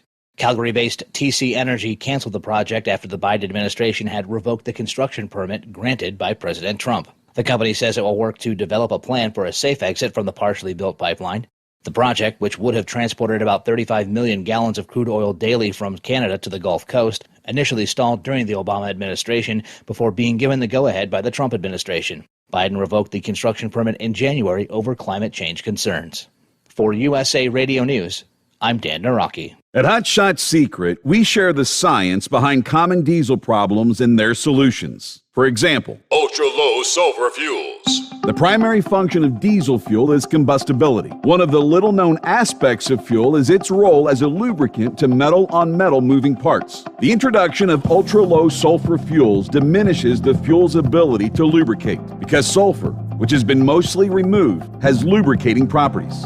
Hot Shot Secret Everyday Diesel Treatment with LX4 delivers unmatched lubricity. Third-party testing confirms that it takes 3 times the amount of leading fuel treatment to match the lubrication benefit of 1 dose of Hot Shot Secret. Everyday Diesel Treatment is a fully formulated 6-in-1 premium fuel treatment for every fill-up, every time. Everyday Diesel Treatment is available at truck stops, Tractor Supply, O'Reilly's Auto Parts, and online at HotShotSecret.com. Hot Shot Secret, powered by science. The Overnight Drive with Steve Summers, live from the Hot Shot Secret Studios. Call Steve now, 844-844-3388. That's 844-844-3388. All righty, there we cross over the midnight hour on the West Coast. You got a Thursday coming on. Yeah, hard to believe. Weekend is just around the corner. Horse Feathers is right. Hey, tomorrow's Friday. You realize that? Got an email from Wheelchair Dave this past evening. And he says, Steve, did you see that CBS has hired a race announcing crew? It's an interesting lineup for the SRX racing series. It's going to be running on prime time Saturday nights at 8 p.m. I have not yet seen the lineup. I'll have to check on that. He goes on to say Bill Elliott's been practicing hard at Road Atlanta, actually setting some track records. How'd the first night at Eldora go? Yep. You know what, Wheelchair Dave? I was snoozing when Eldora was going on this past evening. But the cool thing is, when I get done here at 5 a.m., I'll be able to flip over to Flow Racing and check out some of the action from last night. Have no idea how things went up there, but yeah, it was the first night. I guess they had some of the qualifying races and things of that nature. Tonight, I guess, is what the big night with the dream race. 120, I think it's 127,000 to win tonight.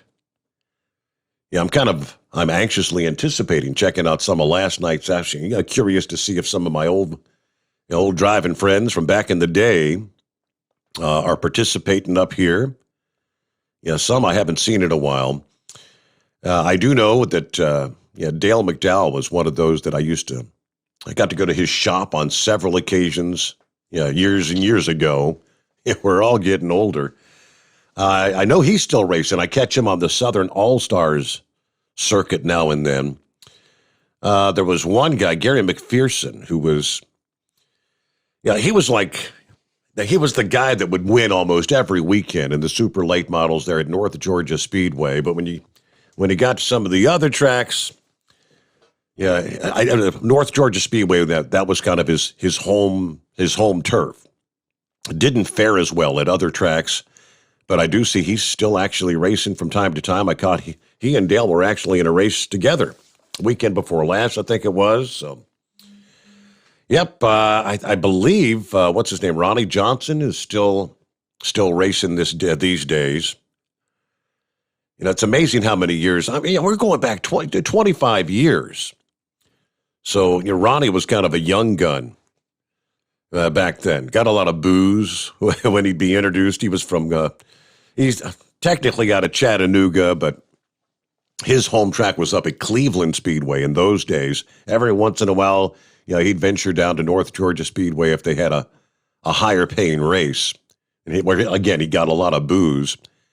But he's a much older driver now, and if I'm not mistaken, he's driving in 2 or 3 different classes these days. There's several others. Marshall Green, he was a guy I actually interviewed several times, got to his shop. I don't know that he's still racing these days.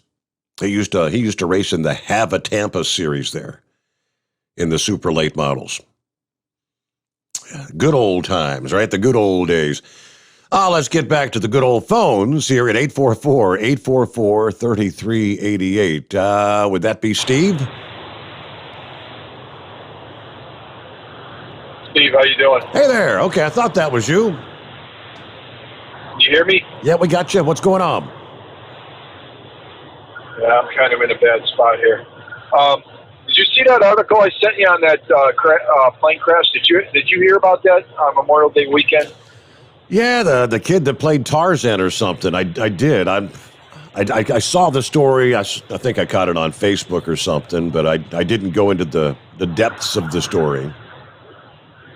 Yeah, so the weekend we moved down to Nashville, Memorial Day weekend, on that Saturday, the lady that owned that plane, she was like a Christian diet guru. She was a very wealthy woman, and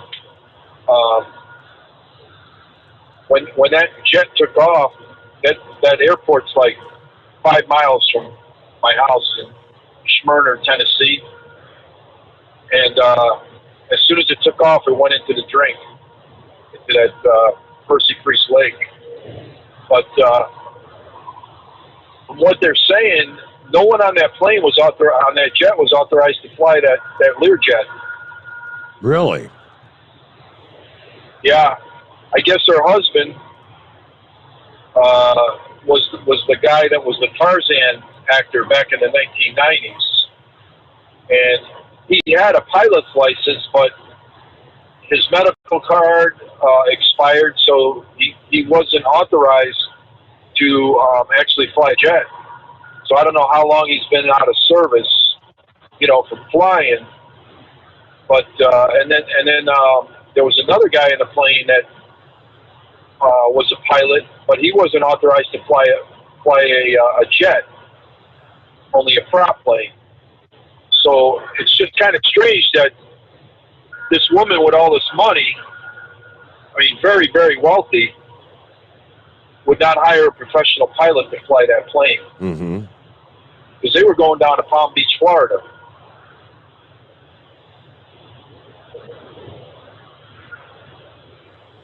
See, I'm looking here. I'm trying to. Now, this says it was a Cessna plane, a Cessna 500 Yeah, but series. it was a jet. Was it? Yeah, it was a jet. Yeah, they were flying down to Florida.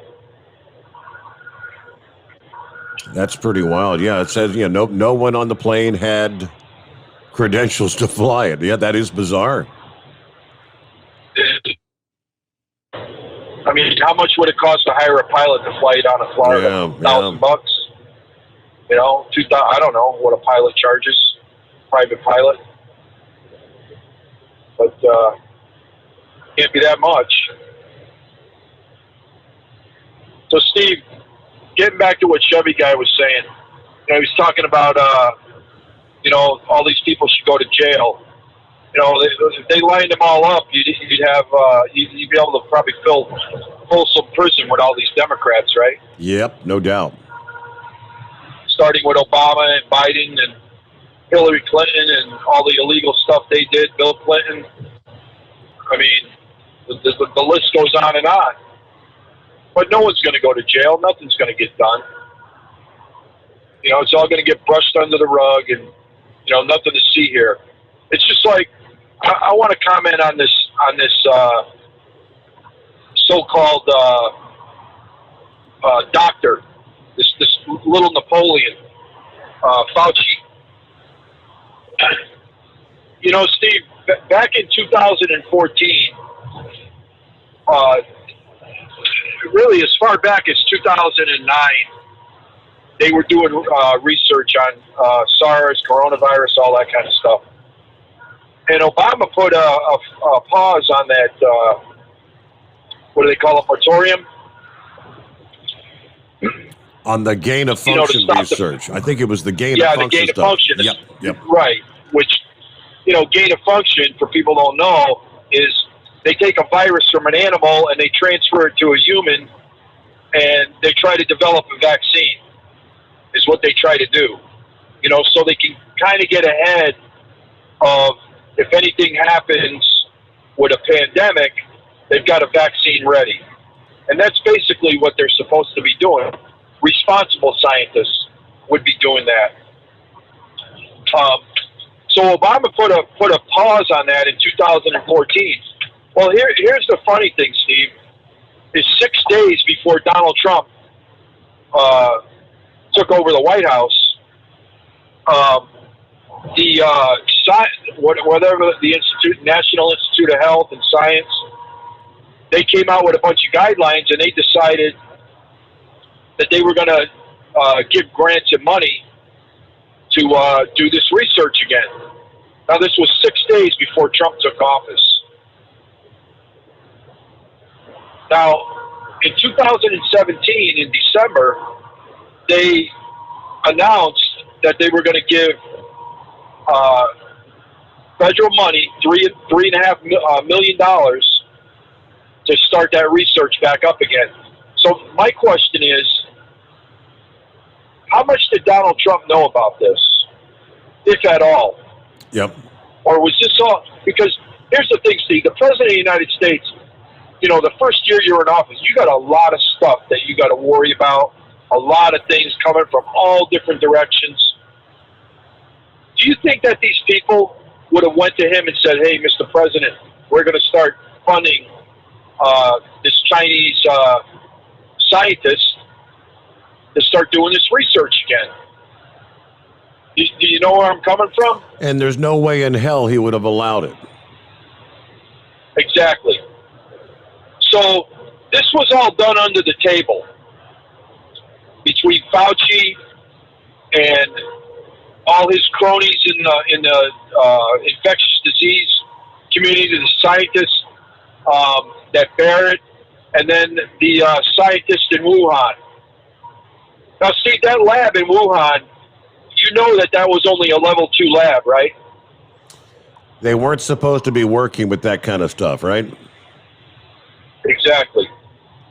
That virus, any kind of time you work with a virus, you're supposed to be in a in a number 3 or number 4 biolab, which is for really dangerous stuff, you know. And they were working in basically a lab that was a number 2. And like I said, what they try and do is that there's nothing wrong with doing the research if it's done responsibly. But when it's not done responsibly, and that animal, whatever they're working with, a bat, a snake, whatever it is, bites an individual, you know, and that individual gets infected, that, you know, that's going to leak out of that lab somehow, some way. Mm-hmm. You know, it's not protected. So the thing is, Steve, is the one that the story of the year really is what Fauci has done. That's the guy that should go to prison. You know, they prosecuted Michael Flynn. They tried to put him in jail for nothing. Paul Manafort is in prison, I believe, still, for pretty much some financial stuff, taxes or investments. I forgot what it was. But Fauci's still walking around. He's not in handcuffs. Now, Steve, isn't it a crime to commit perjury when you're under oath in front of Congress? Yes, it is. And, you know, and we're still getting comments from Fauci on a daily basis, you know, through the mainstream media. They're still touting what Fauci's having to say on any given day. Steve, there is no one covering this story except conservative radio and a little bit on Fox News. But this guy is pretty much responsible for the deaths of almost 4 million people, in my opinion. I mean, it's just absolutely insane how they can let this guy get away with this crap. Mm-hmm. And not only that, he lied to Rand Paul. When Rand Paul questioned him about this Dr. Barrett and the gain of function and the funds that were being funneled through a third party to that lab, he lied about the whole thing. He lied about it. So I don't know why he's not in jail for that. Yeah, well, there are those that are Steve, they're wanting to call him back up on Capitol Hill, and I think because now they're going to ask some of the same questions, and he's almost going to have to give different answers, and then that would be the perjury, that confirming that he had lied to them. Exactly, and to Chevy Guy's point, you know, about these people going to jail. See, look at what has happened to our Justice Department, to the FBI, to the CIA, now the Pentagon, to the military. I mean, on and on and on, right? Mm-hmm. All the enforcement in the United States is pretty much gone woke. Do you think that they're going to arrest Fauci, the Department of Justice? I mean, look at what they did to Roger Stone in the middle of the night. Yep. For what? I mean, that was a joke. And of course, the CNN cameras are right there, Steve. How did they know that was coming down that raid? They were forewarned. They got advance notice. Hey, we're going to raid. They're the only ones that were given the tip. Exactly. Steve, I'll tell you, our government is so corrupt. It's sickening. It really is sickening. Donald Trump didn't have enough time to drain that swamp.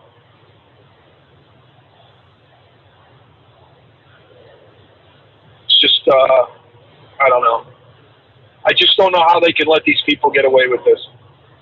You know, like with the whole Joe Biden thing and the Ukraine and China. You know, Joe Biden lied about that crap. You know, he never met with those Ukrainians. He was caught going to dinner with them. They've got all the messages. You know, thank you for going, you know, and introducing me to your dad and this and that. He lied about the whole deal. Yep. And kind of but nothing happened. As we suspected, as soon as Trump was gone, that all magically disappeared. No one's thinking otherwise about it. Well, look at Steve. Can you imagine if Donald Trump Jr. Was texting the N-word on his Twitter account or his Facebook account? Right. What would happen? You read that story, right, about Hunter Biden, his text messages? Yes. Using the N-word constantly? Yeah. And Steve, we're the racists. Exactly. We're the racists. We're the white supremacists. It's just so damn corrupt. It really burns my ass when I hear about this crap every day. But really, Fauci's the one that belongs in frickin' prison for the rest of his life. I mean, they got to look at his finances. Instead, they're investigating a former president for giving a gift to his CEO's to fund his grandchildren's school, his education. That they're going to investigate. But Fauci, being responsible for 4 million deaths, we're going to sweep that under the rug.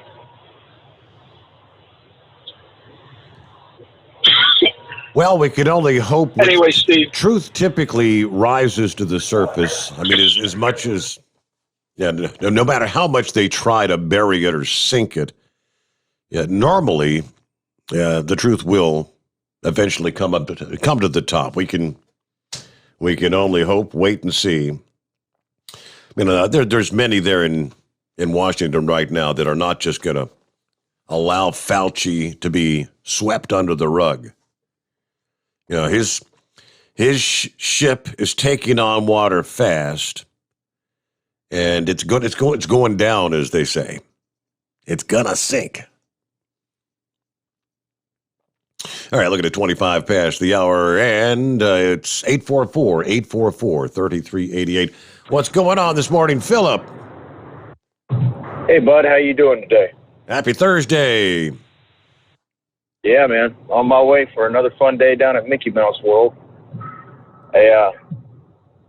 Fauci, the thing that gets me the most about Fauci, he knew this stuff and what was going on with it before it even got out there. And he didn't even talk to any of the intelligence folks or even our president. That's the part that kind of makes me a little ornery about that situation with Fauci. Yep. So, I believe it was the caller just called in and talking about that plane crash. He said that plane came out of Smyrna, Tennessee, the airport in Smyrna, Tennessee. Steve, you know who owns that airport? No idea. I mean, you've seen the big red and gray trucks running around and say Averett Express on them, right? Yeah. The man who owns Averett is the guy who owns that airport. Is that right? He also, absolutely, Gary Sasser. He owns that airport. He owns Averett. He owns First Fleet. He's got a little bit in all of it. He owns. He actually's got a flying service that's under the Averett name. That's out of Nashville and that airport, and he flies jets. So if they wanted to rent a pilot, they could have went over and saw him and got a pilot. There's no big deal about that. But yeah, a lot of people don't know that about Averett. There's a little bit more to Averett than what everybody knows. Pretty big company. I found that out because I used to work for them. But you were talking about insurance earlier. Insurance is the biggest scam I've ever seen when nothing happens. They make a ton of money, but you see when these hurricanes come down here, Steve, what happens with the insurance companies? Oh, my God, we're going to go out of business. Well, it seems like to me the amount of money that we pay in premiums, where does that money go? I thought we were paying for insurance, just in case something happens and we got to have some protection. But the company, oh my God, they're going to drop everybody. Do you know how many people got dropped down here in Florida after a storm? Tons of us.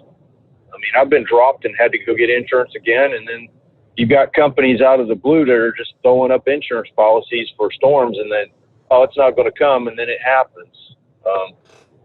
Imagine, look at Texas. Look at the amount of problems they've had with insurance down there with the flooding and all the other stuff. Louisiana. But have you ever noticed that, Steve, about insurance companies? I know that last year was a difficult year. I mean, obviously, they take in money from everyone, and it's kind of like that's the pool to cover the claims when somebody has something happen. But yeah, some years they make lots of money. I mean, they're in the business of trying to be profitable. But with all the hurricanes and the flooding, the storms last year, I don't know if it was a profitable year or not. Yeah, well, I don't have a problem with people making profit.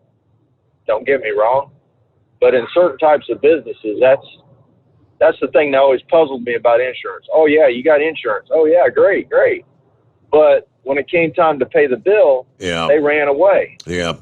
And I've seen that time and time again. I got a real good friend I work with down here at Disney. Had a car accident a few months ago, just a fender bender, but he needed to get his car worked on. It had some mechanical issues they had to fix. That kid, literally, it took him almost 6 months to get his car fixed because of his insurance company. They kept evading him. They kept doing all kinds of stuff. But yeah, they sure did like taking his premium money every month when he was paying it. Yeah, that is kind of the name of the game. They always want to, they want to try to find a way to deny the claim. Or if they do cover the claim, first of all, they're going to jack your rates up. And I've heard there are some companies that, I mean, if you make one claim and they're going to drop you.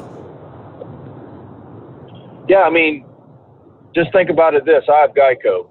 And, Geico has a policy, or the way the policy's set up, that if the rock hits your windshield, they'll replace your windshield.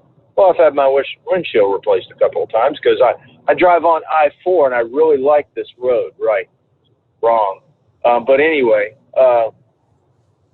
that they say, oh, you can use this part of your policy. Well, I used it, and guess what? My rates went up because of a stupid rock hitting my windshield. Now, I can deal with that little chip or whatever it was. Now, I can understand if it's busted out,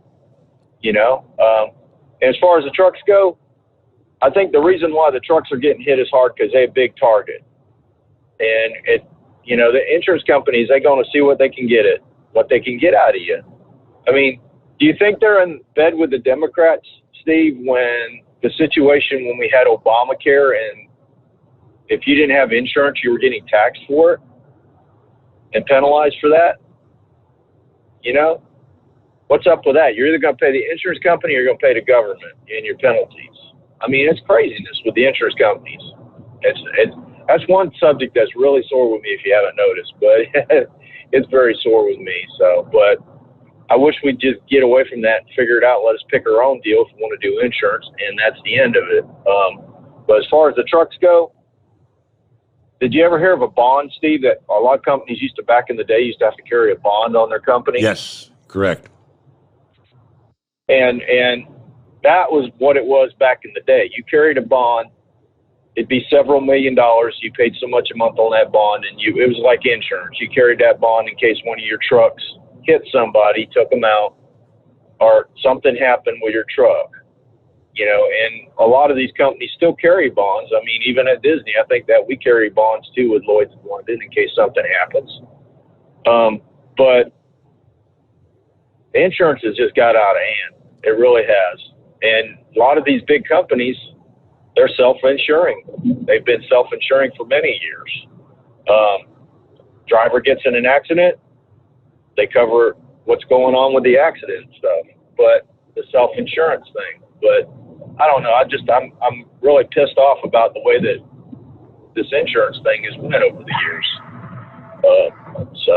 But that's all I got to say, bud. And I'll be 10-10, and we'll do it again. So you have a good one. Keep it between the spotted and the solid. All right. Big Moose is supposed to be getting out of the hospital later on this morning, so everything went well. Yeah, I know. I get the text messages from him. He's like, I'm ready to roll. He's ready to go. So, and I wish him the best. I hope he gets better. Yep. So, I'll see y'all later, man. Back on the feet again, as they say. All right. I get a quick chime out here. You know what? I think I shall remember to do a phone reset, which we will take care of that right about now. When we come back, Yeah, give it a moment or two here, and you can dial us back up. Give me a chance to get connected. It's 844-3388. The Steve Sommers Overnight Drive, live from the Hot Shot Secret Studios. USA Radio News with Dan Naraki. The United States will reportedly buy 500 million doses of Pfizer's COVID vaccine to distribute them to other countries. The Washington Post first reporting the deal that will see 200 million doses delivered in 2021 and the remaining shots delivered in the first half of next year. The doses will be distributed through the United Nations COVAX program. The White House indicated that more details about the plan would be released on Thursday. And another major company says they paid millions in ransom after their systems were hacked by criminals operating in Russia. The world's largest meat producer, JBS, was hit with a ransomware attack in May, taking most of their operations in the U.S. offline. In a statement Wednesday, the company says it paid the hacker group Revil $11 million to prevent further damage to their systems. CEO of JBS USA, Andre Noguera, said the decision to pay was extremely difficult, but he ultimately made it to prevent any potential risk to their customers. You're listening to USA Radio News.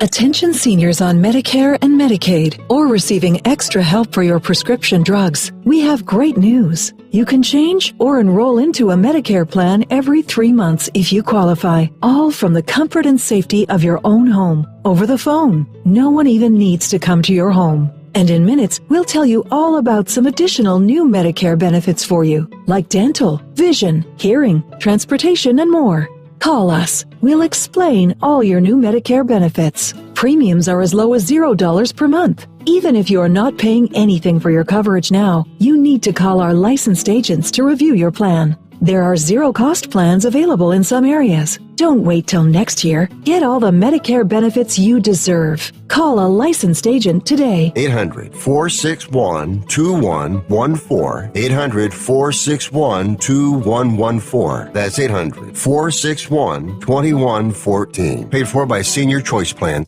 You're listening to the Overnight Drive with Steve Sommers.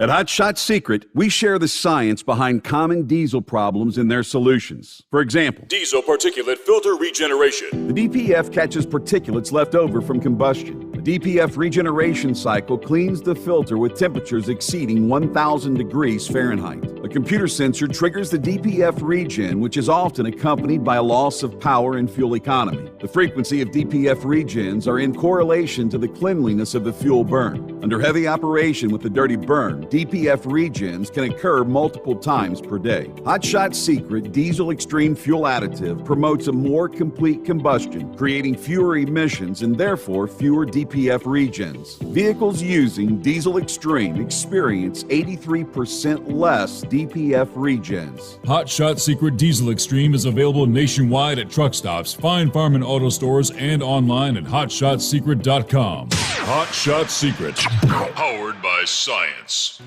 Do you have a Dodge pickup and hate your automatic transmission? Of course you do. Levon Miller at Firepunk Diesel here, and we specialize in heavy-duty and performance transmissions for your 3-quarter or 1-ton Cummins-powered truck. So if you're interested in turning your stock slush box into a towing monster, call us today at 614-733-3744 or visit us online at shop.firepunk.com.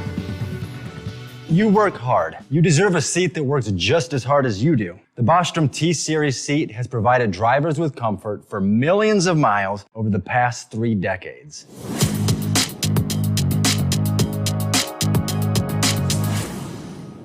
Each seat is built right here in the USA and has 4-position front cushion tilt and higher low-profile air suspension with isolator. It's also equipped with many standard and optional comfort features, such as high and mid backrests, 9.4-inch fore-aft slide adjustment, adjustable armrests, and manual or dual air lumbar support systems to keep you comfortable throughout your ride. Build your T-Series seat today at BostromSeating.com and ensure your ultimate comfort for wherever the road takes you. Bostrom Seating, the ultimate comfort for the open road. PureFlow AirDog, your leader in fuel air separation system technology. Our systems filter out water, particulates down to 2 micron, and remove all of the air out of your diesel fuel. This allows for nothing but pure, clean diesel fuel to reach the expensive injection system equipped in your vehicle.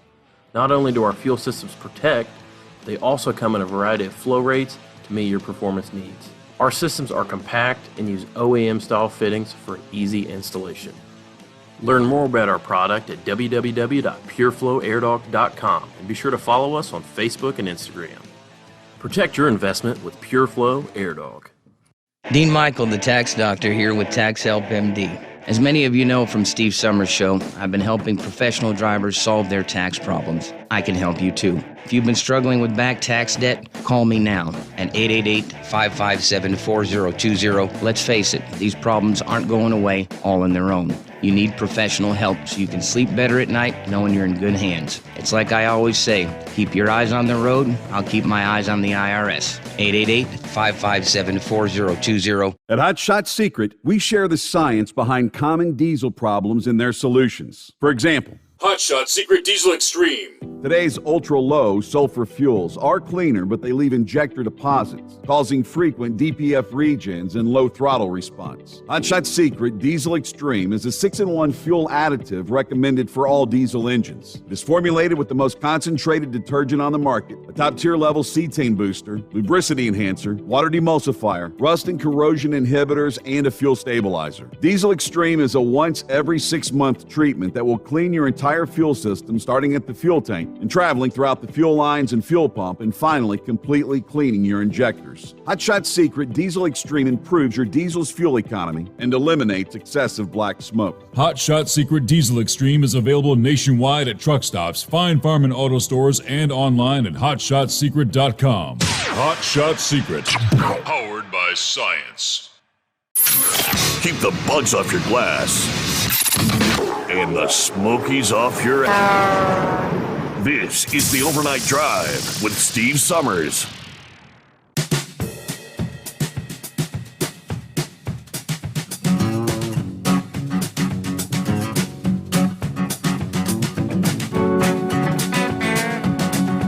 Yeah, somebody brought up the southern border where the crisis continues. Yeah, the crisis that apparently Kamala Harris just, she kind of chuckles about it. Lester Holt actually, believe it or not, pressed her on the issue after her return from Guatemala. And she's talking about, we've been to the border. We've been to the border. And Lester said, you haven't been to the border. And she chuckled, as she always does. Well, I'll be going. She hasn't been there. Unreal. Well, Kamala's, she's the border czar. She declares her trip to Guatemala and Mexico a successful trip.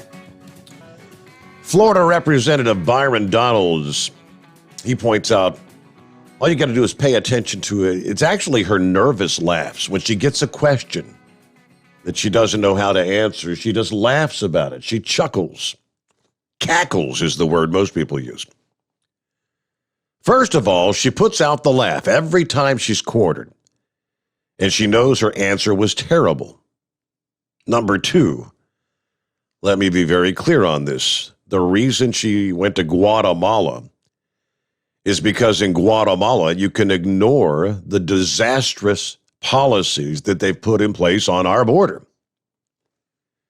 He noted sex, drugs, human trafficking by cartels can be pinned on other countries by the Biden administration as opposed to taking the blame for it coming here. All this falls at the feet of this administration and what they've done on the southern border. That's why they're not going there. Because the longer this goes, it's harder for them to answer these questions, and I don't think they're ever going to go. They want to kind of paper this over so we focus on something else. They want the media to look at it, and they want us to look at it.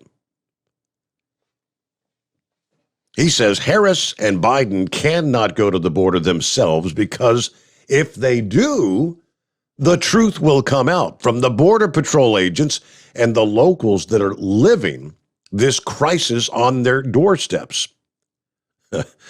They want to do what Joe Biden said way back in his State of the Union address. They want to be transparent when they're good and ready and not before. They don't want anybody talking about this. And right now, the big media is actually just giving them a big pass on what's happening here. Now, let me flip over to the piece this past day from The Federalist, where the headline is, "The whole world is crossing the Rio Grande." Something strange is happening here in remote Valverde County, Texas. The whole world is showing up. In recent months, migrants from far-flung places like Haiti, Venezuela, Africa, even Uzbekistan have appeared on the Mexican side of the Rio Grande and made their way across. Their numbers include families with small children, pregnant women, and even the elderly. Not all of them make it. Sheriff Martinez says he and his deputies have seen 9 drownings in the county since February. The first was on January 17th, a 33-year-old woman from Haiti who was pregnant at the time, drowned. Residents of this vast stretch of Texas borderland sits about 150 miles west of San Antonio and shares more than 100 miles of border with the Mexican state of Coahuila. They're saying nothing like this has ever happened before. In past years, yes, a modest number of Mexicans might have crossed the town of Acuña across the river from Del Rio, but it was mostly men seeking work, often on the ranches that dominate the landscape there. Out on the ranch lands, a completely different demographic of migrants is crossing in near record numbers. Groups of single adults, mostly men, sometimes clad in camouflage and determined to evade law enforcement, they're leaving behind cut fences, smashed gates, burned down barns, and burglarized houses. And it doesn't end when they get picked up by smugglers on the U.S. side. High-speed car chases have become commonplace here. 9 fatalities so far this year in Sheriff Martinez County. Unlike the Rio Grande Valley at the southern tip of Texas or El Paso to the west, this area has never been a high-traffic stretch of the border for illegals. But now it is, at least in relative terms. Last year, the Border Patrol apprehended about 30,000 illegals in the Del Rio sector. That covers 245 miles of the U.S.-Mexico border, including Valverde County. So far this year, and we're not even halfway through, it is 119,000 people hailing from dozens of countries all over the world. Like other areas of the border controlled by the cartels that have monetized illegal immigration, the migrants coming into Del Rio tell local law enforcement officials they had to pay someone before they crossed the river. They don't know who, but they don't want to be interviewed at all because threats have been made, and they still have family wherever they're coming from, so they don't want to say anything. The sheriff is a self-described proud Democrat. Does not hesitate to blame the crisis in his county on the Biden administration. These numbers are up because people know that they're going to be allowed in. If this administration says, we want to welcome you, well, they're going to come. Del Rio never used to be this way. Problem with mass illegal immigration in a place like this is there's not an easy way to get out of town if you don't have a vehicle. Del Rio is the largest city on the U.S. side of the Rio Grande between El Paso and Laredo. But with less than 50,000 residents, transportation options are very limited. Only a couple of Greyhound buses come through every week, and there's usually only one commercial flight a day from the local airport. When Customs and Border Protection facilities became overcrowded last month, federal officials began dropping migrants off at a truck stop in town that doubles as a bus station. When they dropped off a group of about 300, that got the attention of local residents. When you dump that number of people in a community of our size, it becomes very noticeable very quick. One local rancher and county commissioner says local residents are bearing the brunt of this problem they've never had to deal with before. And if the federal government's going to release these people into the U.S., they need to release them in communities with major rail lines and bus lines and airports. We're not one of those places. Manny Rodriguez, who retired as a Border Patrol chaplain in February, says, "Never used to be this way. Every week now, groups of hundreds are dropped off at the bus station, some with nowhere to go and no way to leave town. The community is on edge. Yes, car chases, a commonplace thing, forcing one of the local schools to go on lockdown just last week. In all my years as a Border Patrol agent, I never carried a weapon off duty, but I sure do now. Yeah, it's not just coming out of Guatemala. I mean, the rest of the world is taking note, as they say. I had a separate story about an incredible number of Venezuelans. With the whole crisis there in Venezuela, many of them are finding a way to get into Mexico so they can make their way into the United States. Again, the welcome mat is out, as they say. All right, plenty of room for you. Who wants to jump on in? It's 844-844-3388. Good morning, Fly Rod. Well, greetings and salutations, Steve. How are you this morning? Not half bad. One step closer to the weekend. Doing all right. Oh, by the way, I got my Mike Tyson tooth fixed yesterday. So I was trying to figure out. I was talking to a Chevy guy yesterday about that caller that called in the night before last. That was trying to sound like Mike Tyson, Mm-hmm. And we're glad you cut him off before it got too far, because I'm sure it wouldn't have turned out very pretty. I had a sense he was heading down a path we probably didn't want to go. I think you're probably right. The Big Moose called me yesterday afternoon, and he wanted me to relay a message to everybody. Oh, yeah?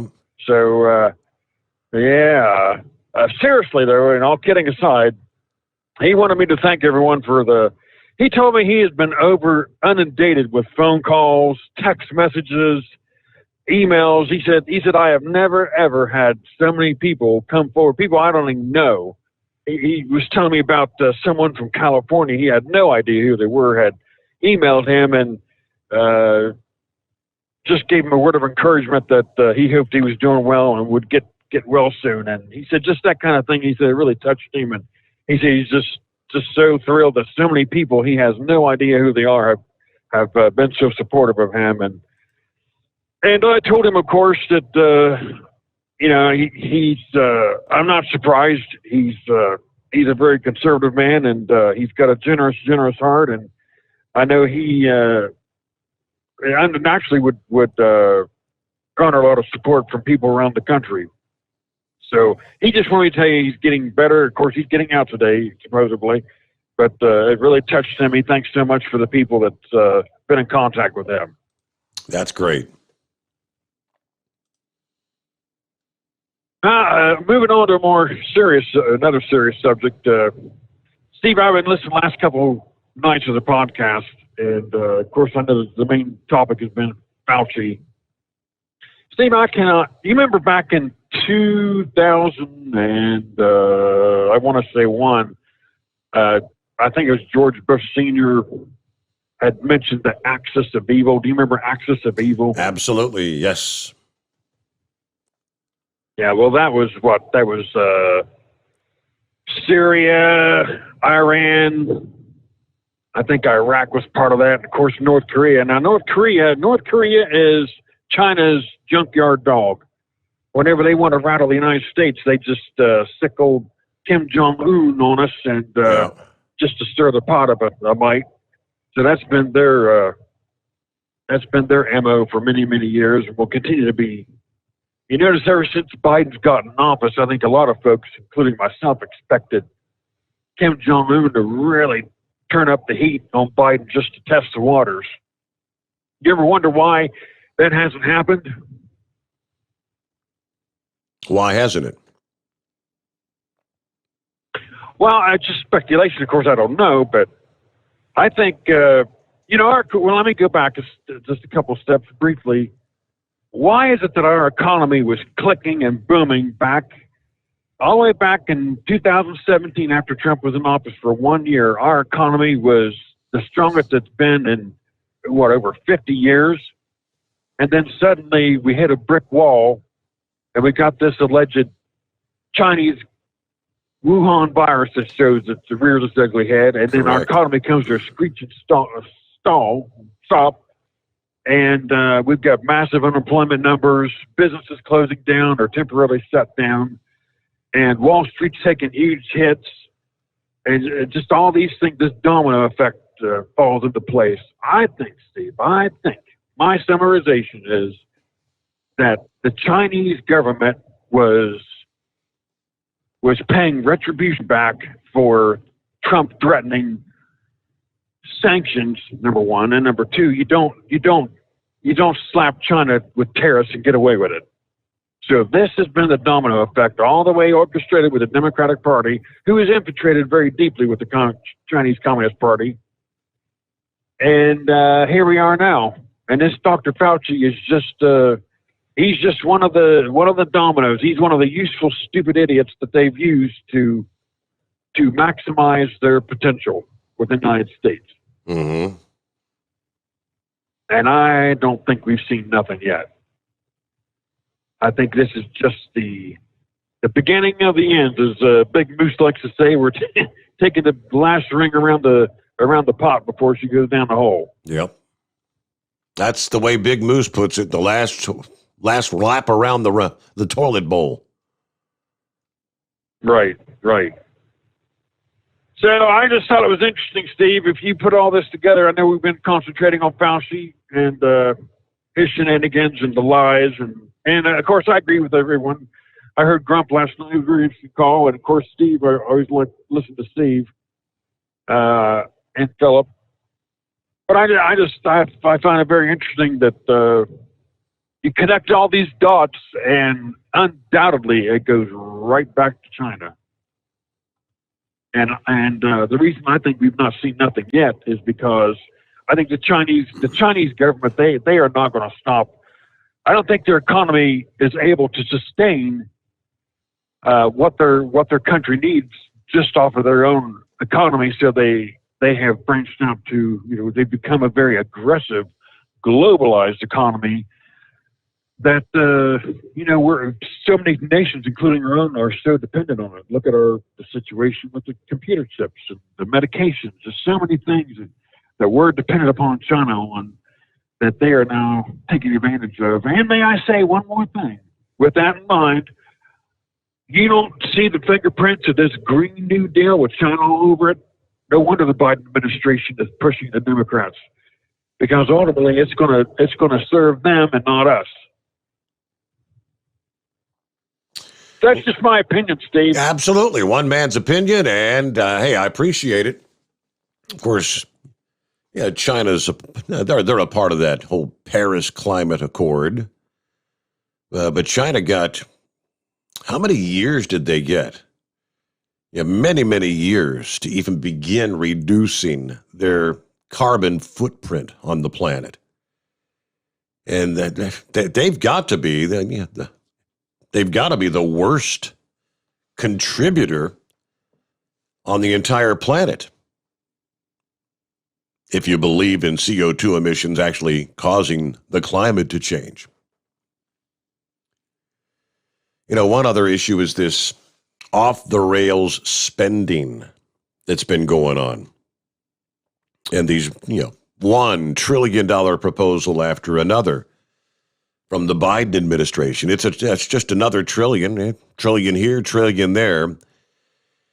And we're already beginning to see, it's not like the signs of inflation. Inflation has arrived. And according to Deutsche Bank, you ain't seen nothing yet. The report from Town Hall this past day, Deutsche Bank said the U.S. may be headed toward one of the worst periods of inflation in history. Now, we've seen some pretty nasty inflationary periods I have in my lifetime. If we're talking the worst period of inflation in history, what are we talking about? With increased government spending and relaxed monetary policy, Deutsche Bank warning that this whole belief that inflation is transitory may have serious consequences for this economy. The report released Monday begins with a series of quotes contrasting Ronald Reagan's warning about how serious inflation is with how Joe Biden and Janet Yellen and the others are justifying what they're calling acting big. We've got to act big. That's why we got to spend trillions of dollars.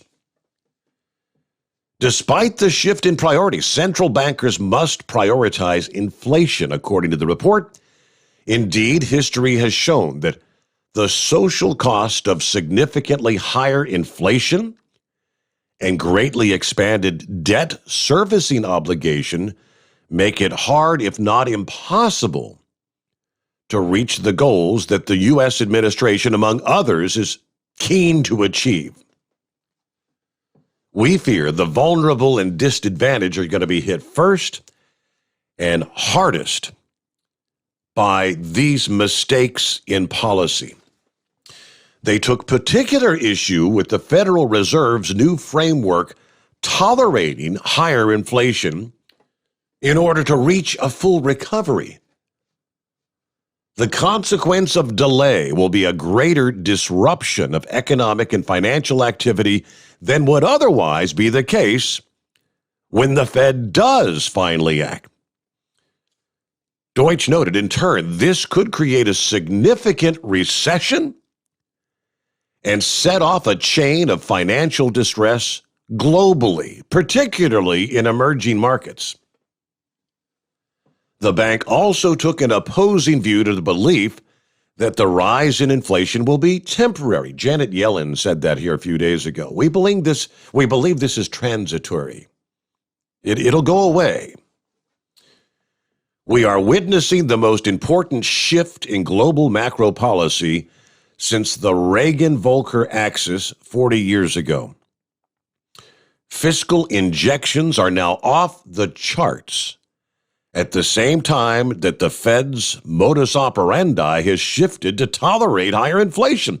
Never before have we seen such coordinated expansionary fiscal and monetary policy. This will continue as output moves above potential. This is why this time is different for inflation. The effects could be devastating, particularly for the most vulnerable in society. In conclusion, the bank said the Fed's approach to inflation right now leaves global economies sitting on a time bomb. This is what the Biden administration has taken us into. We got to get a news update here. Final hour just ahead, though. It's 844-844-3388. The Steve Sommers Overnight Drive live from the Hot Shot Secret Studios. USA Radio News with Dan Naraki. The United States will reportedly buy 500 million doses of Pfizer's COVID vaccine to distribute them to other countries. The Washington Post first reporting the deal that will see 200 million doses delivered in 2021 and the remaining shots delivered in the first half of next year. The doses will be distributed through the United Nations COVAX program. The White House indicated that more details about the plan would be released on Thursday. And another major company says they paid millions in ransom after their systems were hacked by criminals operating in Russia. The world's largest meat producer, JBS, was hit with a ransomware attack in May, taking most of their operations in the U.S. offline. In a statement Wednesday, the company says it paid the hacker group Revil $11 million to prevent further damage to their systems. CEO of JBS USA, Andre Noguera, said the decision to pay was extremely difficult, but he ultimately made it to prevent any potential risk to their customers. You're listening to USA Radio News. Awesome and amazing day, friends. It's John and Chelsea Jubilee with Energized Health. You've been hearing our messages for a while. You've heard Wayne Allen Root and his extraordinary testimony of what's been going on. And women, if you have a husband that is struggling or needs a loving nudge, I encourage you to nudge him off the couch and go check out our masterclass on our website, including the amazing testimonials. And these testimonials are just real people. They're not famous or high-level production. This is real people. People talking on their iPhone. People sitting across from their spouse. They share their real story. For the past 23 years, tens of thousands of people reversing arthritis, diabetes, high blood pressure, neck pain, back pain, migraine headaches, brain fog, lots of challenging things. Be a beautiful, beloved skeptic. And come check us out at energizedhealth.com. That's energizedhealth.com. Negotiations on an infrastructure bill have moved to the Senate as the president has engaged a bipartisan group of senators to try to put together a bipartisan bill. That coming after the White House cut off talks with a group of Republican senators earlier this week. Senator Bill Cassidy is one of the lawmakers in that bipartisan group. The Louisiana Republican tells ABC News why more progress may come from his group. There's a difference between a group of Republican senators negotiating with the White House and a group of Democratic and Republican senators negotiating with each other. If we can come to agreement on certain issues and then hopefully socialize it, if you will, kind of popularize it among our colleagues, then that signals to the White House is that's where the Senate can be. Democrats will buy into it and Republicans will accept it, sort of thing. You don't have that sense if the White House is only speaking to Republican senators. So I think it's been very productive having this based within the Senate. You're listening to USA Radio News. You've heard me talking about MyPillow for 3 years, folks. It's the truth. I get the best sleep of my life with a MyPillow. You can do it too. 60-day money-back guarantee, 10-year warranty, made in the USA. You'll sleep well or you'll get your money back. Go to MyPillow.com, click on the radio listener special, use my promo code USA, get 2 MyPillow premium pillows for the price of one, or call 1-800-951-8175. Get the best sleep of your life and do it now. Health officials are worried that the spread of the Delta variant of the coronavirus could slow the recovery from the pandemic. Tim Berg reports. The rise of the COVID-19 Delta variant in the UK has sparked fears of a new wave of the virus and could endanger plans for a full reopening of society this month, despite one of the world's most successful vaccination campaigns. Dr. Ashish Jha is the Dean of Brown University's School of Public Health. He tells NBC's Today Show why we need to keep our eye on this new variant. It is by far the most contagious variant of this virus that we have seen throughout the whole pandemic. It's what has caused the huge spikes in India. It's causing serious increase in cases in the UK, despite the fact that they're very vaccinated. So it really is a problem. The good news is our vaccines seem to be holding up quite well, but the contagiousness and potentially the lethality of this virus, that's really what's concerning many of us. From the USA Radio News Phoenix Bureau, I'm Tim Berg. And Americans and Britons may soon be able to once again travel back and forth to each other's countries. President Biden and UK Prime Minister Boris Johnson will meet Thursday and are expected to announce a commitment to lift COVID travel restrictions that have been in place in more than a year. The powers will announce that the formation of working groups along with the EU, Canada, and Mexico to find ways to safely restart international travel. For USA Radio News, I'm Dan Naraki. At Hot Shot Secret, we share the science behind common diesel problems and their solutions. For example, Ultra-low sulfur fuels. the primary function of diesel fuel is combustibility. One of the little-known aspects of fuel is its role as a lubricant to metal-on-metal moving parts. The introduction of ultra-low sulfur fuels diminishes the fuel's ability to lubricate because sulfur, which has been mostly removed, has lubricating properties. Hot Shot Secret Everyday Diesel Treatment with LX4 delivers unmatched lubricity. Third-party testing confirms that it takes 3 times the amount of leading fuel treatment to match the lubrication benefit of 1 dose of Hot Shot Secret. Everyday Diesel Treatment is a fully formulated 6-in-1 premium fuel treatment for every fill-up, every time. Everyday diesel treatment is available at truck stops, Tractor Supply, O'Reilly's Auto Parts, and online at HotShotSecret.com. Hot Shot Secret, powered by science. The Overnight Drive with Steve Summers. Live from the Hot Shot Secret Studios. Call Steve now. 844-844-3388. That's 844-844-3388. There we go, final hour. Off and rolling here on a Thursday. Let me take you straight to the actual statement from Deutsche Bank. It's kind of scary. We worry that inflation will make a comeback. Few still remember how our societies and economies were threatened by a high inflation 50 years ago. The most basic laws of economics, the ones that have stood the test of time over a millennium, have not been suspended.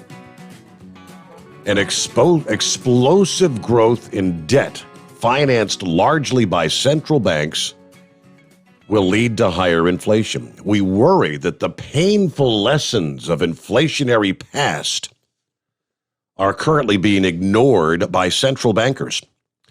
Either because they really believe that this time is different, or they've bought into a new paradigm that low interest rates are here to stay, or they're protecting their institutions by not trying to hold back a political steamroller.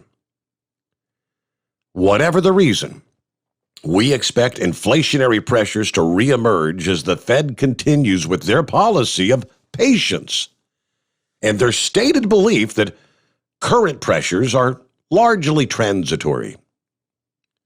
It may take a year longer, 2023, but inflation will reemerge.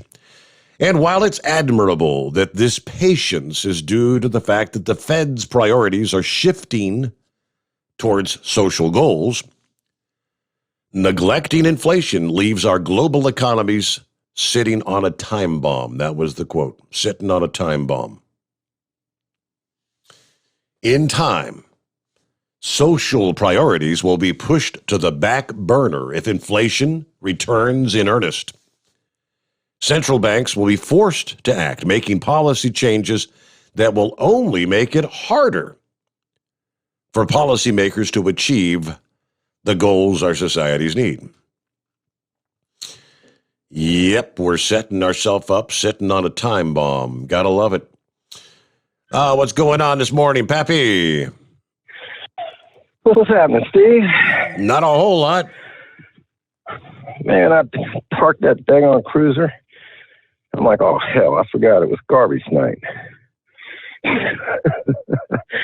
So when I dialed you up, I'm like, man, I hope he gives me a couple minutes here. But I got it all out. Man. Steve, do you remember, I don't know if it was 3, 4, 5 years ago, if that all the food stamp cards around the country shut off and wouldn't work? Do you recall that? Vaguely. It seems like, yeah, I remember. I don't know what. Yeah, I'm going back several years. I mean, just a few, not several. But for whatever reason, a lot of the food stamps cards were being swiped at Kroger's and was being declined. And I remember there was a lot of people not too happy about it. So when, we're talking this inflation, man, and we can't sustain these liberal ways of paying for everybody. When they stop getting their checks, there's going to be some unhappy people. Maybe that's what they want. Maybe they want some more chaos in this country. I don't know. Seems like that's the goal. I mean, you can't make it. I mean, every turn you take, this country is just going farther and farther down the toilet.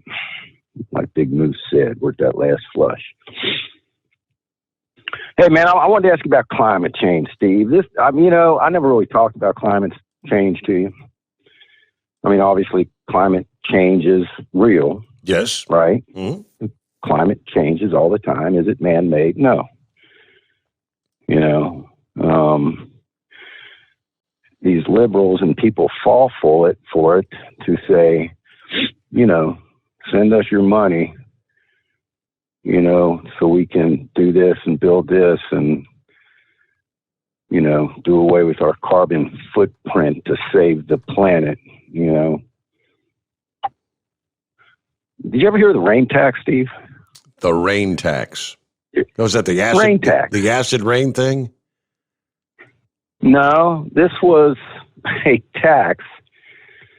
I'm wanting to say it was in the outskirts of down near Washington, D.C. Right?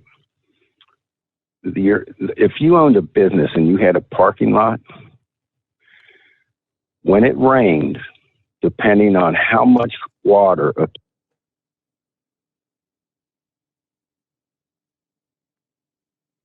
I think he lost his cell. I think I remember what he's talking about, how much water fell, and if you were capturing the water or whatever, you had to pay for it. I think that was the deal. Yeah, I'll probably dial us back up here, but where did we leave off there? I had another story I was looking to get to. There we go. If I can get the magic mouse to click over. All this push, you've got, what's her name, AOC and whatnot, talking about, we got to get rid of the cows. Got to get rid of the cows. Because the cow farts, that's another contributor to the global warming. I mean, it sounds comical, but they're serious about it. So we're making this big push to alternative meats, right? Meat that's not really meat. Although alternative meats have been offered as a potential aid to combat climate change. Because we've got to reduce emissions. Lo and behold, the experts say the opposite may actually be true. With the rise in popularity of lab-grown meat, which is grown from cultured meat cells, scientists are concerned that because they take so much energy to create, these, quote, clean meats could release more emissions than traditionally grown beef. The drive for alternatives to meat after research found that farming animals is causing higher global temperatures. Well, now, a group of Oxford researchers say that when previous studies looked at cattle emissions, they failed to account for how different types of emissions would affect the atmosphere. For example, while methane has a larger warming impact than carbon dioxide, methane only stays in the atmosphere for 12 years. Carbon dioxide lingers much longer. This has led the experts to assert that the emissions to create lab-grown meat, which is almost entirely carbon dioxide, will have a far bigger contribution to climate change than traditional meat farming. Hello, AOC, are you awake out there? And I quote, "I don't think there's a single form of vegetable or plant-based meat or lab-grown meat that we have the technology for, as far as I'm aware, that is more environmentally friendly than animal agriculture. Cattle and beef production in the U.S. is by far the most efficient as far as the emissions go anywhere in the world. Kansas ranks third nationally in beef production. Recent research found that beef production in the U.S. extremely sustainable, and the industry's been able to reduce their carbon footprint by 40% while producing 66% more beef since the 1960s. Earlier this month, Instacart, the online grocery shopping company, found that their customers have been migrating to more plant-based and other meat alternatives. It was kind of a niche category that's become more of a grocery staple over the past 2 years. Searches for terms like plant-based, meatless, vegetarian, and especially vegan took off on Instacart platforms as people look for healthy stay-at-home meals, especially last year during all those lockdowns. And the popularities continue to grow even more this year. Okay, the unintended consequences, right? You're trying to make something better and you're ultimately making it worse.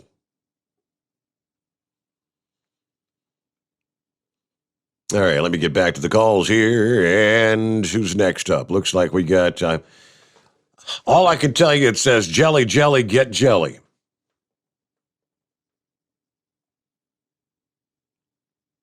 And I guess whoever that would be has no idea who it is.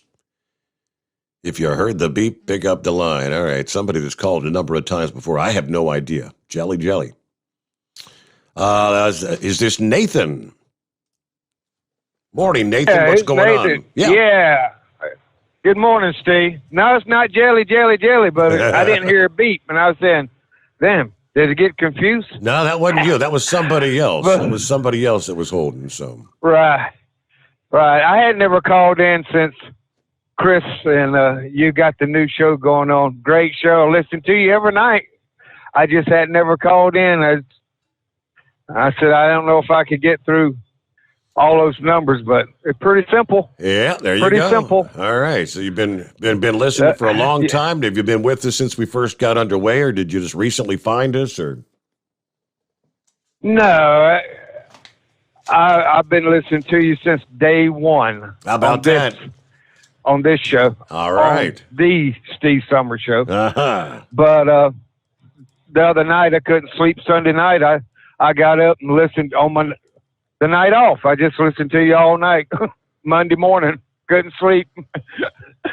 But I've been listening to you since 1985, 86. And getting ready to retire. I used to call in on the other show a whole lot. But I got the beast all taken care of, all the rubber switched out on it, and me and Mama's getting ready to go for a big ride. Oh, yeah? I don't care how much diesel fuel gets. When it gets empty, I'll fill it up again, right? I worked hard for 30 years. I'm going for a ride. So where you heading out west to head out to Yellowstone, or where you looking to go?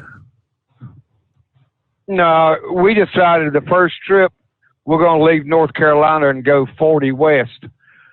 And then when she gets tired, we'll stop probably in Nashville for a couple of days, then go on to Memphis and stay in Memphis for about a week, and then go on to cross Arkansas into Texas for a couple of days and end up in Phoenix and then Las Vegas, stay about 2 weeks and see some friends in Las Vegas, then turn around and come back. And then the second trip will be south around Florida and back across the Gulf Coast. How about that? That's the plan. That's the plan. Then got a niece to move into the house, and she's going to rent it until we get back. Some of my friends sold everything they had when they retired, bought a motor coach, and never looked back. Been 10 years, one of them. I said, I'm not going to do that. I'm going to keep my house. I mean, just in case you something hear about happens. so many truck drivers. I mean, you've spent years out there driving. You think like once you get off the road, you're like, all right, I'm done driving. But you still have the zeal to get out there and hit the road, huh?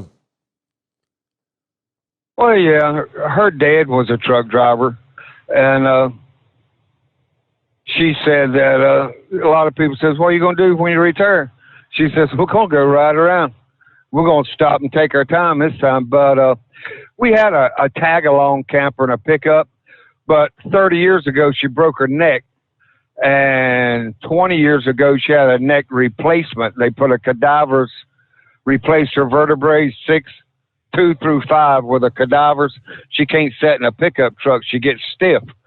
So when I found this one, this used one, man, she was so happy coming down 81 that night, walking from the front to the back. She said, "This is going to be great. This is just like when I was young and lived in a house trailer. This is like a 12 by 65 new moon."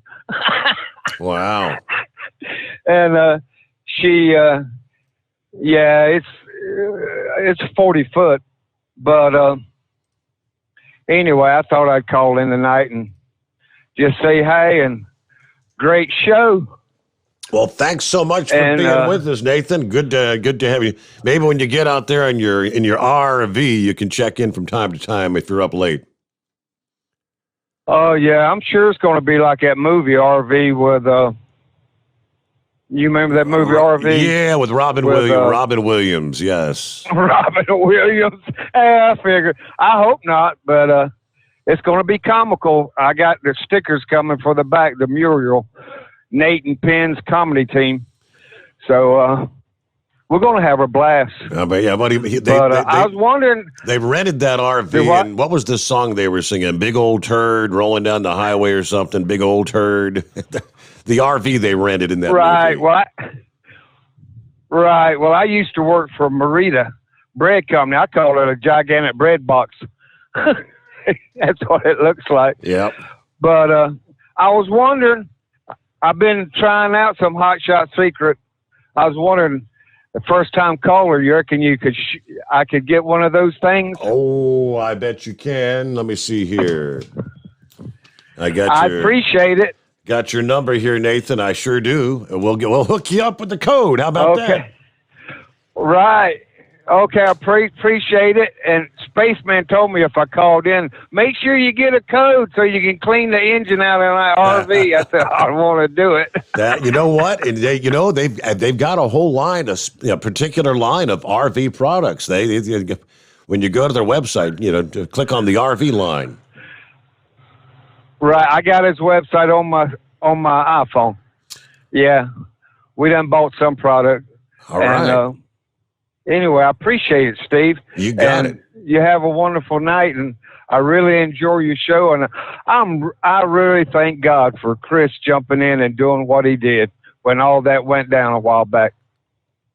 I can't tell you how much I appreciate it. You know what I mean? Oh, I told the princess when I got home, I said, "You ain't going to believe this." She says, "You got to be kidding me. How you going to stay awake now at night?" I said, "I don't know." I said, "Maybe something will come up." And then Chris jumped in and did the deal. I like it. And I here really we are. appreciate that guy. That's great. All right. Well, thank you so much for listening and help spread the word. Tell your friends and folks out there to jump on board the Steve Sommers Overnight Drive. All right. Is it Big Sexy, I bet? It says Big J, but I bet it's Big Sexy. Yeah, you got that right. It's Big Sexy. All right. I called that one. Yeah, you called that one right. Y'all kept saying Happy Hump Night last night. No, tonight's Hump Night. For me, anyway. Yep, I got you. I want to also say that I hope I wish Big Moose well on everything. I'm glad to hear everything went good and he should be getting out today. Yep. On your story earlier, I didn't get a chance to call. I've called in a couple times, but I've had to disconnect. A couple times I've lost myself. But when I was listening, you said something about the hospital that suspended the people. 178 people who refuse to get the vaccine. They're suspended for 2 weeks, and if they don't get the vaccine or they don't take the shot in that 2 weeks, they're fired. Where's that hospital at again, Texas? That's I guess it's a chain of hospitals or whatever, because it's like, I think it's 25,000 people that work for it. So, yeah, but it is in Texas. That is correct. Well, in Texas, one of the states like Florida that has said you can't require people to get the vaccine or have the vaccine passport or whatever. I thought Texas did pass the vaccine passport thing. I thought they did. Well, if that's the case, then, the governor ought to do something about that. Especially if they said that. In fact, I think Arkansas has said that they're not going to do the vaccine passport. I'm not sure. I believe we did. But, I was thinking about that when you said that. It popped into my mind. I just did a quick search here, Big Sec. You are correct. According from KHOU this past day, by law, it says no Texas business can require proof of vaccination. That's quite interesting. There you go. Yeah. And I've got a feeling that those employees are not going to be out of a job. If that's the case, then Texas ought to have their back. I wonder if I'm going to go through this and see if, when it says business, does that mean employer? Can an employer require it? I guess from KHOU out of Houston, it is now a law that as a customer, you cannot be required to show your vaccine information to any Texas business. So I guess that would mean if you're you're going to try to take a cruise out of the port there in Texas. It is written very clear in black and white. This is intended to impact all businesses operating in the state of Texas. Under Texas law, no Texas business can require a customer to show proof of vaccine. Governor said we want to make sure that you have the freedom to go where you want without limits. It's a law that some businesses may push back on. Business owners may take it upon themselves to say, no, this is my private establishment. I have a right to refuse service. Now, I said that because there's been no federal mandate on vaccine passports, it's left up to the states to fill in the blanks. One thing that may come from this is that businesses may now offer rewards or incentives to those who show proof they're vaccinated. I do see businesses potentially offering rewards, expedited entry, priority seating, something like that, maybe more comfortable seating for those who have been vaccinated. But the law came on the same day that Carnival announced their first Galveston cruise since the pandemic is going to set sail July 3rd. And they announced guests would have to prove vaccination. Carnival Cruise Line responded with this statement: we are evaluating the legislation signed into law in Texas regarding vaccine information. The law provides exceptions for when a business is implementing COVID protocols in accordance with federal law, which is consistent with our plans to comply with the Centers for Disease Control guidelines. The new Texas law basically says you can't test anybody, you cannot require any vaccines unless you're under the jurisdiction of another federal agency. And that's what the port director at the Port of Galveston is kind of saying. It's our understanding the cruise lines, which operate under federal CDC guidelines, will be able to continue doing so, even with the new law, which he says means they can continue to require vaccine verification. Unlike the law in Florida, they believe that the Texas law is a bit less restrictive when it comes to cruising. But in Texas, they're saying you can't do the same thing in Florida unless you're under the jurisdiction of a federal agency. All right, so there you have it. News break time at 844-844-3388. The Steve Summers Overnight Drive, live from the Hotshot Secret Studios. USA Radio News with Dan Naraki. The developer of the Keystone XL pipeline has officially called off the project. Calgary-based TC Energy canceled the project after the Biden administration had revoked the construction permit granted by President Trump. The company says it will work to develop a plan for a safe exit from the partially built pipeline. The project, which would have transported about 35 million gallons of crude oil daily from Canada to the Gulf Coast, initially stalled during the Obama administration before being given the go-ahead by the Trump administration. Biden revoked the construction permit in January over climate change concerns. And the United States will reportedly buy 500 million doses of Pfizer's COVID vaccine to distribute them to other countries. The Washington Post first reported the deal that will see 200 million doses delivered in 2021 and the remaining shots delivered in the first half of next year. The doses will be distributed through the United Nations COVAX program. You're listening to USA Radio News. I owed the IRS $10,000. The IRS garnished my wages. They put a lien on my house. The IRS is the most powerful collection agency in the world. They do not give up until you pay. I couldn't sleep. We were being audited. I called Tax Solutions Now, and a great big weight was lifted off my shoulders. I called Tax Solutions Now, and they got the IRS off my back. Tax Solutions Now had my wage garnishment lifted in 48 hours. Tax Solutions Now can get you help. Our agents know the rules, can stop the pain, and get you the best deal. We connect you with a team of former IRS agents and tax professionals who will get the IRS off your back. We saved our home and overcame the most powerful collection agency in the world. Call Tax Solutions now. Time is running out. Call 800-987-0577. 800-987-0577. 800-987-0577. 800-987-0577. Live from the Hotshot Secret Studios, the Steve Summers Overnight Drive.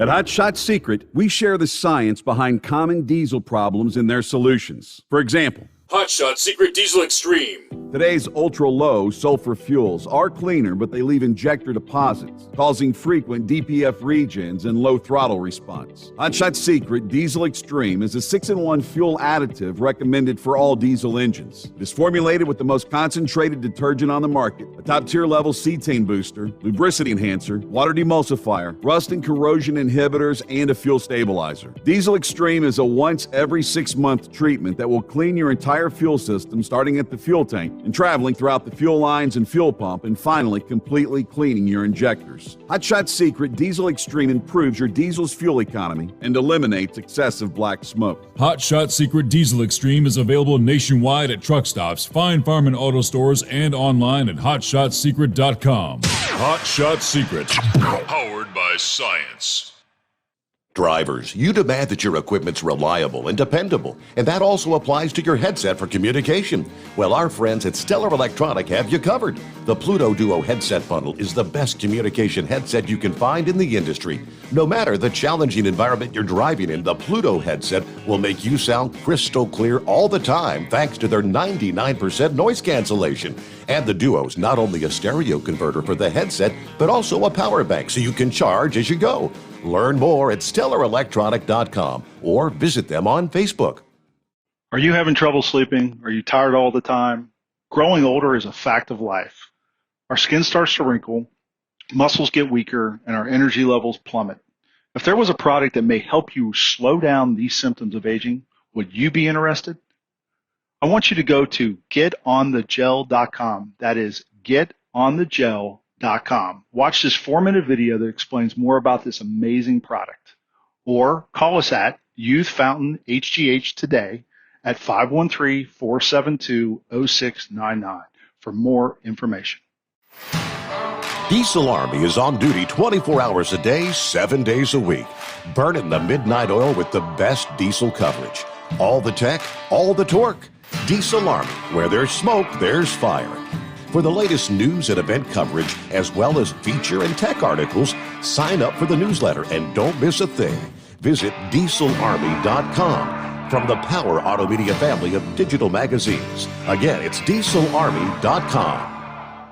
For anything diesel, take it to Scheid Diesel. They provide a wide variety of services and diagnostics to determine what the problem is with the latest technology. From simple oil changes and preventative maintenance to fuel system diagnostics and repairs, engine rebuilds and cylinder head repairs, and rebuilds with our in-house machine shop. They also have on-site DPF cleaning for exhaust issues and DOT inspections. If your diesel is asking for some attention, Scheid Diesel has the specialist you need for anything diesel. Located in Terre Haute and Lafayette, Indiana, and Effingham, Illinois, Scheid Diesel has you covered. Dean Michael, the tax doctor here. Are you tired of those tax problems following you around like a dark cloud, always in the back of your mind, losing sleep at night? Call me now and get your life back. 888-557-4020 or go to mytaxhelpmd.com. Pretending they're not there won't make them go away. The IRS isn't going to forget. They will levy your bank account and garnish your wages. Don't wait for that to happen. I'm not telling you these things to scare you. I'm telling you so you can benefit from my years of experience. Now is the time to act. 888-557-4020. At Hot Shot Secret, we share the science behind common diesel problems and their solutions. For example, Diesel fuel cetane levels. in many states, the cetane rating in diesel fuel is 42 to 45. Most diesel engines operate more efficiently with a cetane rating of 48 to 50. One treatment of Hot Shot Secret Diesel Extreme will raise your cetane 7 points, increase fuel economy, and improve cold starts. Due to a cleaner burn, there are less hydrocarbons and particulate matter in your exhaust. This reduces the blockage of your diesel particulate filter. Using Diesel Extreme generates 83% less DPF regeneration. The 6-in-1 Diesel Extreme formula also includes the most concentrated detergent on the market, lubricity enhancer, water demulsifier, rust and corrosion inhibitors, and a fuel stabilizer. Hot Shot Secret Diesel Extreme is available nationwide at truck stops, fine farm and auto stores, and online at hotshotsecret.com. Hot Shot Secret, powered by science. Keep the bugs off your glass and the smokies off your ass. This is the Overnight Drive with Steve Sommers.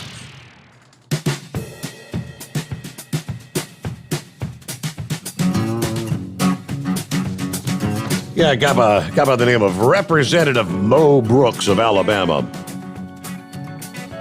pretty much said it like it is. He sent a message to Vice President Kamala Harris.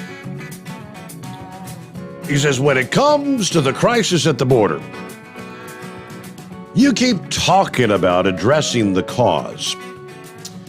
Well, the cause is simple, Kamala Harris. Listen up, listen close. Quit paying people money to break into the United States of America. That about says it, doesn't it? He said she should simply start enforcing our border laws. And you know what? If you do that, they won't come. Just obey the law. If you'll just obey the law and quit encouraging illegal conduct, hey, there's a solution at our southern border. Brooks serves on the House Armed Services, Science, Space, and Technology Committees. He said Joe Biden and Kamala Harris they're out of touch with reality. I'm not sure exactly what it is about their mental attitude and approach to all this that makes them out of touch, but we have a very serious and dangerous problem at our southern border. The Democrats don't require a border solution. They simply covet more power, he thinks. The socialists like Kamala Harris and Joe Biden, they covet political power so much that they're willing to sacrifice American lives. Every year, about 2,000 American lives are dead on the hands of illegals killed on American soil. They're willing to accept those losses because they believe long-term this process of illegally crossing our borders will empower socialist Democrats with more votes in the House, Senate, and White House elections. That's what it's all about. They're coveting power regardless of the damage that is done to the American citizen. If you heard that stat, about 2,000 Americans dead every year at the hands of illegals in this country. All right, let's try again here. Back to the calls. Who's on the line here? We got Gilligan. Hey, You were jelly, get jelly. A while ago. What's that? It said jelly, get jelly. Yeah, I don't know where it got that, but well, last night it hung up on me. I don't know what was going on all at once, almost 4 o'clock hour, and it said, well, the show has ended. I know it's your phone reset. Right. Yeah, I tried to call back and it wouldn't answer the phone. It said the all circuits were busy. Boy, I must have really made your call screener mad. Huh. You know, you sure that ain't a Biden supporter you got there as a call screener? Hey, Steve, I want to touch on a couple things. One, I don't know whether you touched on this, but it looks like the Volvo plant down here in Dublin, Virginia is back on strike. Have you touched on that?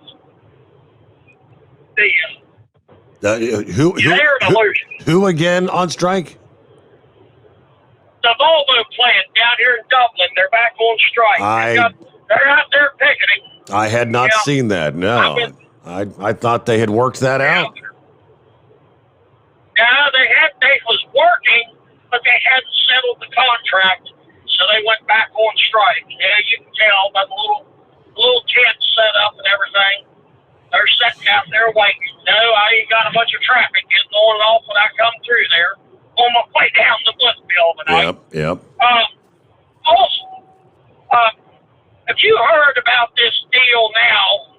I think it's supposedly in one of the future budgets of Joe Biden. He wants to do away with mother and make it first person. Have you heard about that?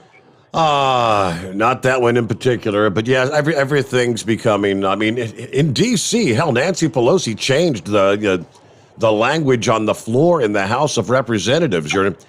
I don't believe it's any, I don't think, is it the gentlewoman or the gentleman or anything? It's getting crazy.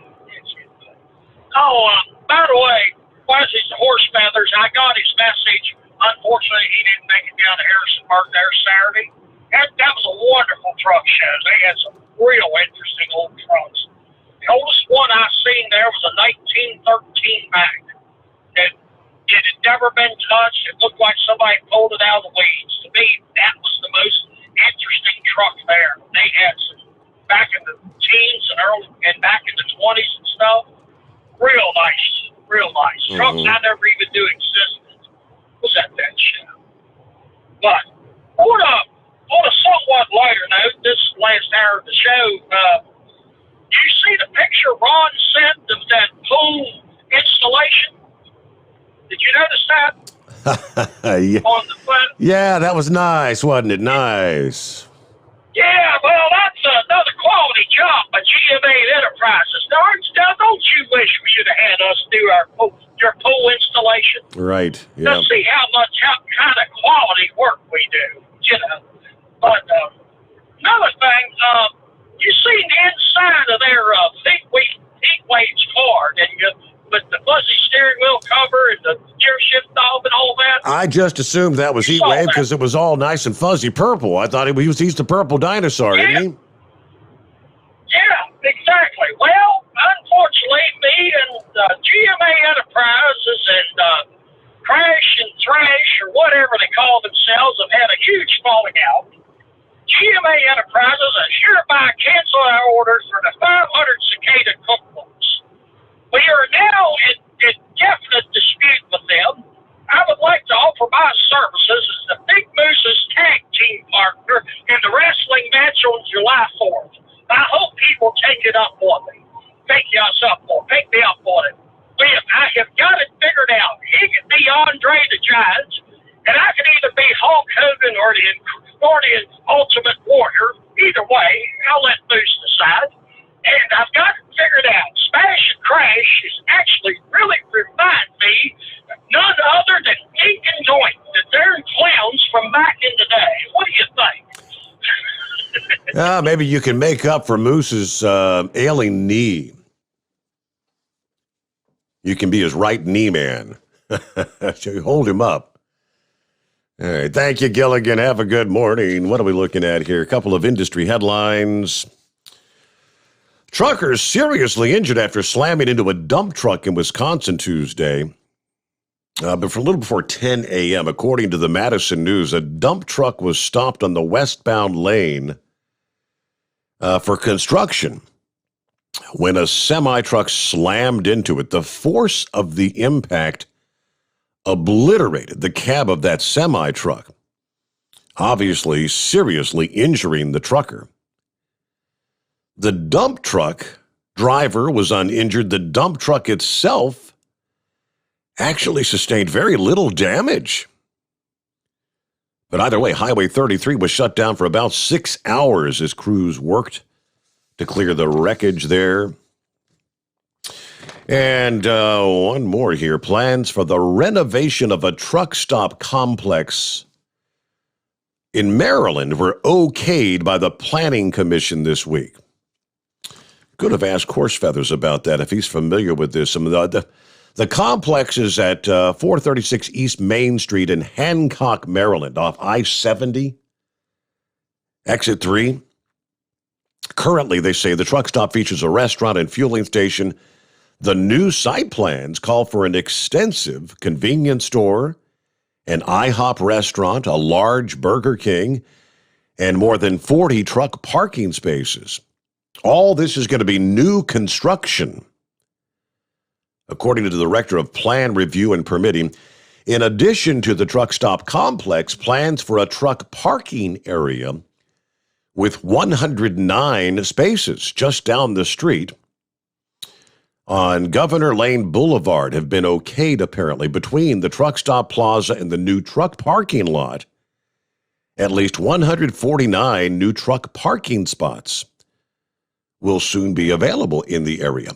Again, they're in Maryland. Okay, how about that? What kind of baloney you got for us, Knucklebuster? Morning, Mr. Steve Sommers. I don't blame your computer. There's a lot of people I want to hang up on them. You just ain't one of them, right? There you go. Well, that's pretty good. Getting an international house of perverts always shooting them at pancakes in the truck stop there. So, I don't know. It's been an unusual day today. Them cicadas, they were, I know they shut down the press corps airplane there, but hell, I don't blame them. I wouldn't want fake news out there anyway. But they were just trying to join the Mile High Sex Club. So that's all they were doing there. Right? So that's the only thing I could think of reason they'd get up there in that motor. Yeah. I heard you called the fraud division of the sheriff's department last night and reported a fraudulent joke on the show. Or was it the fraudulent jokester you were reporting? The fraudulent jokester. Might have been both, right? Yep, yeah, exactly. Yeah, I don't blame you to be a fraudulent jokester, right? Mm-hmm. All right, well, that's all my old baloney for this morning there. So have a great day and kick this thing up against the dash. Just carry it to the house and we'll do it again tomorrow night. And people, don't forget, buy Hot Shot Secret and buy some Steve Sommers Overnight Drive products too. And that's it, Steve. Have a good day. That sounds like a winning plan to me. Thank you, Knucklebuster. Have a good morning. All right, yeah, let's see. Not surprising. Even with the number of states that are eliminating the $300 additional unemployment, weekly unemployment.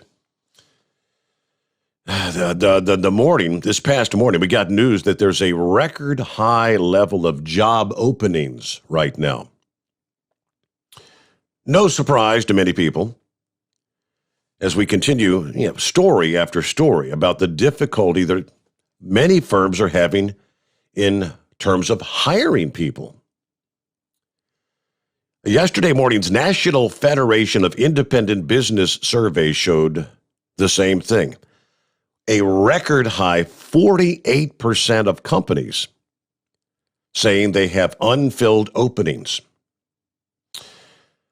But it's not just that hiring is strained. Workers are also quitting at increasing rates, at least according to the government data. And that is especially acute in the food industry. Per yesterday morning's JOLTS report, 5.6% of workers in the accommodation and food services industry quit their job in the month of April, up from 5.4% in the month of March. We're talking record territory. Of course, the more restaurants and other service industries make a point of how aggressively they're trying to hire, the more workers are going to feel comfortable leaving a job, knowing that other opportunities await them. I guess, although I've never worked in the food service biz, I know things can get really hectic back there. And, a lot of times these food service workers are busy. And sometimes there's a little bit of strain and a stress, tensions run high. And, the chef just says, hell with it, I'm out of here. Well, right now, the chef probably wouldn't have a hard time going to the restaurant next door and picking up a job. But all righty, there you go. And let me see here. Yes, Fly Rod. What's this deal with the falling out? I got the... well, greetings and salutations again, Steve. This is not a pre-recorded message. This is a live phone call. I'm on a rant.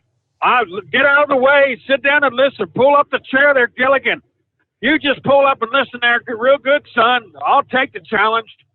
You bring the professor and Marianne and the Howes and the skipper too, because the big goose and pony feathers and Betty the bush hog brown bunny, they're going to need all the help they can get. So your order is not canceled. It's going to come through, and you're going to pay for it one way or the other. But I just wanted to tell you that. The fact of the matter is, how many of them damn cookbooks have you sold? I mean, here in a couple of weeks, they ain't going to be worth 2 cents. Steve Sommers. I could tell you the numbers, but it would be mesmerizing. Mesmerizing, really? Mesmerizing. As in, as in the numbers are so low that I'd be a gasp. No. One more thing, Steve, before you cut me off. I want to give a special thank you to Sex Maniac and Jolly Green Giant, because they've agreed to do all the parking for us at the event on the Queen City Smackdown is what we've named it now. Oh yeah. And they're going to do they're going to park the cars. And Jolly Green Giant, he's quite a cook, so he's agreed. Since he goes on and on and on and on and on and on and on and on and on and on about his potato salad, he's going to park a car and hand every driver a bowl of his famous potato salad. So him and Sex Maniac are going to do that, and we appreciate them being loyal fans. They've got T-shirts and hats now. Mr. Steve Sommers, you have a great day, and thank you for taking my call back. You got it. All right. How many cookbooks is you? Yeah, and realistically. People are eating the damn things. I know that. I have not eaten a cicada. I have been peed on by a cicada. Have you noticed if you get out under a tree that's full of cicadas, you'll feel a raindrop here? It's not a raindrop. I shared the video. Yes, the cicadas do pee. That's what you're feeling smacking you in the face when you're standing under a tree full of cicadas right about now. Let me see. Pappy sent me an email. Steve, dropped you like a hot potato for some reason.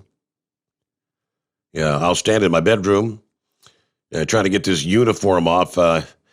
Anyway, I was going to say, is one volcano eruption spews out more carbon dioxide than we put out in 1,000 years. So we can cut back as much as we want. And it'd be all for nothing. Have a good night. Thank you much. All righty, here we got time for one more, maybe. The whole Keystone Pipeline. We've been hearing in the news updates through the night. The firm that was supposedly the construction firm, they've dropped the project. 2 more attorneys general have announced their respective states are joining the lawsuit against the Biden administration and what they are calling the illegal cancellation of the Keystone Pipeline. The Constitution is clear that presidents do not have the power to regulate foreign and interstate commerce or to unilaterally undo an act of Congress. This is the Attorney General of Montana making the announcement that Alaska and Florida are now joining the legal fight. She said U.S. consumers would benefit the most by the construction of the pipeline and are subsequently hurt the most by its cancellation.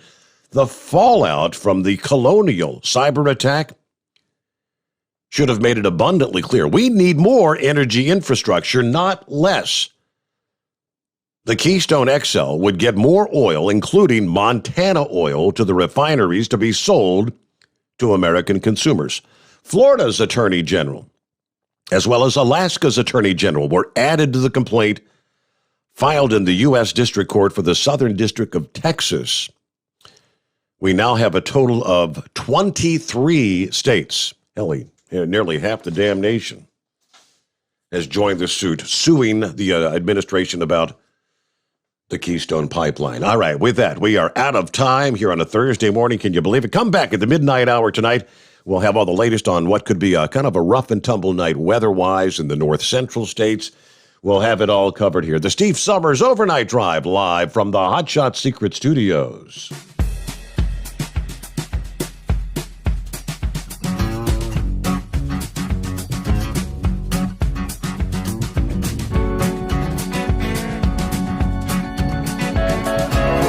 Never guess the places that I've been.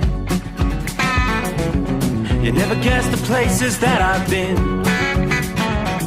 'Cause everything is like a dream, yeah, but only in that dream that I live in. I'm never gonna let the day begin. Never gonna let the day begin. 'Cause everything is like a dream, yeah, but only in that dream that I live in. Oh, don't wake me up before you go, and I'll just make this bed my home. Oh, darling, please just let me sleep. Give me my dreams.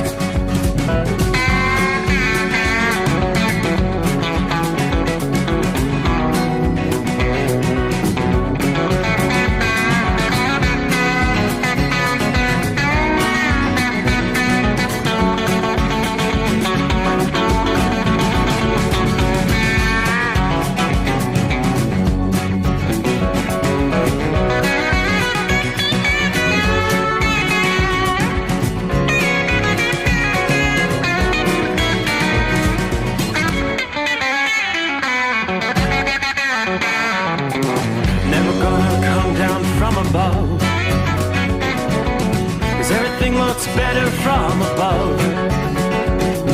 Nothing's ever as it seems, yeah, except in that world that I dream of. Never gonna lose the ones I love. Never gonna lose the ones I love. 'Cause everything is like a dream, yeah, but only in that world that I dream of. Oh, don't before you go, 'cause I